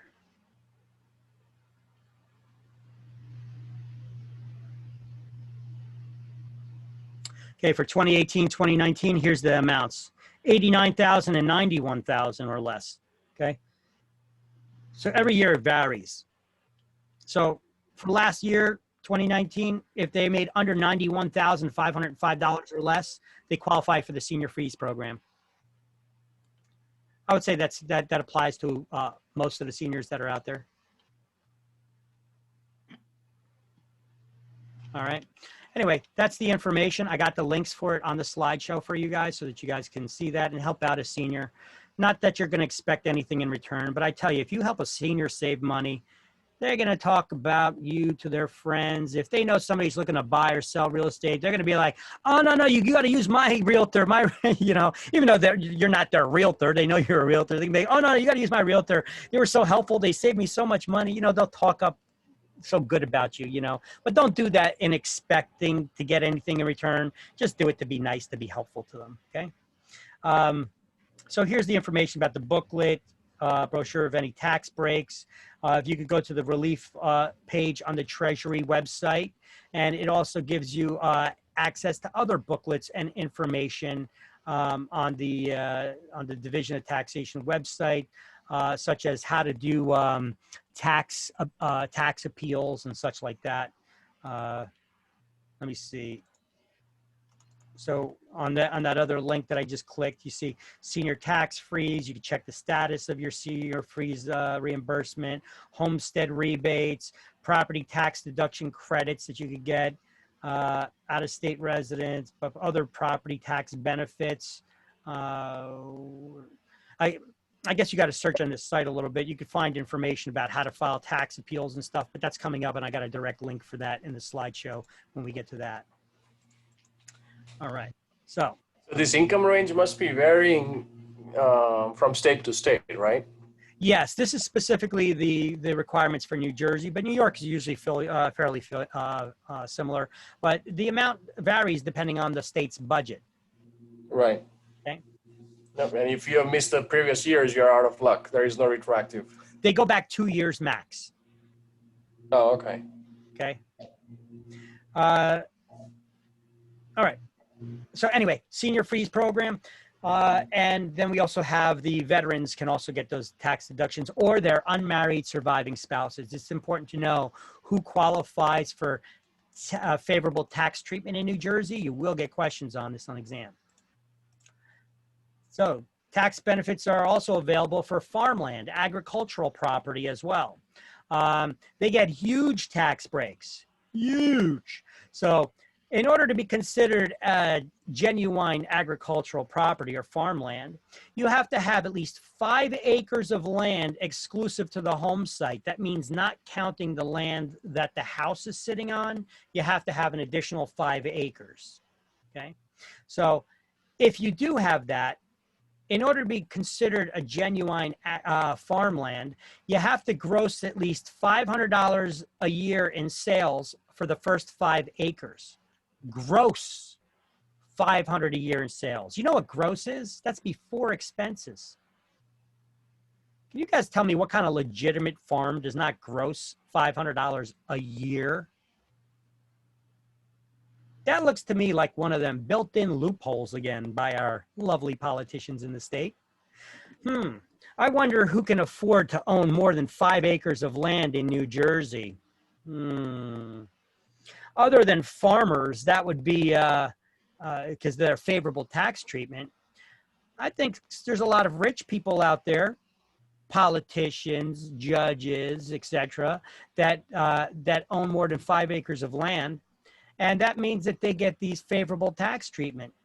And you see a lot of people out there that, let's see, maybe they have honeybees on their property, or they have like hobbies. You know, there's this one. This shows you how this can get abused. There's this one politician in New Jersey. Hold on, let me pull out my other book.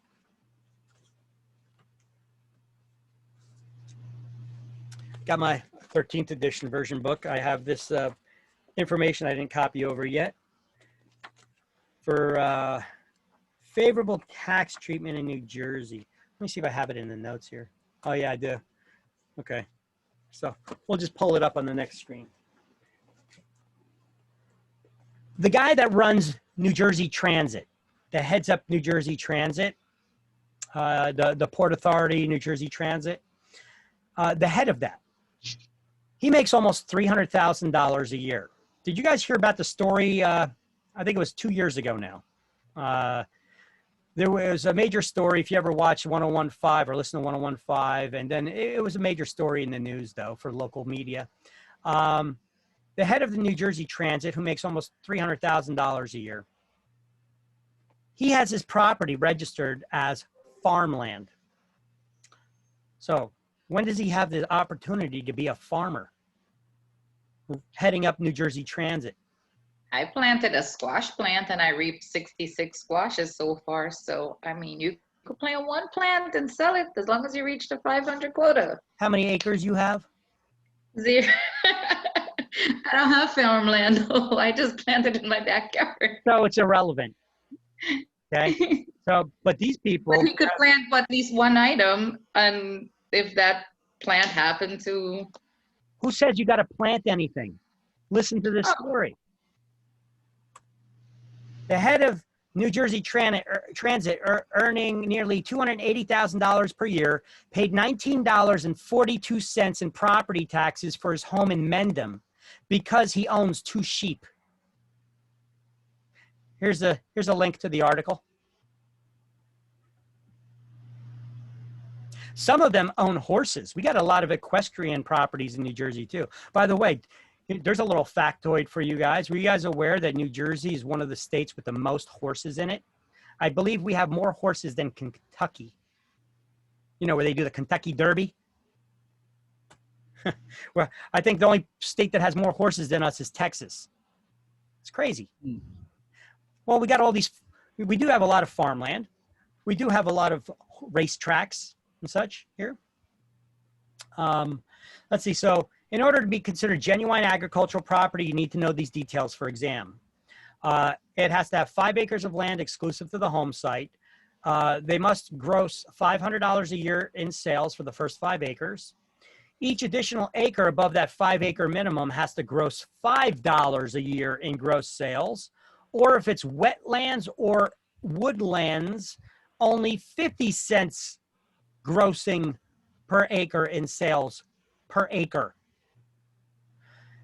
They must be used so basically you could sell Christmas trees and wreaths, right? And they must be used as farmland for at least 2 years before filing for that preferential tax treatment. Well, except for this guy from Mendham, the head of the New Jersey Transit. He bought the house, and before he moved into it, he got it approved as agricultural property because he approached the mayor. Huh, interesting.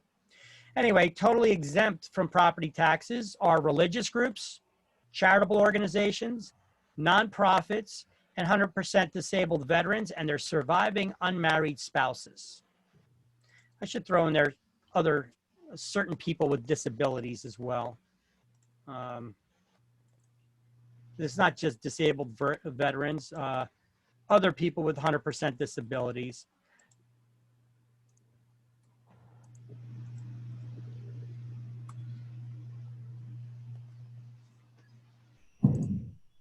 because people can get discounts on their taxes if they're deaf or blind, but not necessarily always 100%. Okay. I know a girl, she's totally deaf in one ear and less than 30% hearing in the other. You know, she can't get a lot of benefits because she falls in that, there's a zone there. She doesn't fall into the gap where she can, where she's so disabled that she can't work. They say, well, you could hear still a little bit. So if she was totally deaf, that would be one thing. But, you know, she reads lips, for crying out loud, you know, so she doesn't qualify for certain benefits because she got that little tiny bit of sound coming through, even though she can't discern it and understand what you're saying. Oh, interesting, which also is interesting during Corona stages. People got to wear masks or you get fined and such. Try going to a Home Depot and talking to somebody who's wearing a mask if you can't hear. Okay, so, and you read lips. All right, so who can qualify for favorable tax treatment in New Jersey?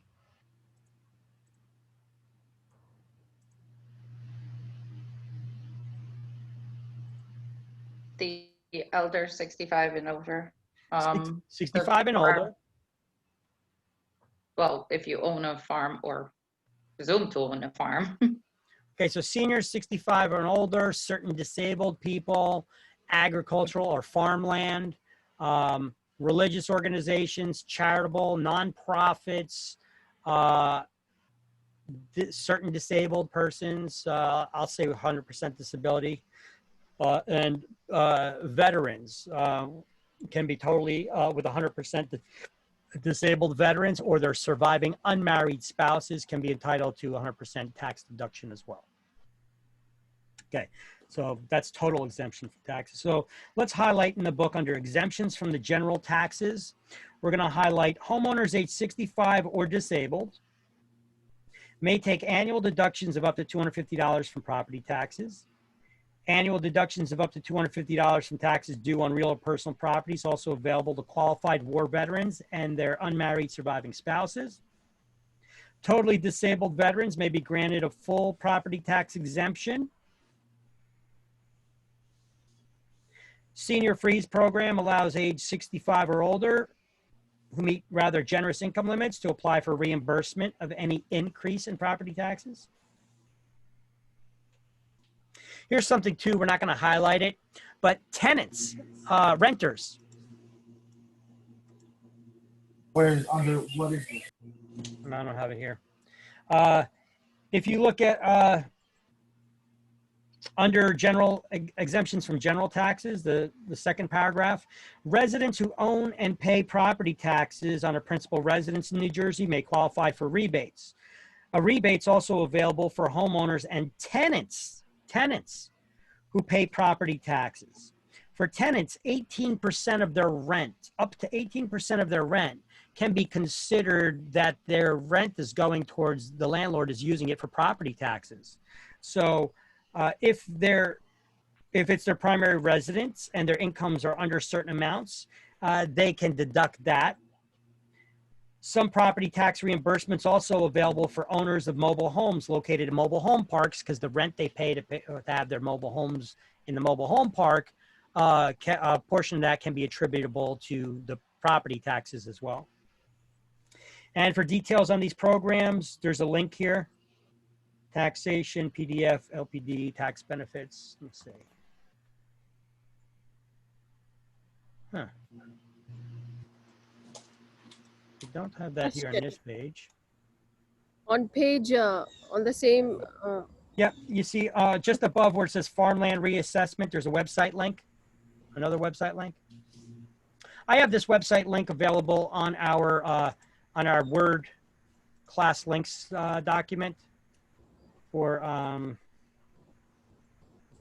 Treasury. If I look that up, the Treasury, we could see all these links. This one ends in PRB benefits brochure.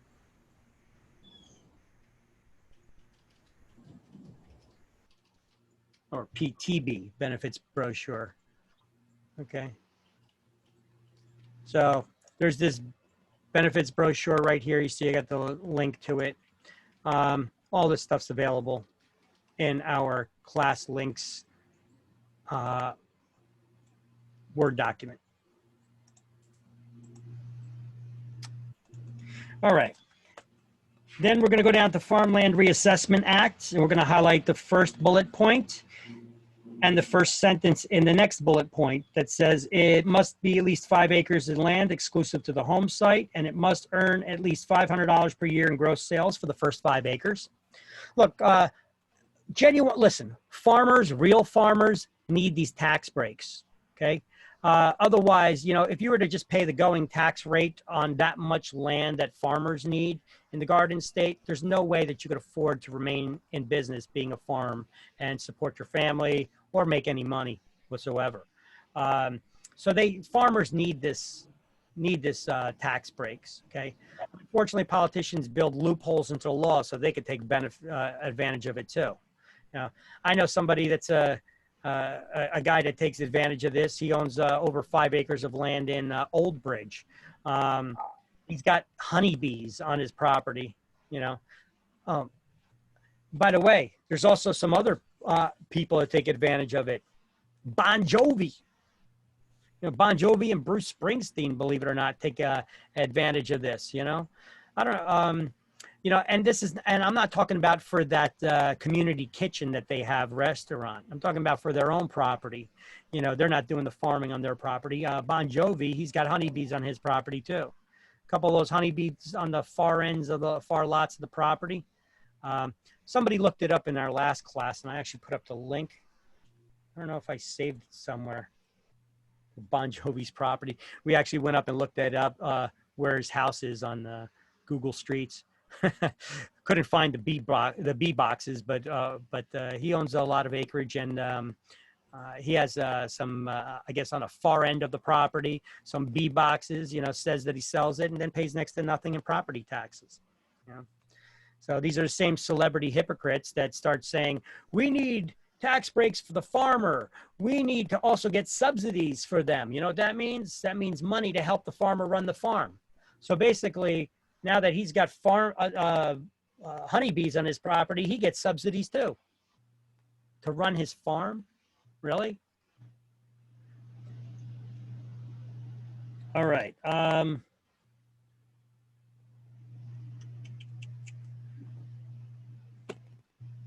Page 123, special assessments or improvement taxes. Property owners have to pay for improvements that the municipality makes, not the ones that the homeowner makes. We're not talking about that because that would fall under the ad valorem tax category and the value of that property. So the property owners have to pay for taxes that make improvements to the areas where the homeowners live. This would only the homeowners immediately benefiting from those improvements in the area, or the ones that could benefit from them, would be charged these special assessments. And it's a one-time charge. They either pay it at once, or it could be spread out over a period of time until it's paid off. It may be a financial burden on new owners. If the seller didn't pay them off, then it carries over. A new owner would have to pay them off. So it's important for us to ask as listing agents if there's any unpaid taxes, which would include special assessments on a property. And even if it's a condominium, guys, condos, not just necessarily taxes, but the HOA may want to do improvements within their community, and they could charge special assessments too. So it's important to find out if the seller has any outstanding money on the special assessment taxes to make sure that they pay it off before that transfer of ownership takes place. What if the seller doesn't tell you about any of this? Is there a way to find these out? There should be some sort of a tax lien record. When we do the title search, it should come up. Okay, the attorney should find that out during before the closing. All right, see this diagram that I drew and I got here on this slide here. Basically, here's an example of where a special assessment would come into play. Let's just say that you're like on the last block on this street, okay? And so this is your house right here at the end of the block, and there's no other houses. Pretend none of these are here. And so the city did not run. They stopped the sewer lines and the water lines here. And they bypass your block. They don't even go down your block. But then they start building all these other additional homes on your block. Now the city says, well, you know what? It makes sense. They'll extend the water lines and the sewer lines down the end of the block. Whether anybody ties into them or not, all these homeowners will have to pay a special assessment to pay for that improvement. Now, here's a kicker. If you want to tie into it now, you would have to pay a connection charge to tie into the city services too. Yeah, they were doing that all different areas of town. They were saying there was an upgrade. Yeah, and they charge you, then you get a bill for a special assessment. Or, or sometimes that could occur if they want to build a park near you. Now look, your municipality should already have money for this stuff. The parks are covered under Parks and Recreation, part of your regular general tax. You know, maintaining the streets and sewers and all that, that's already maintained by that. They got transportation trust funds. Oh, wait, that's right. The politicians keep raiding all these taxing sources and they divert those funds and they use them for things they're not supposed to be. And then they say, oh, well, we don't know where the money went or who took it because nobody apparently has to sign it out when they spend the taxpayers' money. Okay. And then they say, so we'll just need to collect an additional tax. Like our lovely governor, what was it, last week? He raised the gas tax again, or was it the week before? Were you guys even aware of it because the gas prices are so low right now? No, I wasn't aware of it. Yep, they raised our gas tax again. All right, why? Because they can. He's talking about raising some other taxes too, again. But then again, people in New Jersey voted for this. The guy told you that he was going to raise taxes before you voted for him. What'd you think? He was lying to you? Believe a politician when they tell you they're going to raise your taxes. All right. So they usually have funds to pay for these things, but sometimes they beautify the neighborhood too, whether it's building a park, whether it's redoing the sidewalks and putting in some of those old world street lamps and such, or widening the sidewalks or what have you. Or maybe they're going to break up the perfectly good sidewalks and curbs so that they could put wheelchair ramping on the corners of every block, okay? Well, where's that getting paid for? Well, it should be paid from some trust fund that they already have in place, but if they blew away that money already, well, they're going to give a special assessment to you in the neighborhood who could stand to benefit from that improvement. So what do we call that? The special assessment tax. Did we highlight that first sentence under special assessment improvement tax? If you did not, do so now. Special assessments are special taxes that require property owners to pay for improvements that benefit the real estate that they own.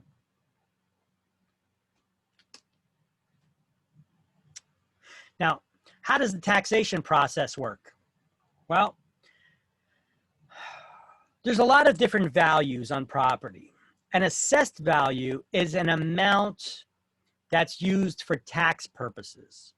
It's not the actual value of the property. We don't determine actual values by assessed values in tax records either.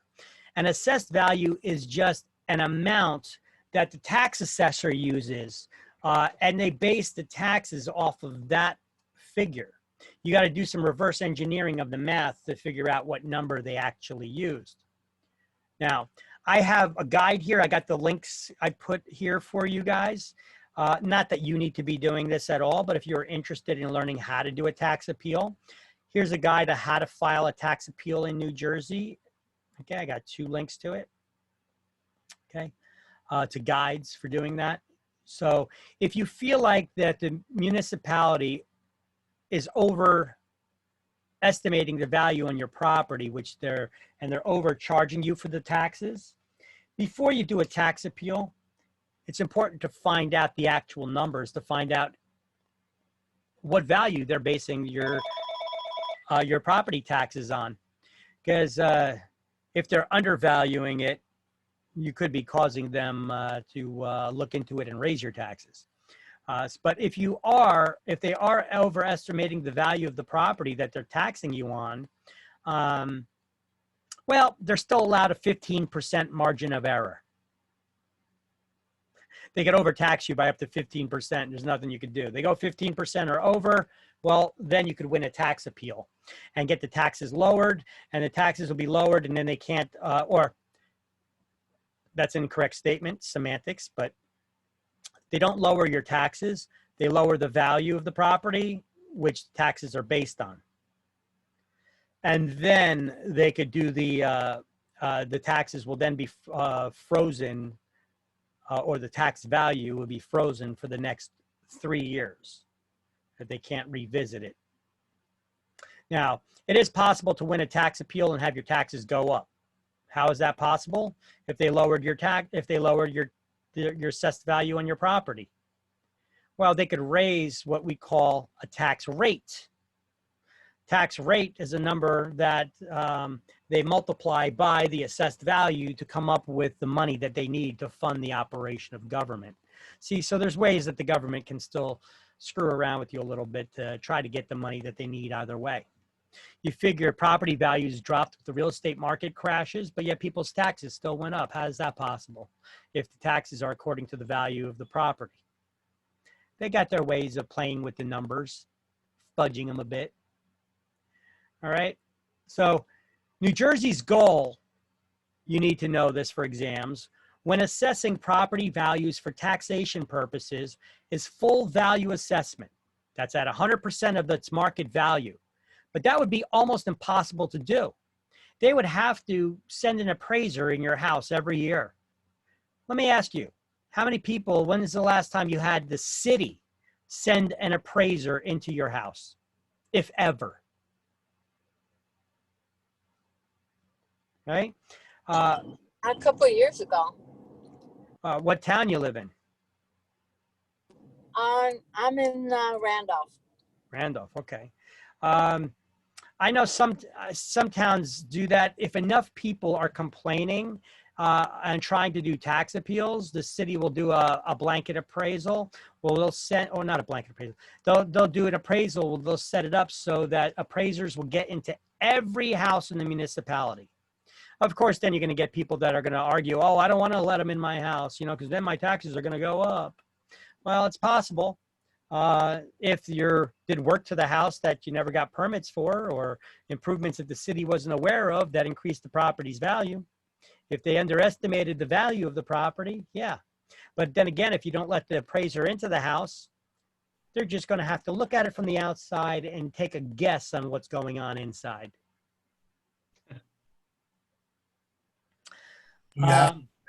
What? Do you have to let them in? No, you don't have to. But then they could just guess of what's going on inside your house and give a guesstimate of the value. Yeah, they did that in Bridgewater a few years back. But the times that the guy comes are like when you're at work, so you're not going to be home anyway. Well, they don't tell anybody what time because they don't want, they need security for the appraisers. They don't want people to be able to predict where they're going to be so anybody can go out there and attack them or question them or, so they don't, it's all unannounced. Yeah. Yeah. And it's during the regular business hours, correct. All right. So appealing the assessed value, you can dispute it. Here's some information about the tax appeal. Now, what do we call every taxable property in the municipality? It's called a rateable. And if you got a list of all the ratables, that's called an assessment roll. So then you could just add up the right side column in the assessment roll to see what the city's budget is, because that's guaranteed money that they're going to get every year. You got to pay taxes every year, don't you?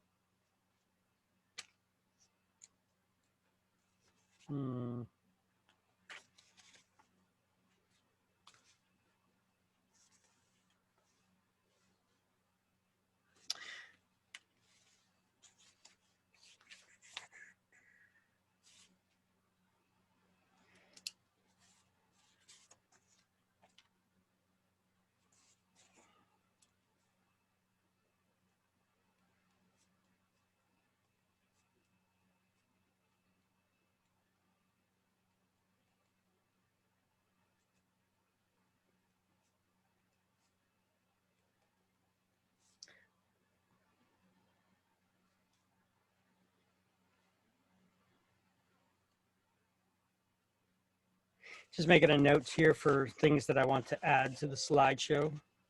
All right. I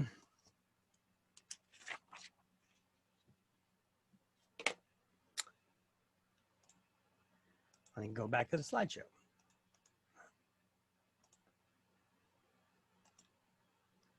So what's New Jersey's goal when assessing property values for taxation purposes?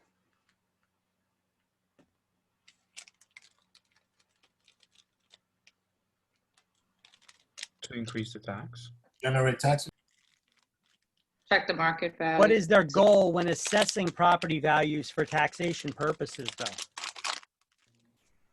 100% full assessment of value, 100% market value, almost impossible to do. So if you get a question on exam, they do not, the answer would not be full market value. That's their goal. If they ask you, does New Jersey assess properties exactly at market value? No, that's their goal, but they don't. It's almost impossible for them to do. All right. Now, an equalization factor.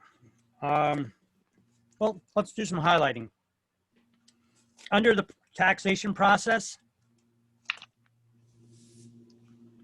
highlight on the second line in bold, assessment value is what the year's taxes are based on, and New Jersey has a set goal of full value assessment, almost impossible to attain.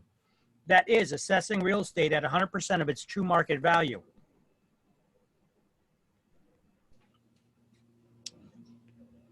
Now, periodically, municipalities have to do a revaluation. Okay? That's where they hire an outside appraisal firm to come in and assess the values of properties. Now, most people never even seen an appraiser ever in their home, but yet their taxes keep going up every year and their property keeps getting value assessed on it. How is that possible? Well, the city is sending out appraisers, but you ever notice that areas of town have all the homes are approximately the same architectural style, approximately the same size, give or take a few feet, square feet. Their lot sizes are pretty much stamp book size, you know. Some lots are bigger than others, but not by that much. They're all approximately give or take here or there. Well, what they do is they do send out appraisers. The appraisers go out and they do an appraising of a sampling of houses in the neighborhood. And then they do a blanket assessment on all the other homes in the neighborhood. They don't actually go to every home to do an appraisal. So that's why it's possible that they can do over assessments on the property values and you can get overcharged. But if that's the case, then you could do a tax appeal. Okay. So, an outside appraisal firm is hired to come in and they assess every rateable. Let's highlight a rateable as a taxable property in the municipality to bring everyone's assessed value up to the current market value. And New Jersey Division of Taxation Property Administration has published an excellent brochure, How Property is Valued for Tax Purposes. Another outstanding brochure is Understanding Revaluation. I don't know if I have these links.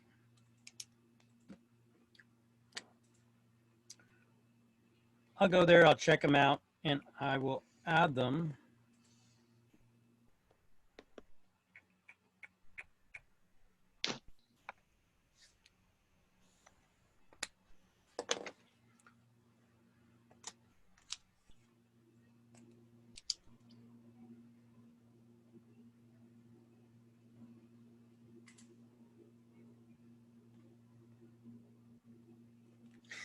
So appealing the assessed value, how does that work?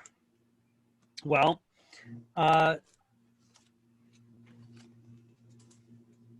we don't need to get into all the details of it. We got the link here for the assessment, how to do a tax appeal. That's the one that you got there in a slideshow. You have to do it by a certain deadline every year. And if you don't agree with the the value and the tax rates that the tax rates you can't appeal. Those are set by the politicians because that's the money that they need to run the operation of government. But you can appeal the value that they assessed on your property and thus the taxes that are going to be charged on it, but only for the improvements to the land, not the land itself. The reason why you cannot appeal the value of the land is because land does not depreciate as a general rule of thumb, short of it being contaminated or something. So therefore, you can never appeal when you're doing a tax appeal, the value of the land, only the value of the improvements to the land. Because your improvements, your structure, your house, that could fall apart, that could rot, that could decay, that could not be taken care of or well maintained. But the land itself is not, should not lose in value. Okay. So they go over that whole process of that, and then if you don't agree with the appeal, then you could file appeal to the New Jersey Supreme Court, all the way up to the New Jersey Supreme Court. So equalization factor. An equalization factor is a complex mathematical formula that they use to try to make sure that each county is paying their equal share. You know, we have richer counties and poorer counties in the state, and they want to make sure that every county is paying their share of the taxation and not any county paying an overburdening charge than others. So that's what that's all about. You don't need to know really much about it other than that, those equalization factors. Now, tax rates. This is what the taxes are based on, right? They get into how they charge you on taxes and how they determine those rates, but really they play with those numbers a lot, so it's a waste of breath even reading over it. Just know what is it, the tax rate is the number that you need to know if you're going to do a tax appeal, because you multiply that number times the assessed value to come up with the taxes. Okay, for instance, let's pull up a tax record, maybe do a math problem for this. Let me see if we have anything in our whiteboard already. I have something here on taxes.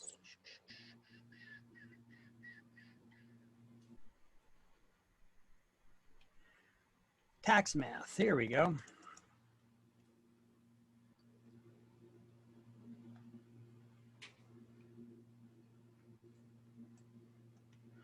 Here, there's a question in the book.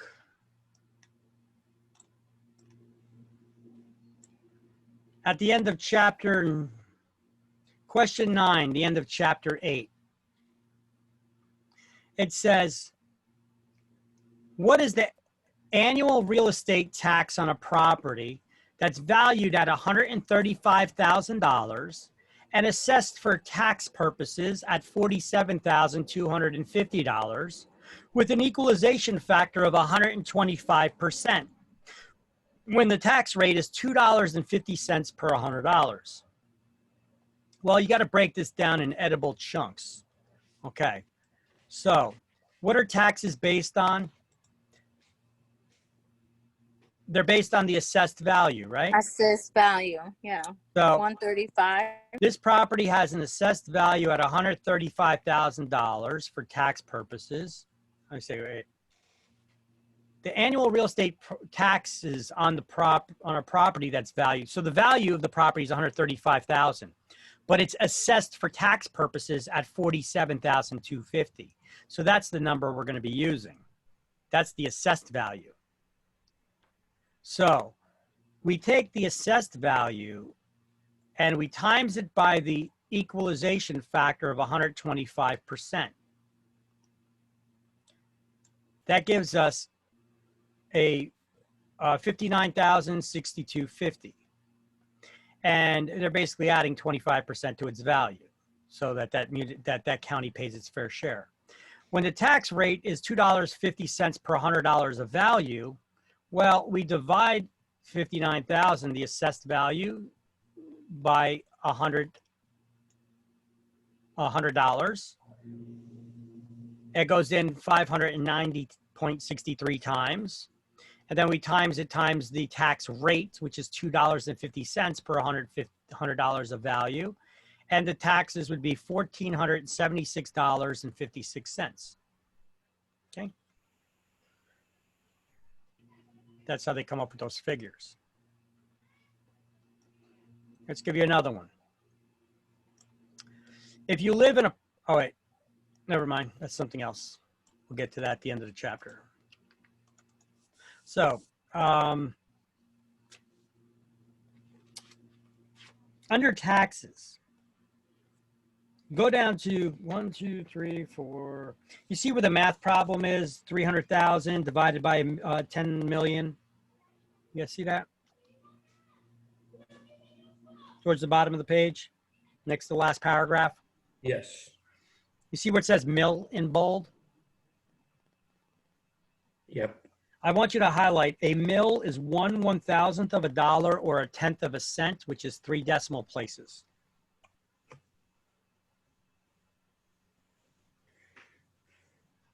So a mill rate can be expressed in several ways. 30 mils can be per $1 of assessed value, or $3 per $100 of assessed value, or $30 per $1,000 of assessed value. We just did a math problem that based it off of per $100 of assessed value, right?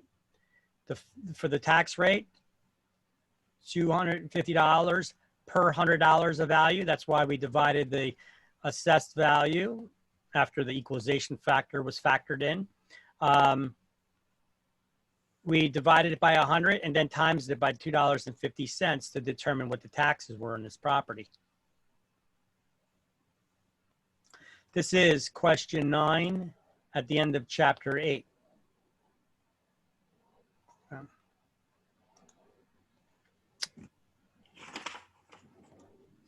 So 1 mil is 1/1000th of a dollar or 1/10 of a cent, 3 decimal places when calculating the math. Taxes, Victor, yeah, are I'm built sorry. quarterly. No, it's not there in the review questions. It's not there. The question we just did it, it's not there. I didn't see the last one either. This is edition 14. That's why it might not be there. We don't have the same questions. There's a question, there's a chapter, in chapter 8, there's a question in chapter 5, similar to that. But it's not the same exact numbers that you used. Yeah, that one was probably from chapter. Chapter 8, number 5 is close. Yeah, chapter 8, number 5 is kind of close. Yeah, that was probably from the 13th version book. A house valued at 120,000. Let me see. Chapter question 5 at the end of this chapter. House valued at 120,000 is assessed for 80% of its value. The tax rate is $26.34 per $1,000. How much is the property tax bill? Well, if it's assessed at 80% of its value, 120,000 times 80%. 96,000. Divided by 1,000, times it by $26.34, and that's basically how you come up with the answer.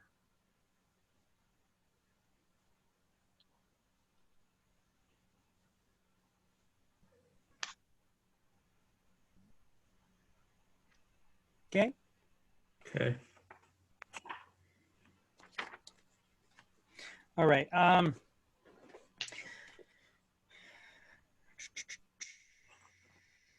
Tax liens. Taxes, property taxes are due or become a bill as of January 1 on the property. But the municipality doesn't require you to pay the taxes in full for the whole year at the beginning of the year. They bill you quarterly. They break those out into quarterly payments. There's 4 quarters in a year. You got to pay them each quarter.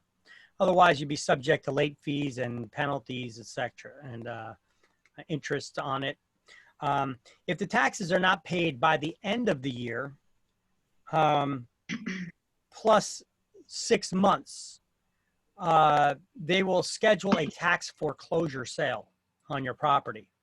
Now, that doesn't mean that somebody is taking your property It means that an investor is going to this foreclosure sale and they're bidding on wanting to pay for your property taxes. So what are they getting at this auction if they're not getting your property? Well, they're getting a tax lien certificate. So the tax auction process works like this. Taxes that go unpaid for more than 6 months after the end of the year, the tax collector is required to schedule a tax sale, an auction. It must be posted in at least 5 places within the municipality and must be advertised in local newspapers for at least 4 weeks. So what does the auction winner get? The winner at auction gets to pay the owner's full outstanding taxes. I'm the investor and I'm going there. You didn't pay your taxes. Let's see, the average taxes in New Jersey are $9,000 a year. Let's say that you did not pay your taxes of $9,000, okay? I go there and I say, what am I bidding on? I'm not bidding on the amount that I'm paying. I have to pay the full outstanding amount of taxes that are owed. I'm not there bidding on the amount I'm paying. I have to pay the full outstanding amount. The full taxes have to be paid. What I'm bidding on is the interest rate that I'm going to charge the homeowner to pay me back. Because the winner at auction gets to pay, now I get to pay your taxes. So I won the auction. Whoever bids lowest on the interest rate wins the auction because they're not trying to make it harder for the homeowner to keep their property. They just want the tax dollars.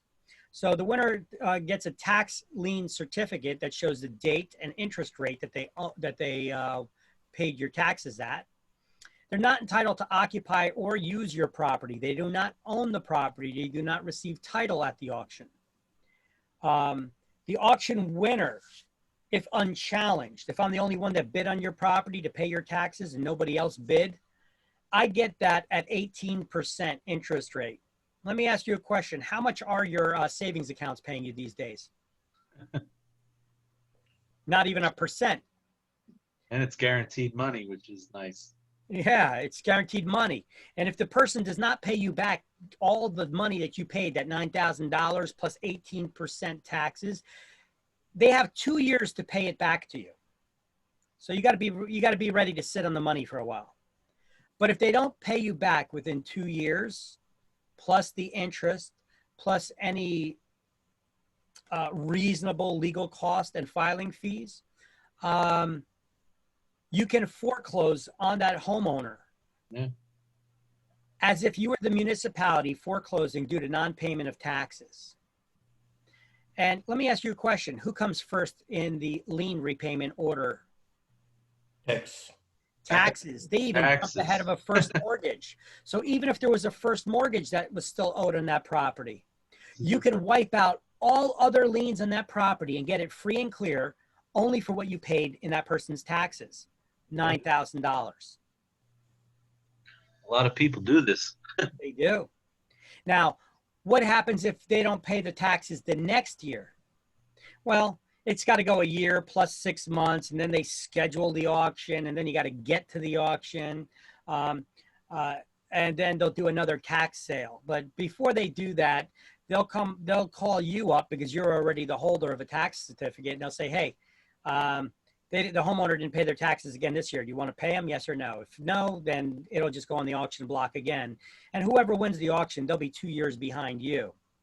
So in that time, you could still foreclose, sell that property, and make money off of it. And when you sell that property, you got to pay the outstanding taxes that the person behind you paid. Okay? So they'll get their money back plus 18% interest, which is still a lot better than what their savings accounts are paying these days, right? Yeah. That's if there was no other bidder on the property. But say both you and I are over there auctioning and we both want the same property. We both think that the homeowner is really not going to pay back the taxes. So we both really want it.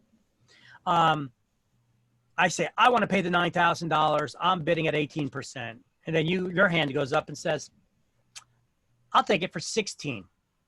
Then I'll be like, oh, I want 15. Whoever bids the lowest on the interest rate. Now, what if you both go to 0? Well, you better be hoping then, because if the owner pays you back, you're not making any money and your money was tied up. So you're really hoping that the homeowner is not going to pay you back and you get to foreclose on them and take that property. Right. It could get to the point where both bidders bid zero and now start paying a premium. Now, if you bid zero and pay a premium, if you win the auction, you're not going to get the premium money back. So you better hope that that person doesn't pay you back in foreclose. But you got to really check the rules on that for your municipality, how that works. It varies from municipality to municipality. All right. But either way, this is a very, very low risk to win a property at auction. Very low. I would say the highest risk comes involved when you're bidding on raw land. Know if that land has know if that land has any problems with it. Know if that land is zoned where you could build it. You got to, is that land, there's a possibility of it being contaminated. Is the land, here, let me give you an example. My ex-wife surprised me one time. She said, oh, I bought 3 acres of land at an auction. Why? How come you didn't talk to me first before you went and did this? I'm like, what are you going to do with the land? Well, we could always build something on it. I mean, it's 3 acres.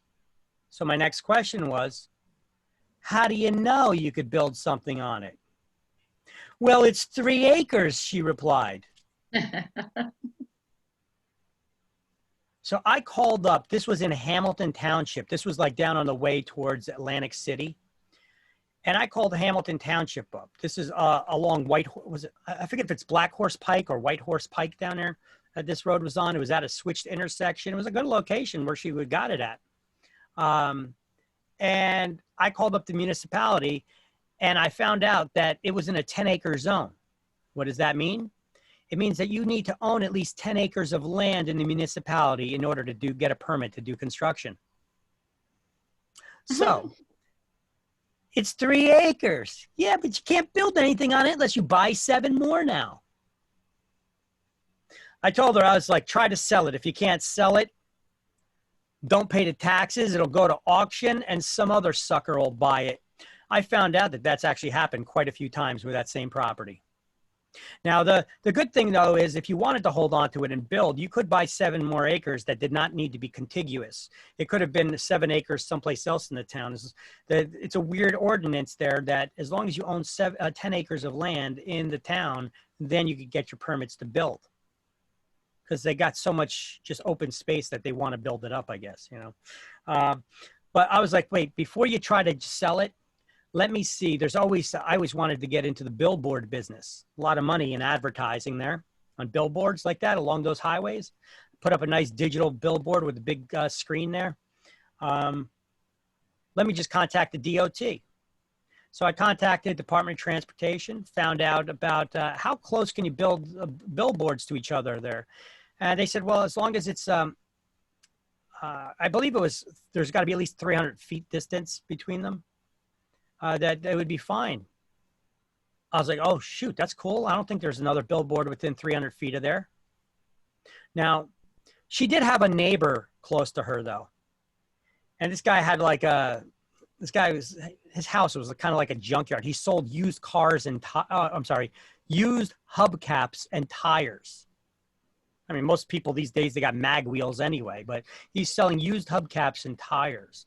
And he had this little 8x8 A-frame sign that he made out of plywood, and he spray painted on it, used tires and hubcaps with an arrow pointing to his driveway. Son of a gun, would you know it, that guy had it registered with the DOT as a billboard.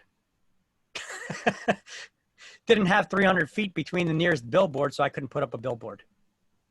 So I told her, I was like, sell the property, let it go to auction, don't pay taxes on it, consider it a learning lesson. The couple $100 you paid in taxes, well, consider it a loss, which is what eventually ended up happening. And here's a little factoid. If you get foreclosed on due to non-payment of taxes, it does not affect your credit. It's not reported to your credit, to credit reporting agencies. Okay? So it does not affect your credit score. So anyway, what do we learn? The right of redemption is the time that the owner has to pay the fees back to the property owner, to the investor, plus the interest. And if they don't do that within 2 years, if it's a private investor, or 6 months if the municipality for some reason paid your taxes for you, then the homeowner would lose their property if you foreclose on them. So that investor has 20 years that they could still foreclose on. I wouldn't wait 20 years. I would move forward with foreclosure immediately, because you got to be paying taxes during all that period too. All right. Now, the court proceeding reserved only for municipalities to foreclose due to non-payment of taxes is called an in rem proceeding. In rem proceeding. What do you call the special court proceeding reserved for municipalities to foreclose due to non-payment of taxes? In rem. That could be an exam question. All right. So let's go highlight some stuff in the book. Under right of redemption, highlight the first 3 sentences, which talks about the purchaser at a tax sale receives a tax sale certificate. They're not entitled to occupy or use the property and don't receive title. If the municipality purchases the certificate, it's the same thing that was on this slide here that we already went over. The first 3 sentences.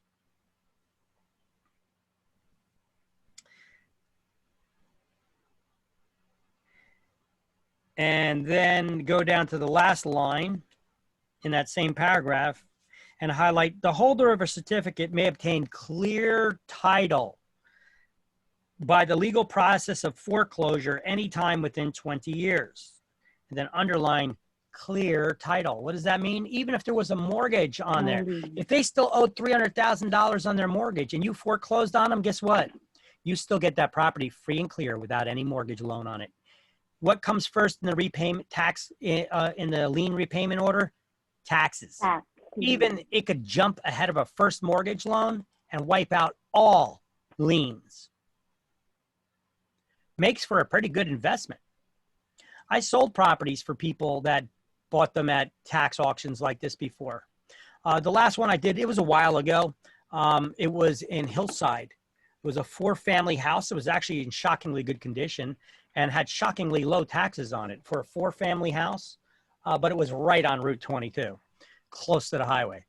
But either way, it was a 4-family house, 3-bedroom, 1-bath units.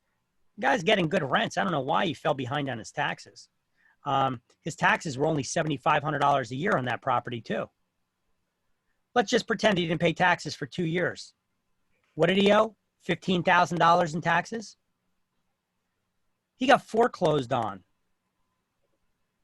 Basically, a bidder bid at auction, paid him. Let's just say they paid 2 years taxes, $15,000. The guy didn't pay him back in 2 years. He foreclosed on him. Let's just say that he overpaid an attorney $5,000. What's he in it now? 20 grand in the property now? I sold it for $490,000. Not a bad profit for having your money tied up for 2 years. $490,000, right? Not a bad deal, huh? Yeah. I don't know. Oh, also minus my 6% commission that I charged him. Okay. But he don't care, you know. Hell, he doesn't even care if he gets top dollar for it. You know, just get me a quick sale, is what he said. Sold it for $490. Yeah, so as long as you got some extra money, you could make a lot more money than fixing and flipping houses in this. Only thing is you got to have the money tied up. It doesn't take as much money to buy, fix, and flip a house either. But once again, the caveat is you have to have that property, that money tied up for 2 years. Okay. Why have it tied up in a retirement plan when you could have it tied up in tax certificates? All right. Can you pull your retirement fund and put it into, or you get penalized for well, that? You could get it. You know what? talk to a tax professional about how much money you could pull out, or maybe you could buy tax certificates in the name of, like you could get a self-directed IRA, and you could have the IRA doing investments, your retirement plan doing investments for you. So you're not doing the investments in your name. The IRA, your retirement plan, is doing the investments. Like instead of investing in mutual funds and bonds, you could invest in the what do you call it? In the tax certificates. Or your retirement plan is basically buying the tax certificates. Okay, and then your retirement plan could pay you 10% as a management fee. So you could still cash out on some of that money now, not wait till retirement to see it. All right. But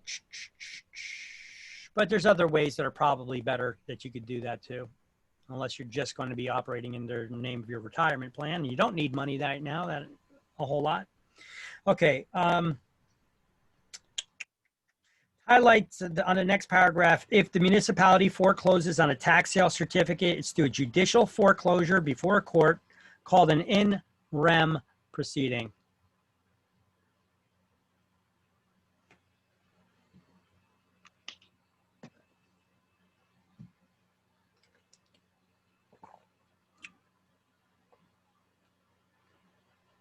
Now, income tax issues for home sellers. We're not tax professionals, and although we're not tax, well, you know what? Before we get into that, I got a resource for you guys if you guys want to get involved in tax auctions, investing in tax auctions. You see, I got a website link here for you. Let me pull up that link.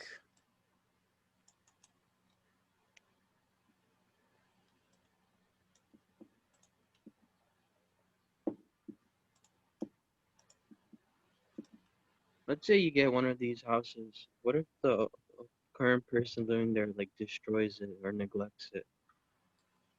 What if they burn it down? How much is a lot, a buildable lot worth, especially if it's in a desirable area? But let's just say it's in your average town. What's a buildable lot worth? How much will a builder pay for it to build a house on a buildable lot? $150,000, $200,000. How much are you paying taxes? You still gonna make money on it? So if they do a little damage in the house, who gives a shit? Sell it to somebody who's gonna be a fixer flipper that's gonna put a little sweat equity into the property to try to make money. God knows there's tons of them. I have a question. Doesn't the mortgage company get most of that anyways? Because if you owe mortgage. Oh, hold on a second. You're assuming that the mortgage company finds out about it. Okay. You're assuming that there is a mortgage. Yeah. Okay. Well, let's just say that there is a mortgage on the property still. If the mortgage company does not find out about it, if they don't keep tabs on the taxes being paid, which taxes do not need to be included in your monthly mortgage payment. Correct. Yep. But if it is included in the monthly mortgage payment, the lender should have been paying the taxes. So maybe the lender had a lot of foreclosures on their books, and they're not paying. They don't got all the money to pay all the taxes on all these properties. So to keep maintaining them, because those still have to pay them. So they got an asset manager there that's supposed to be managing all their assets and stretching them out and paying them at the last possible moment. They're only human.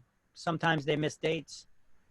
I've seen it happen where even a bank-owned property lost the property because they did not pay the taxes on it. Then it's a write-off for them. Wait, so for the example that you gave where the guy made $490,000, right? The tax was only 15 plus the $5,000 for attorney fees. So that's only 20,000. So how did he walk away with 490? What about the mortgage company? No. I sold the property for 490. He paid off the mortgage company and took the 20,000. No. Mortgage company doesn't get paid anything. Oh. Why not?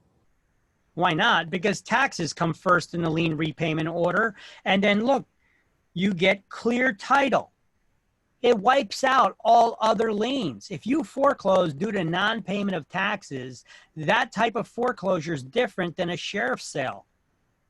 You go to a sheriff's auction to buy a property that somebody didn't pay their mortgage, weren't paying their mortgage. There may still be other outstanding mechanics liens, tax liens on a property. You could get an investor that goes to a sheriff's sale, buys a property, then you foreclose on them due to non-payment of taxes. That's why if you're going to be purchasing properties at mortgage auctions, you know, the sheriff's auctions, you better know what the hell you're doing. Tax auctions, not as risky. You come first in the lien repayment order, and if you foreclose, you wipe out all liens that are on that property. You get the property free and clear. None of those other liens need to be paid off. You remember those commercials? There used to be this crazy guy on TV years ago before he got locked up and put in jail, but he used to have these commercials all the time on TV for all these get-rich-quick things, and not the guy with all the question marks on his outfit, but there was this one guy, John Commuta. He always used to have these commercials that said, buy my system. I'll show you how you can make a fortune in real estate. I'll show you how you can get properties like this. And he'll show pictures of all these properties. And this is legal in all 50 states. There's something like this. I'm going to show you how you could do it, how you can invest, and you could invest in tax lien certificates. I'm going to show you the secret on how to do it, how you could invest in this and get properties free and clear for as little as $300. And I'm going to show you how to do it. You just got to buy my $2,000 system. But wait, you can share. If you buy it today, you could split that with a friend and you'll both get my system. So it'll only be $1,000 each. And I'm only charging $345 for this class and giving you these resources. Maybe I should jack up my prices. I'm just including this as another bonus extra, right? By the way, did anybody find any money in the state's system there? Nope. I did. I had found $75. $75 is better than nothing. It's found money. Yeah, right? yeah. It was awesome. Yeah. Hey, look, you find a quarter on the ground, you're smiling. You got a pep in your foot. You know, the guy found $75. Hey, it's found money. You know. All right. So here's this website, realauction.com. You're gonna find that this is a software company. All right. Look, if we go to the homepage too, I gave you the exact link in the slideshow. But look, you're going to go to this website. You're going to see, if you just go to the main website, you're going to see that this is a software company. They make all kinds of software for taxes and foreclosure and tax liens and all that. If you click on client sites, it takes you to that exact link that I gave you on the slideshow. And then all you do is you see this one, tax lien auction software. You're going to scroll down to New Jersey. And it'll show you all the counties in New Jersey. I'm sorry, all the municipalities. All the counties in New Jersey. No, the municipalities in New Jersey that are doing the tax auctions using their software. If any of the municipalities you're interested in are not using their software and not listed here, contact that tax collector's office in your municipality. There's a lot of them here, but this is not 550 municipalities listed here, but there's a lot of them in New Jersey use this particular tax auction software. But if your municipality is not listed or one that you're interested in investing in is not listed here, then contact their tax department where the taxes are paid and ask how do they handle their tax sales? How do you get on their list? Some municipalities are still on snail mail. They put you on a mail. Some of them put you on fax lists. They fax it to you. Some of them have it on their website. They don't use any fancy software like this to manage it. Okay. Do you have to have your real estate license in order to do this? No, not at all. You got REITs, real estate investment trusts that go there. If you ever go to one of these auctions and you got one guy bidding on all the properties, I bet you he works for a REIT. And they got They got tens of millions of dollars and they're going to buy them all. Okay, so just stay back, let them buy them all, and then approach them about the property that was interested. Say, how much would it cost if I could buy that tax certificate from you? You'll pay them basically the money they paid in, plus a little bit of the interest up front. Okay. And because that's all they're there for. They're there to make some money. You know, they're planning on reselling them. They're not planning on holding on to them all, hoping that the homeowner pays back or foreclose and then have to deal with reselling properties, even though they can make a lot of money that way. They plan on buying them and reselling those certificates. Okay. But anyway, so here's a list. So how does one resell the certificate? Well, they just they sell it to you. They paid the money for the outstanding taxes, so you got to pay that back to them. Plus, maybe they'll tell you, well, I want so much percentage of the interest up front. I want it at 15%. Give me 5% or 10%. Then it's up to you whether you want to buy it or not from them. Is it 10% of the taxes? Yeah, 10%. Yeah, 10% of the amount. Mm-hmm. Right, but like, for example, what she had said earlier, if there's a loan still outstanding on that. Right. Don't mix the loans. Different issue altogether. Oh. Has nothing to do with the loan. Okay. This is just taxes. Any loans are irrelevant. You could have how do you own the? Look, you could have a lien. You could have a lender that steps in the last minute and pays all the money that you paid out for the taxes, plus your interest, plus your any legal costs of filing fees that you may have incurred. And if that's the case, well, you got your money back, and then more money than your bank accounts are paying you. Big deal. Okay. You were hoping for getting the house, but sometimes it happens. But still, you're still making more money than your bank would be than you would be in your bank. You know. That's the worst case scenario. You get all your money back plus an incredible amount of interest. But you don't really own a property. You just you don't buy until the you tax. foreclose. What's and you can't that? foreclose until you own until you give that homeowner 2 years to pay you back. Oh, 2 years that they pay you back. If they don't pay you back, then you Yes. own it. Look here. Let's go back to the slideshow. Yeah. What did the slideshow say? The winner gets a tax lien certificate. Not entitled to occupy or use the property at the end of the auction. Right of redemption. Here we go. 2 years redemption period to pay back. So for private investors, and that would be you. You're a private investor. So that homeowner would have 2 years to pay you back all the money plus interest. And if they don't, then you could move forward with foreclosure on them. Oh, I see. Okay.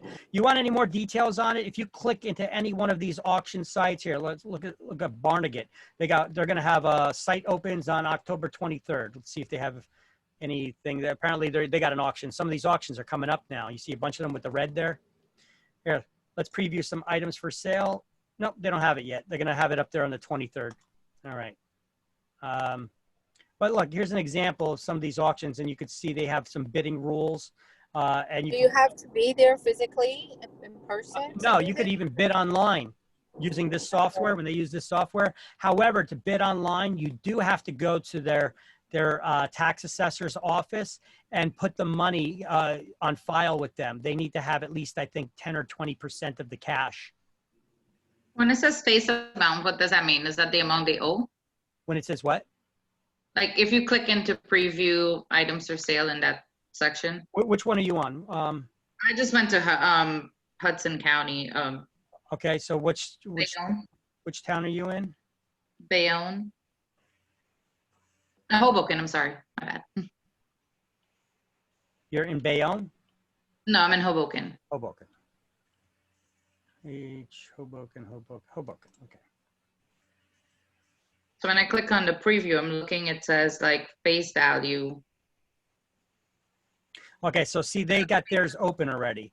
All right, so you see this one, status unavailable. Apparently this property, this person may have paid back the money, or it's temporarily, well, the charge type is for taxes, but it's unavailable right now.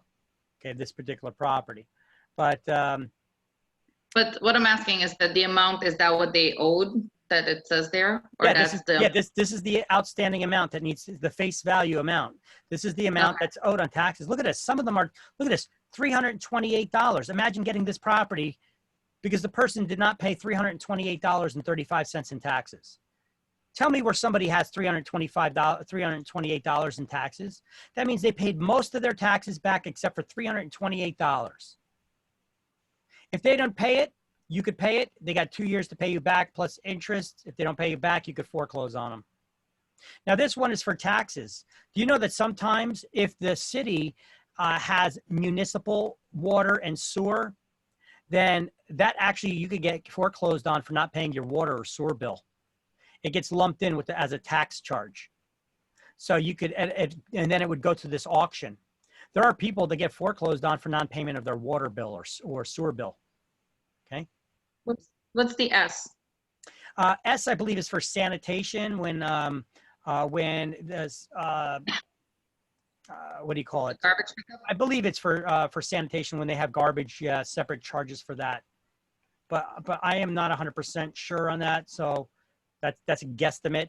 You would have to check with their codes, go back to their previous page, and they have their bidding rules and stuff, or the training information, and it'll tell you about their codes that they have, other information that you need to know for that. Okay.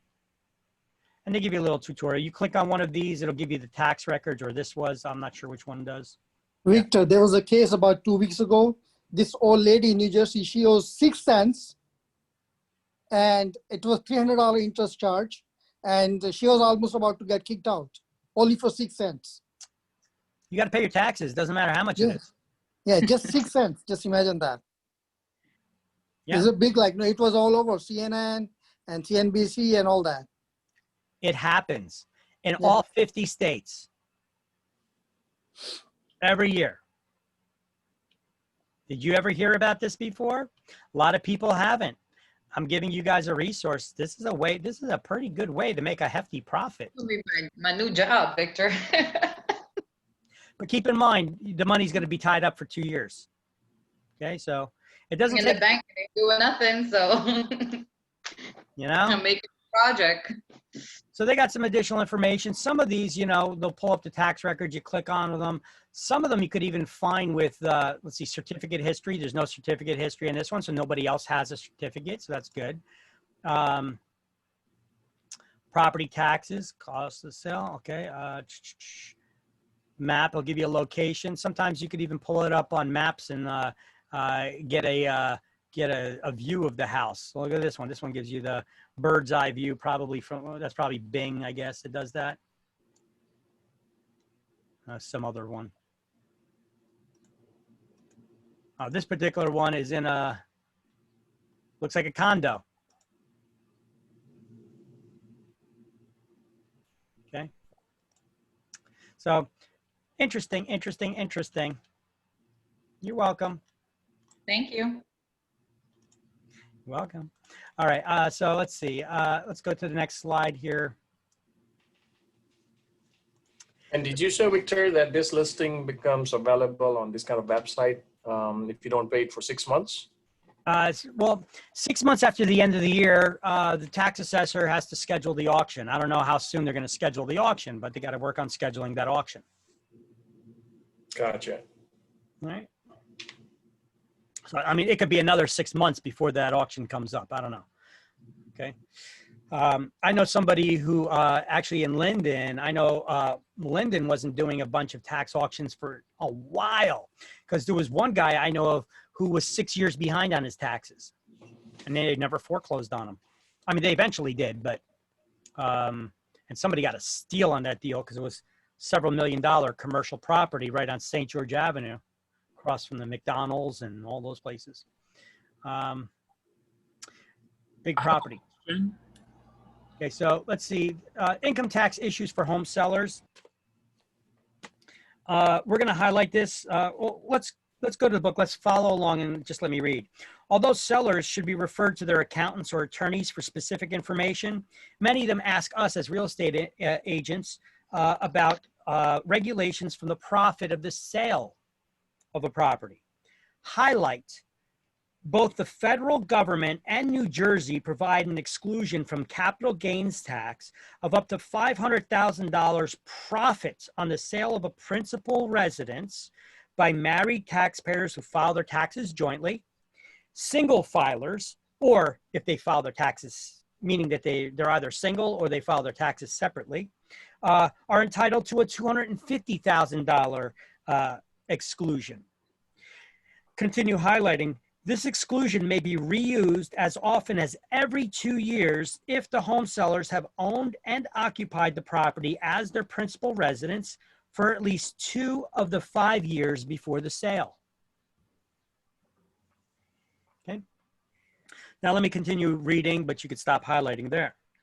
In the case of a couple, only one had to have owned the residence, but both had to have occupied it for at least 2 years.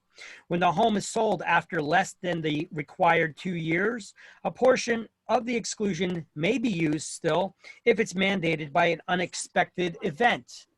Now, unexpected events are like hardships, like they're forced to sell due to a hardship, like job loss or transfer, health reasons, death, divorce, or multiple births. The IRS would consider as a good excuse to still be able to sell it early and get some sort of deduction. So what does that mean? That means that if I bought a property for $250,000, I'm a single guy. If I bought a property as an investment, I bought it for $250,000, and it increased in values. I lived in it for at least 2 years, and I go to try to sell it, and I sell it, it's worth $500,000 now. How much profit is there? $250. I pay 0 state or federal income taxes on the income from that sale. Because you lived in there for 2 years. Because it was my primary residence. So you pay, if you lived in that property 2 out of the last 5 years, single filers get a capital gains tax exclusion for state and federal income taxes for up to $250,000. Married couples filing jointly, it's $500,000. But this is not for investment properties. These are only for your primary residence when you sell it at a gain. Now, some people may be like, oh yeah, but if you're moving out of state, they still get you because they hold 3%, 2 or 3% of your money, right? Well, no, that's just to make sure that until they've confirmed with the IRS that you haven't used the property as a rental property, that you have not been paying income taxes on, okay? They don't want you moving out of state, which includes out of country, and not paying any income on income tax on an income producing property. So they'll hold on to that money until it's shown that it was not used as that, or that all your taxes have been paid. All right. How would they prove it? I don't know. I don't deal with that. Person does with their taxes and their attorneys and all. Well, they could check with the town to see if it was a registered rental property or not. Or you could certify it in writing that this was a single family house. It was not rented out. It was our owner. We lived in it. It was our primary residence. Okay, turn the page and highlight first-time home buyers may make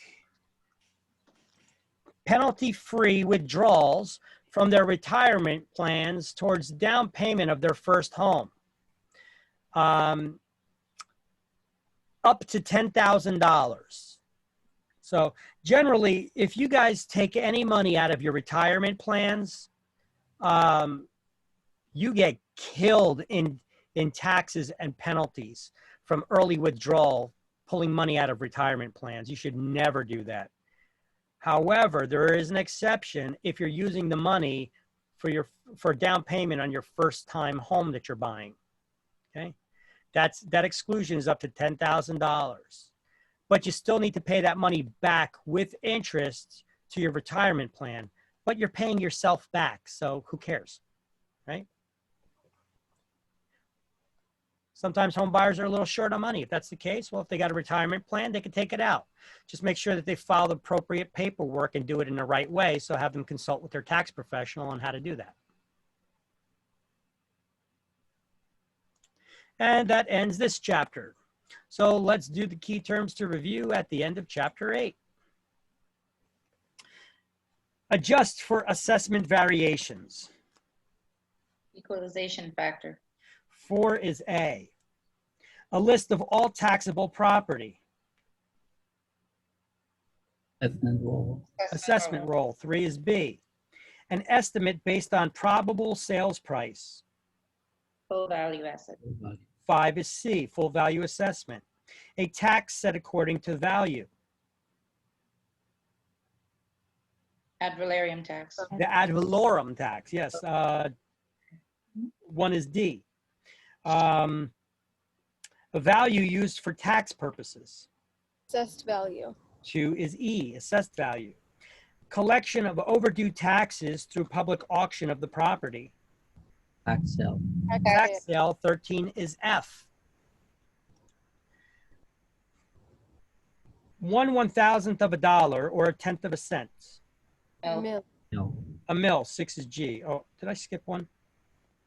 Collection of overdue taxes through public auction of property. Did I do that? Yeah. Yeah. Okay, 13 was F and 6 was G. Seizing of property through for unpaid taxes. Tax foreclosure. Tax foreclosure. 11 is H, tax foreclosure. A reassessment of all the municipalities' ratables. Revaluation. 9 is I, revaluation. Municipalities' financial claim against real property. Tax lien. 12 is J, tax lien. A rateable, a taxable property. A rateable. A rateable. So 7 is K. Tax on property directly benefiting from an improvement. Special assessment. 10 is L, special assessment, and time in which a foreclosed owner can regain the property. Redemption period. The redemption period. 8 is M. And what's the redemption period for tax lien certificates bought by private parties? And environmental issues. 2 years. Years. And that concludes chapter 8. Dun dun.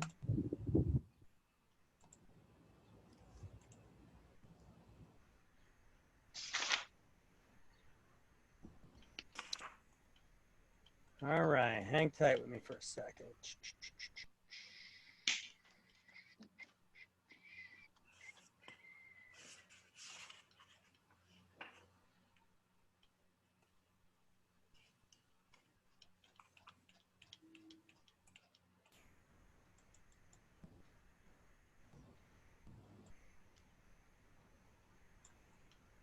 Yeah. Okay. Da, da, da, da, da.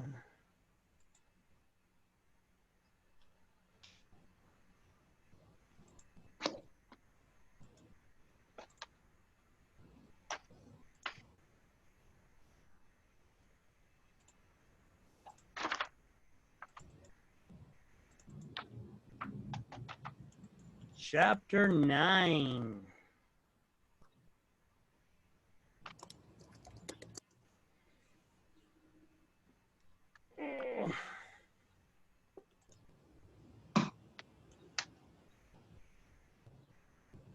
So we're going to be able to start this chapter. We're not going to probably be able to finish it. We only got a half hour left of class today. So, but we will get started in it nonetheless. Okay.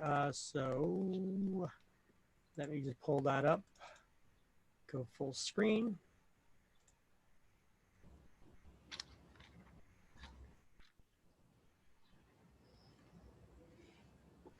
All right.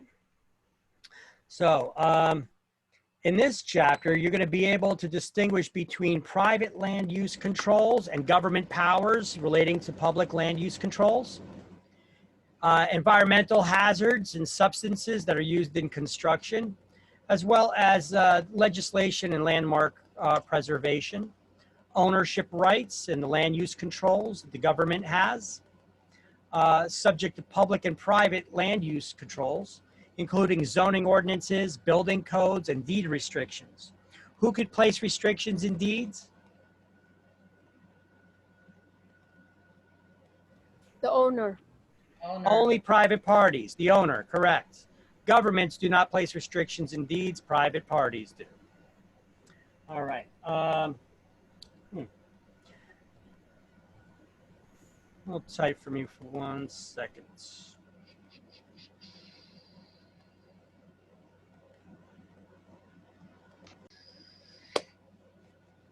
Land use controls and government regulations. We're going to go to page 130. And we're going to start off with deed restrictions. So restrictions can be placed in deeds by private parties, not by governments. Governments have their own powers that they could restrict how we could use our property. Now, restrictions placed in deeds are called restrictive covenants. These are the legal promises. Illegal restrictions in deeds that violate the law, they're not enforceable. So if you find any old deeds out there that have restrictions in them, well, those restrictions are not enforceable. Only the legal ones are. So any discriminatory restrictions or ones that say that you can't sell the property, you got to keep it in the family, those are too restrictive and they're considered illegal. Restrictions can be placed with time limitations on them or based on a happening of a certain event. Till the kid graduates college. If he doesn't graduate college, then the property comes back to me. But, you know, you could give all kinds of, we spoke about deed restrictions before. Deed restrictions run with the land. That means that they pass from one owner to the next, and they cannot be removed except by the person who put the restriction in. Perhaps maybe a court or their heirs, depending on the situation. Now, who can enforce restrictions placed in deeds? The owner of the property themselves, a subdivider, which would normally be the owner, but not always, remainder man, heirs, or neighbors. I know it doesn't say all that in the book, so we're going to write owner, remainder man, and heirs under enforcements. But here, let's first do this. Go to private land use controls at the top of page 130, and we're going to highlight deed restrictions are placed on property by private parties, not by government.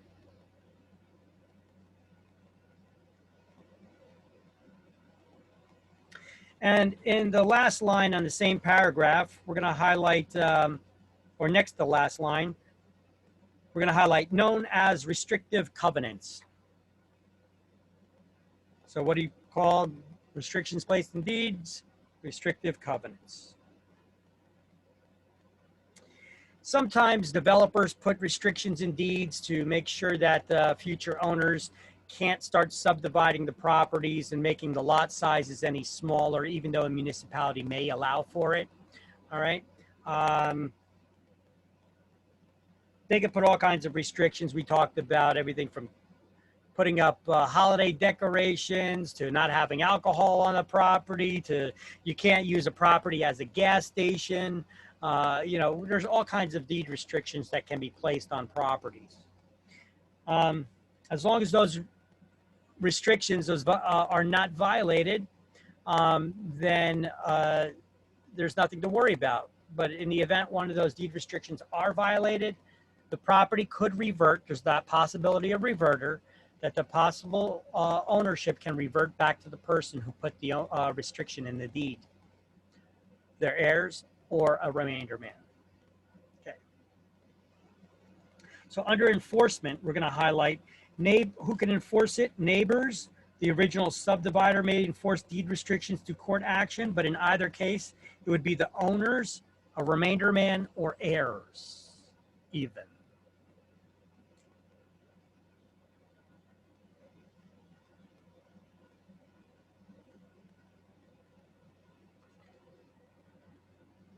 Okay, so you guys write that in there, highlighted that, added owners, remainder man, and heirs.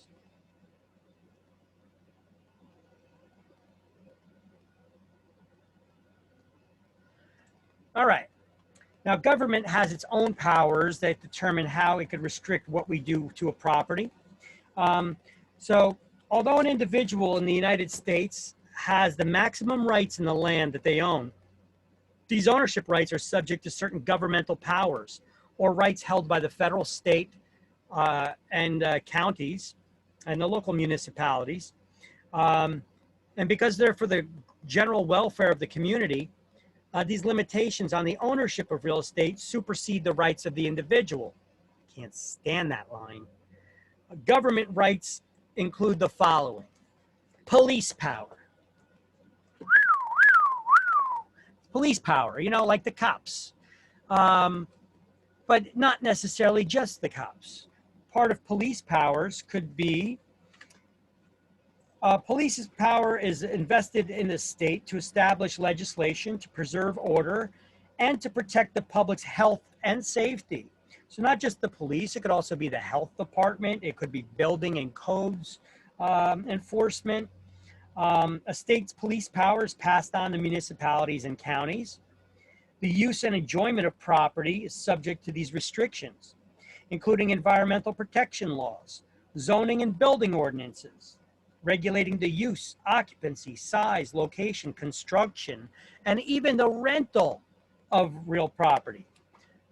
You know that you can't rent your property without a permit? If you want to rent your own house, the government, you need to get permission from the government first. Why is that? Safety. It's your property. Why do you need to get permission to rent your property to someone else from the government? Who gave them that power? We did, but we elected them. We did when we allowed it to, because enough people yell out, there should be a law. All it takes is one person to be disenfranchised. Something happened, maybe something bad happened. And then, you know, you get one instance of this, and then somebody's already crying out, well, there should be a law against it. And, you know, politicians are more than happy to step up and say, oh, I'll create that law. You're going to reelect me, right? Because I'll be your hero, right? See, this is what they say. You guys, I'm sure everybody has heard sayings like this before. Don't be so quick to give up your rights in exchange for a little security, because at the end of the day, you'll have neither, right? So here is an example where we actually gave the government the power to regulate rentals. All right. Now, it's probably because there was a slumlord or bad landlord out there, or people renting properties in horrible conditions. So now they created rental regulations, okay? Before you could rent the property, you got to have your property registered with the municipality, the local government. And then every time that you change a tenant, you're supposed to re-register each new tenant. You're supposed to get the property re-inspected between every new rental, okay? To make sure that you get the fire inspection at least. Make sure all that stuff is in order. All right, so that's all part of the police power. Eminent domain is another power of the government. We're going to highlight the first sentence. That eminent domain is the power to seize privately owned property. So it's the power of the government to seize privately owned property for the greater good of the public. I'm going to put that in giant air quotes, the greater good of the public. But the owner must be justly compensated. They can't just take your property. They have to reimburse the owner for it. The process of the taking of the property through the court system is actually called condemnation. So what do we call the special court proceeding where the government takes the property for a greater public good using their powers of eminent domain? It's called a condemnation proceeding, okay? So eminent domain is the government's power to take the property. It's their right to take the property. Condemnation is the process of taking it through the court system. Okay, so eminent domain is their right. Condemnation is the process of taking it through the courts. Now, is government the only people that have the rights to take property of eminent domain? Or they're the only people with eminent domain rights? No. You got government and certain quasi-governmental authorities, such as public utility companies, land clearance commissions, railroads, public housing and redevelopment authorities.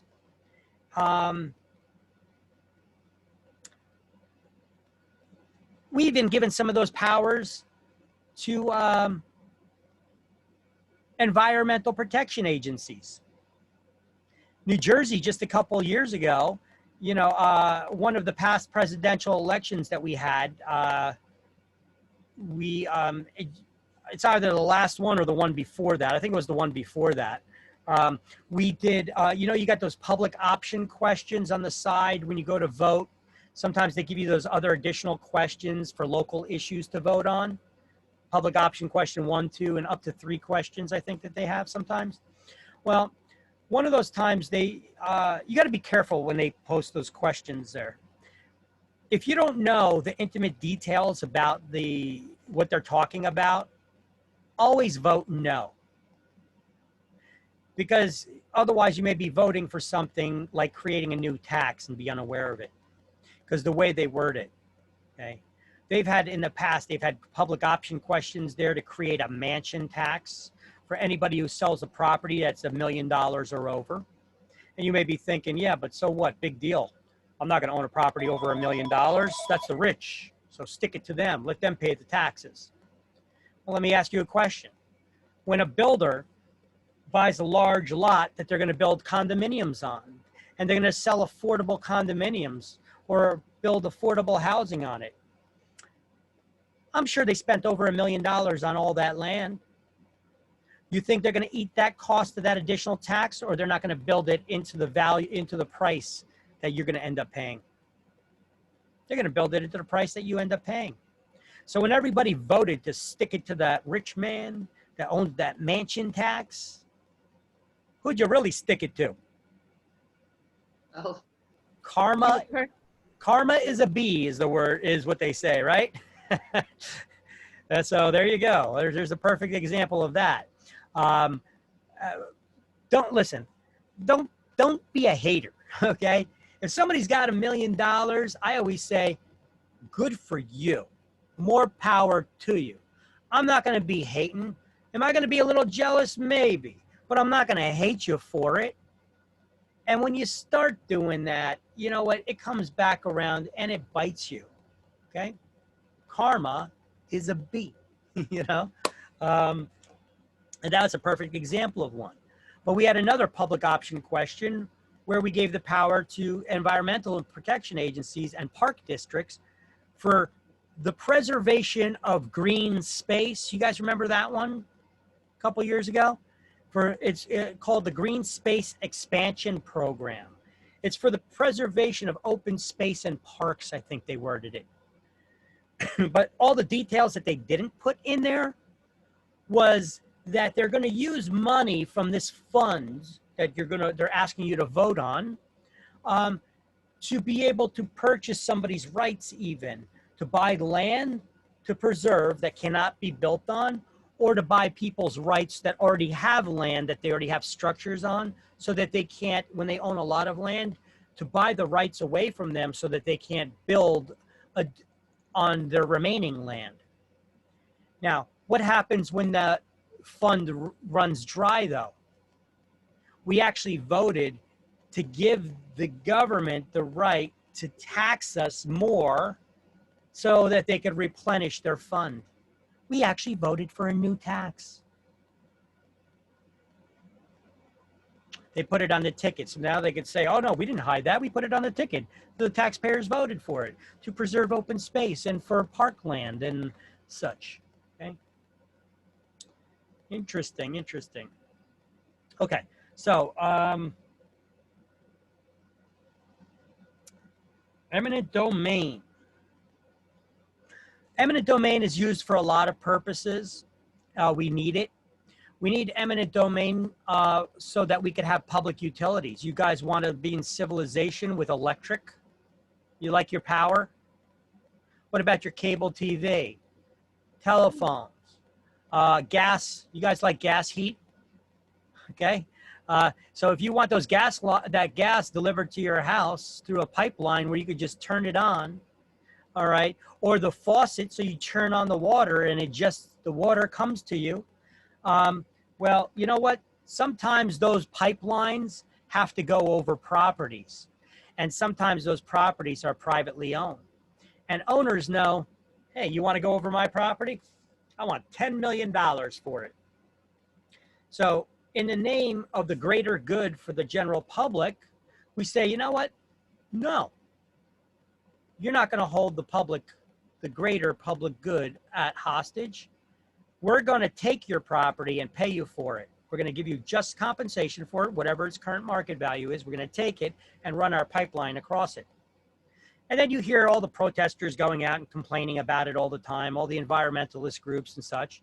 But look, if you don't want to live in society, move out to the middle of the desert, move out into where there's no man's land, right?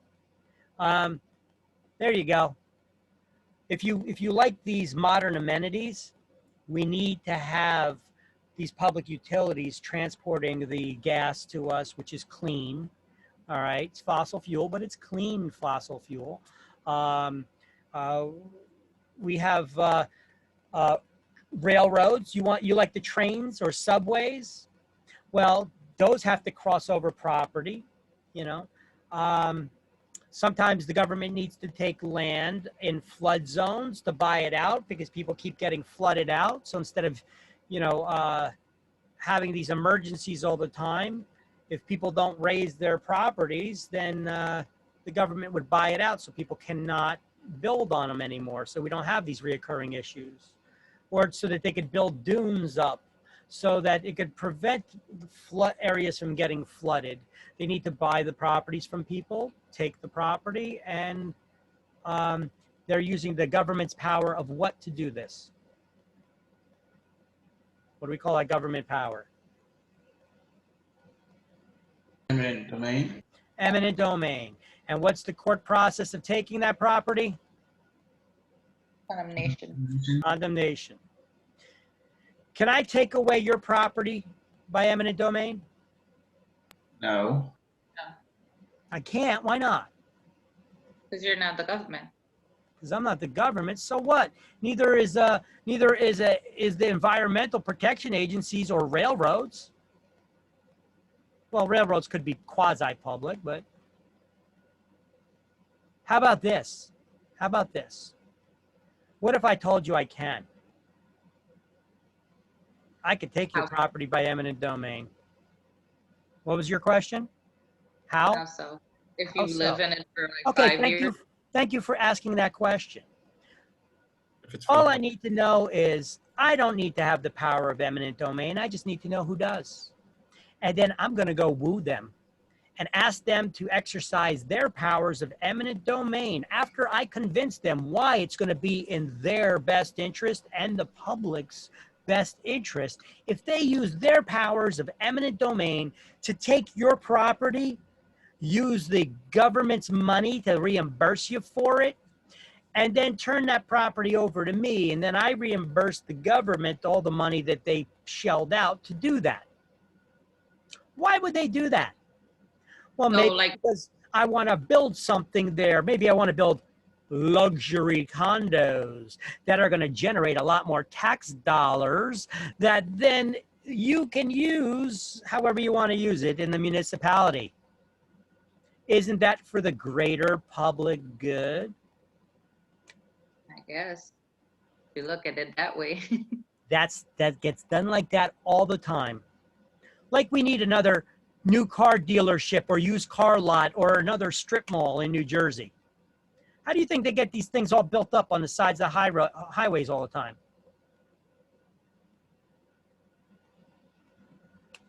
Eminent domain. Want to build a hotel? How come you need my property to build it there? How come you can't build it down the street? Well, we like your location. Well, that's not a reason. So now I could try to argue that in court and fight eminent domain. Because it has to prove that you need my property, and it has to prove that you can't put it somewhere else. Okay. How about this, to widen the highways? Have you guys driven on Route 1 and 9 in Woodbridge, Edison area. Mm-hmm. Gets pretty congested, doesn't it? Mhm. Do you know that it used to be a lane shorter? They widened it a couple years back. Now, that's going on 6 to 8 years already. I forget how long ago that was. The whole area, all the way up through Woodbridge, up to Ford's, and even in Edison, they widened the highway. They took about 15 feet of highway to put in another lane. They took 15 feet of all the property owners, not highway. They took about 15 feet of depth from all the properties of all those storefronts along the highway so that they could put in another lane. And then they actually took some people's entire properties. There was actually some houses there, right there on Route 1. They took the people's houses so that they could put those turnarounds, those clover leaf. You know how they do the turnarounds? You can't make a left turn. You gotta go around and do the loop thing. Okay, there was properties there. They tore down buildings and built those clover leaves for that. They used the government's power of eminent domain to seize those properties. Some are residential, some are commercial, for the greater good of the public, for the transportation in the area. Okay. Right. So when things like that happen, what do they give you a fair market value or above? They're supposed to. And how do they do that? They get an appraisal. And you're forced to move. But what if you don't agree with it, with the value that they put to it? You could always try to appeal it to the courts and fight it in court. Or what if you don't agree to the taking of the property? You could go fight it in court. And when the state is doing that, it's called condemnation. When they're trying to take your property through the courts because you don't agree to it. They'll first come to you and intimidate you, send you letters. We're taking your property by eminent domain and we'll pay you just compensation for it. It's needed for this reason. We're taking it. Most people are like, can't fight City Hall. So Victor, just one question here. For example, let's say, I bought this property for $400,000, right? And the value went down. So will they pay that amount, or is just going to be what is the current value of the They'll pay you whatever the current market value is. They're not paying you what. Not the loan, right? No, I mean sometimes they may pay a little bit more if it's less hassle. Just to the amount of money versus the hassle is worth it. Then they may pay a little bit more. So it will be considered for us like it's going to be short sale. For example, I own the bank $400,000. Yeah, well, generally speaking, no, they'll just give whatever the market value is because the bank would take whatever market value is anyway. And the bank can get foreclosed on too. And then what are they going to get, Nothing, okay. So things go by market value. Has anybody fought the state or the city and won? I'm sorry? Has anybody won the case? Sure, absolutely. People fight and win. Look, I know one case in Linden. In Linden, my town that I live in, in the past, we had a lot of eminent domain cases where the city was taking properties away and then turning them over to their developer buddies, whoever the mayors are at the given time, or city councils, whoever making these decisions. Actually, it was the city councils that were making the decisions up, and they were taking, I remember they took away a business, a commercial property, and it was still in dispute, and they tore the building down. After they seized the property, the owner tried to fight it. And, they tore the building down anyway. It was fought in court for years.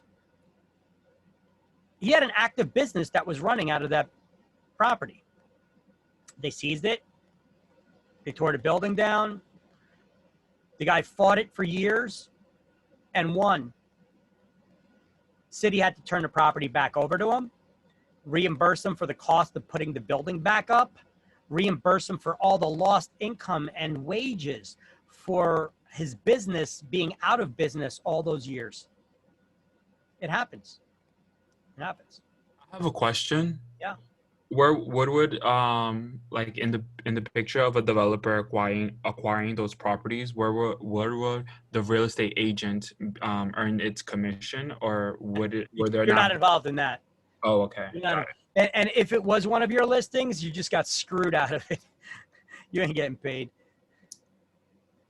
State's taking the property. State didn't agree to pay you a commission. No, for a private developer. You know, even if that's the case, private developer doesn't have the right of eminent domain. They usually partner with redevelopment authorities or somebody on the zoning board. You know, the people who have the powers to take your property by eminent domain, they have them do it and then turn it over to you. Got it. Thanks. Yep. I actually had that happen to one of my listings in the past. And it was just because they wanted to put up some storefronts along St. George Avenue in Roselle, on the Roselle-Linden border.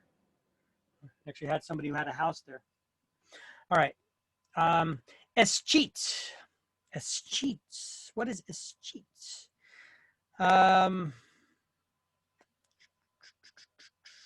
Where do we highlight escheat? Escheat. Go down to the last bullet point on page 131 on the right side of the page above public land use controls. The last bullet point above public land use controls. And it says state laws provide for ownership of real estate to escheat. Highlight escheat means to revert to the state when an owner dies, leaving no will disposing of their estate and no heirs can be located. Okay. So what is escheat? Means someone died intestate. What is intestate? No will. Died without a will. And no heirs, natural heirs can be located. And the property reverts to the state. Remember we went over that when we did chapter 20? And there's the cross-reference for the pages, page 342 and 343. We could write that here in the book next to escheat. That process was on page 342 to 343.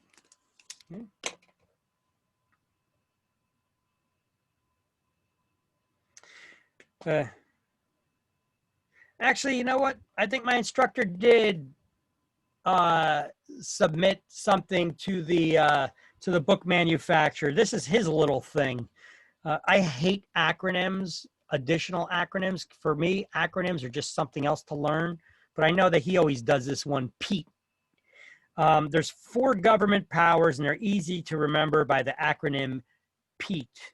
Police power, eminent domain, taxation, and escheat.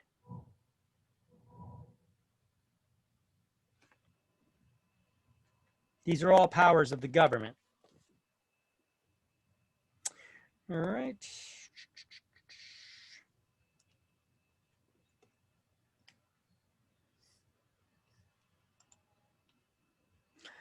And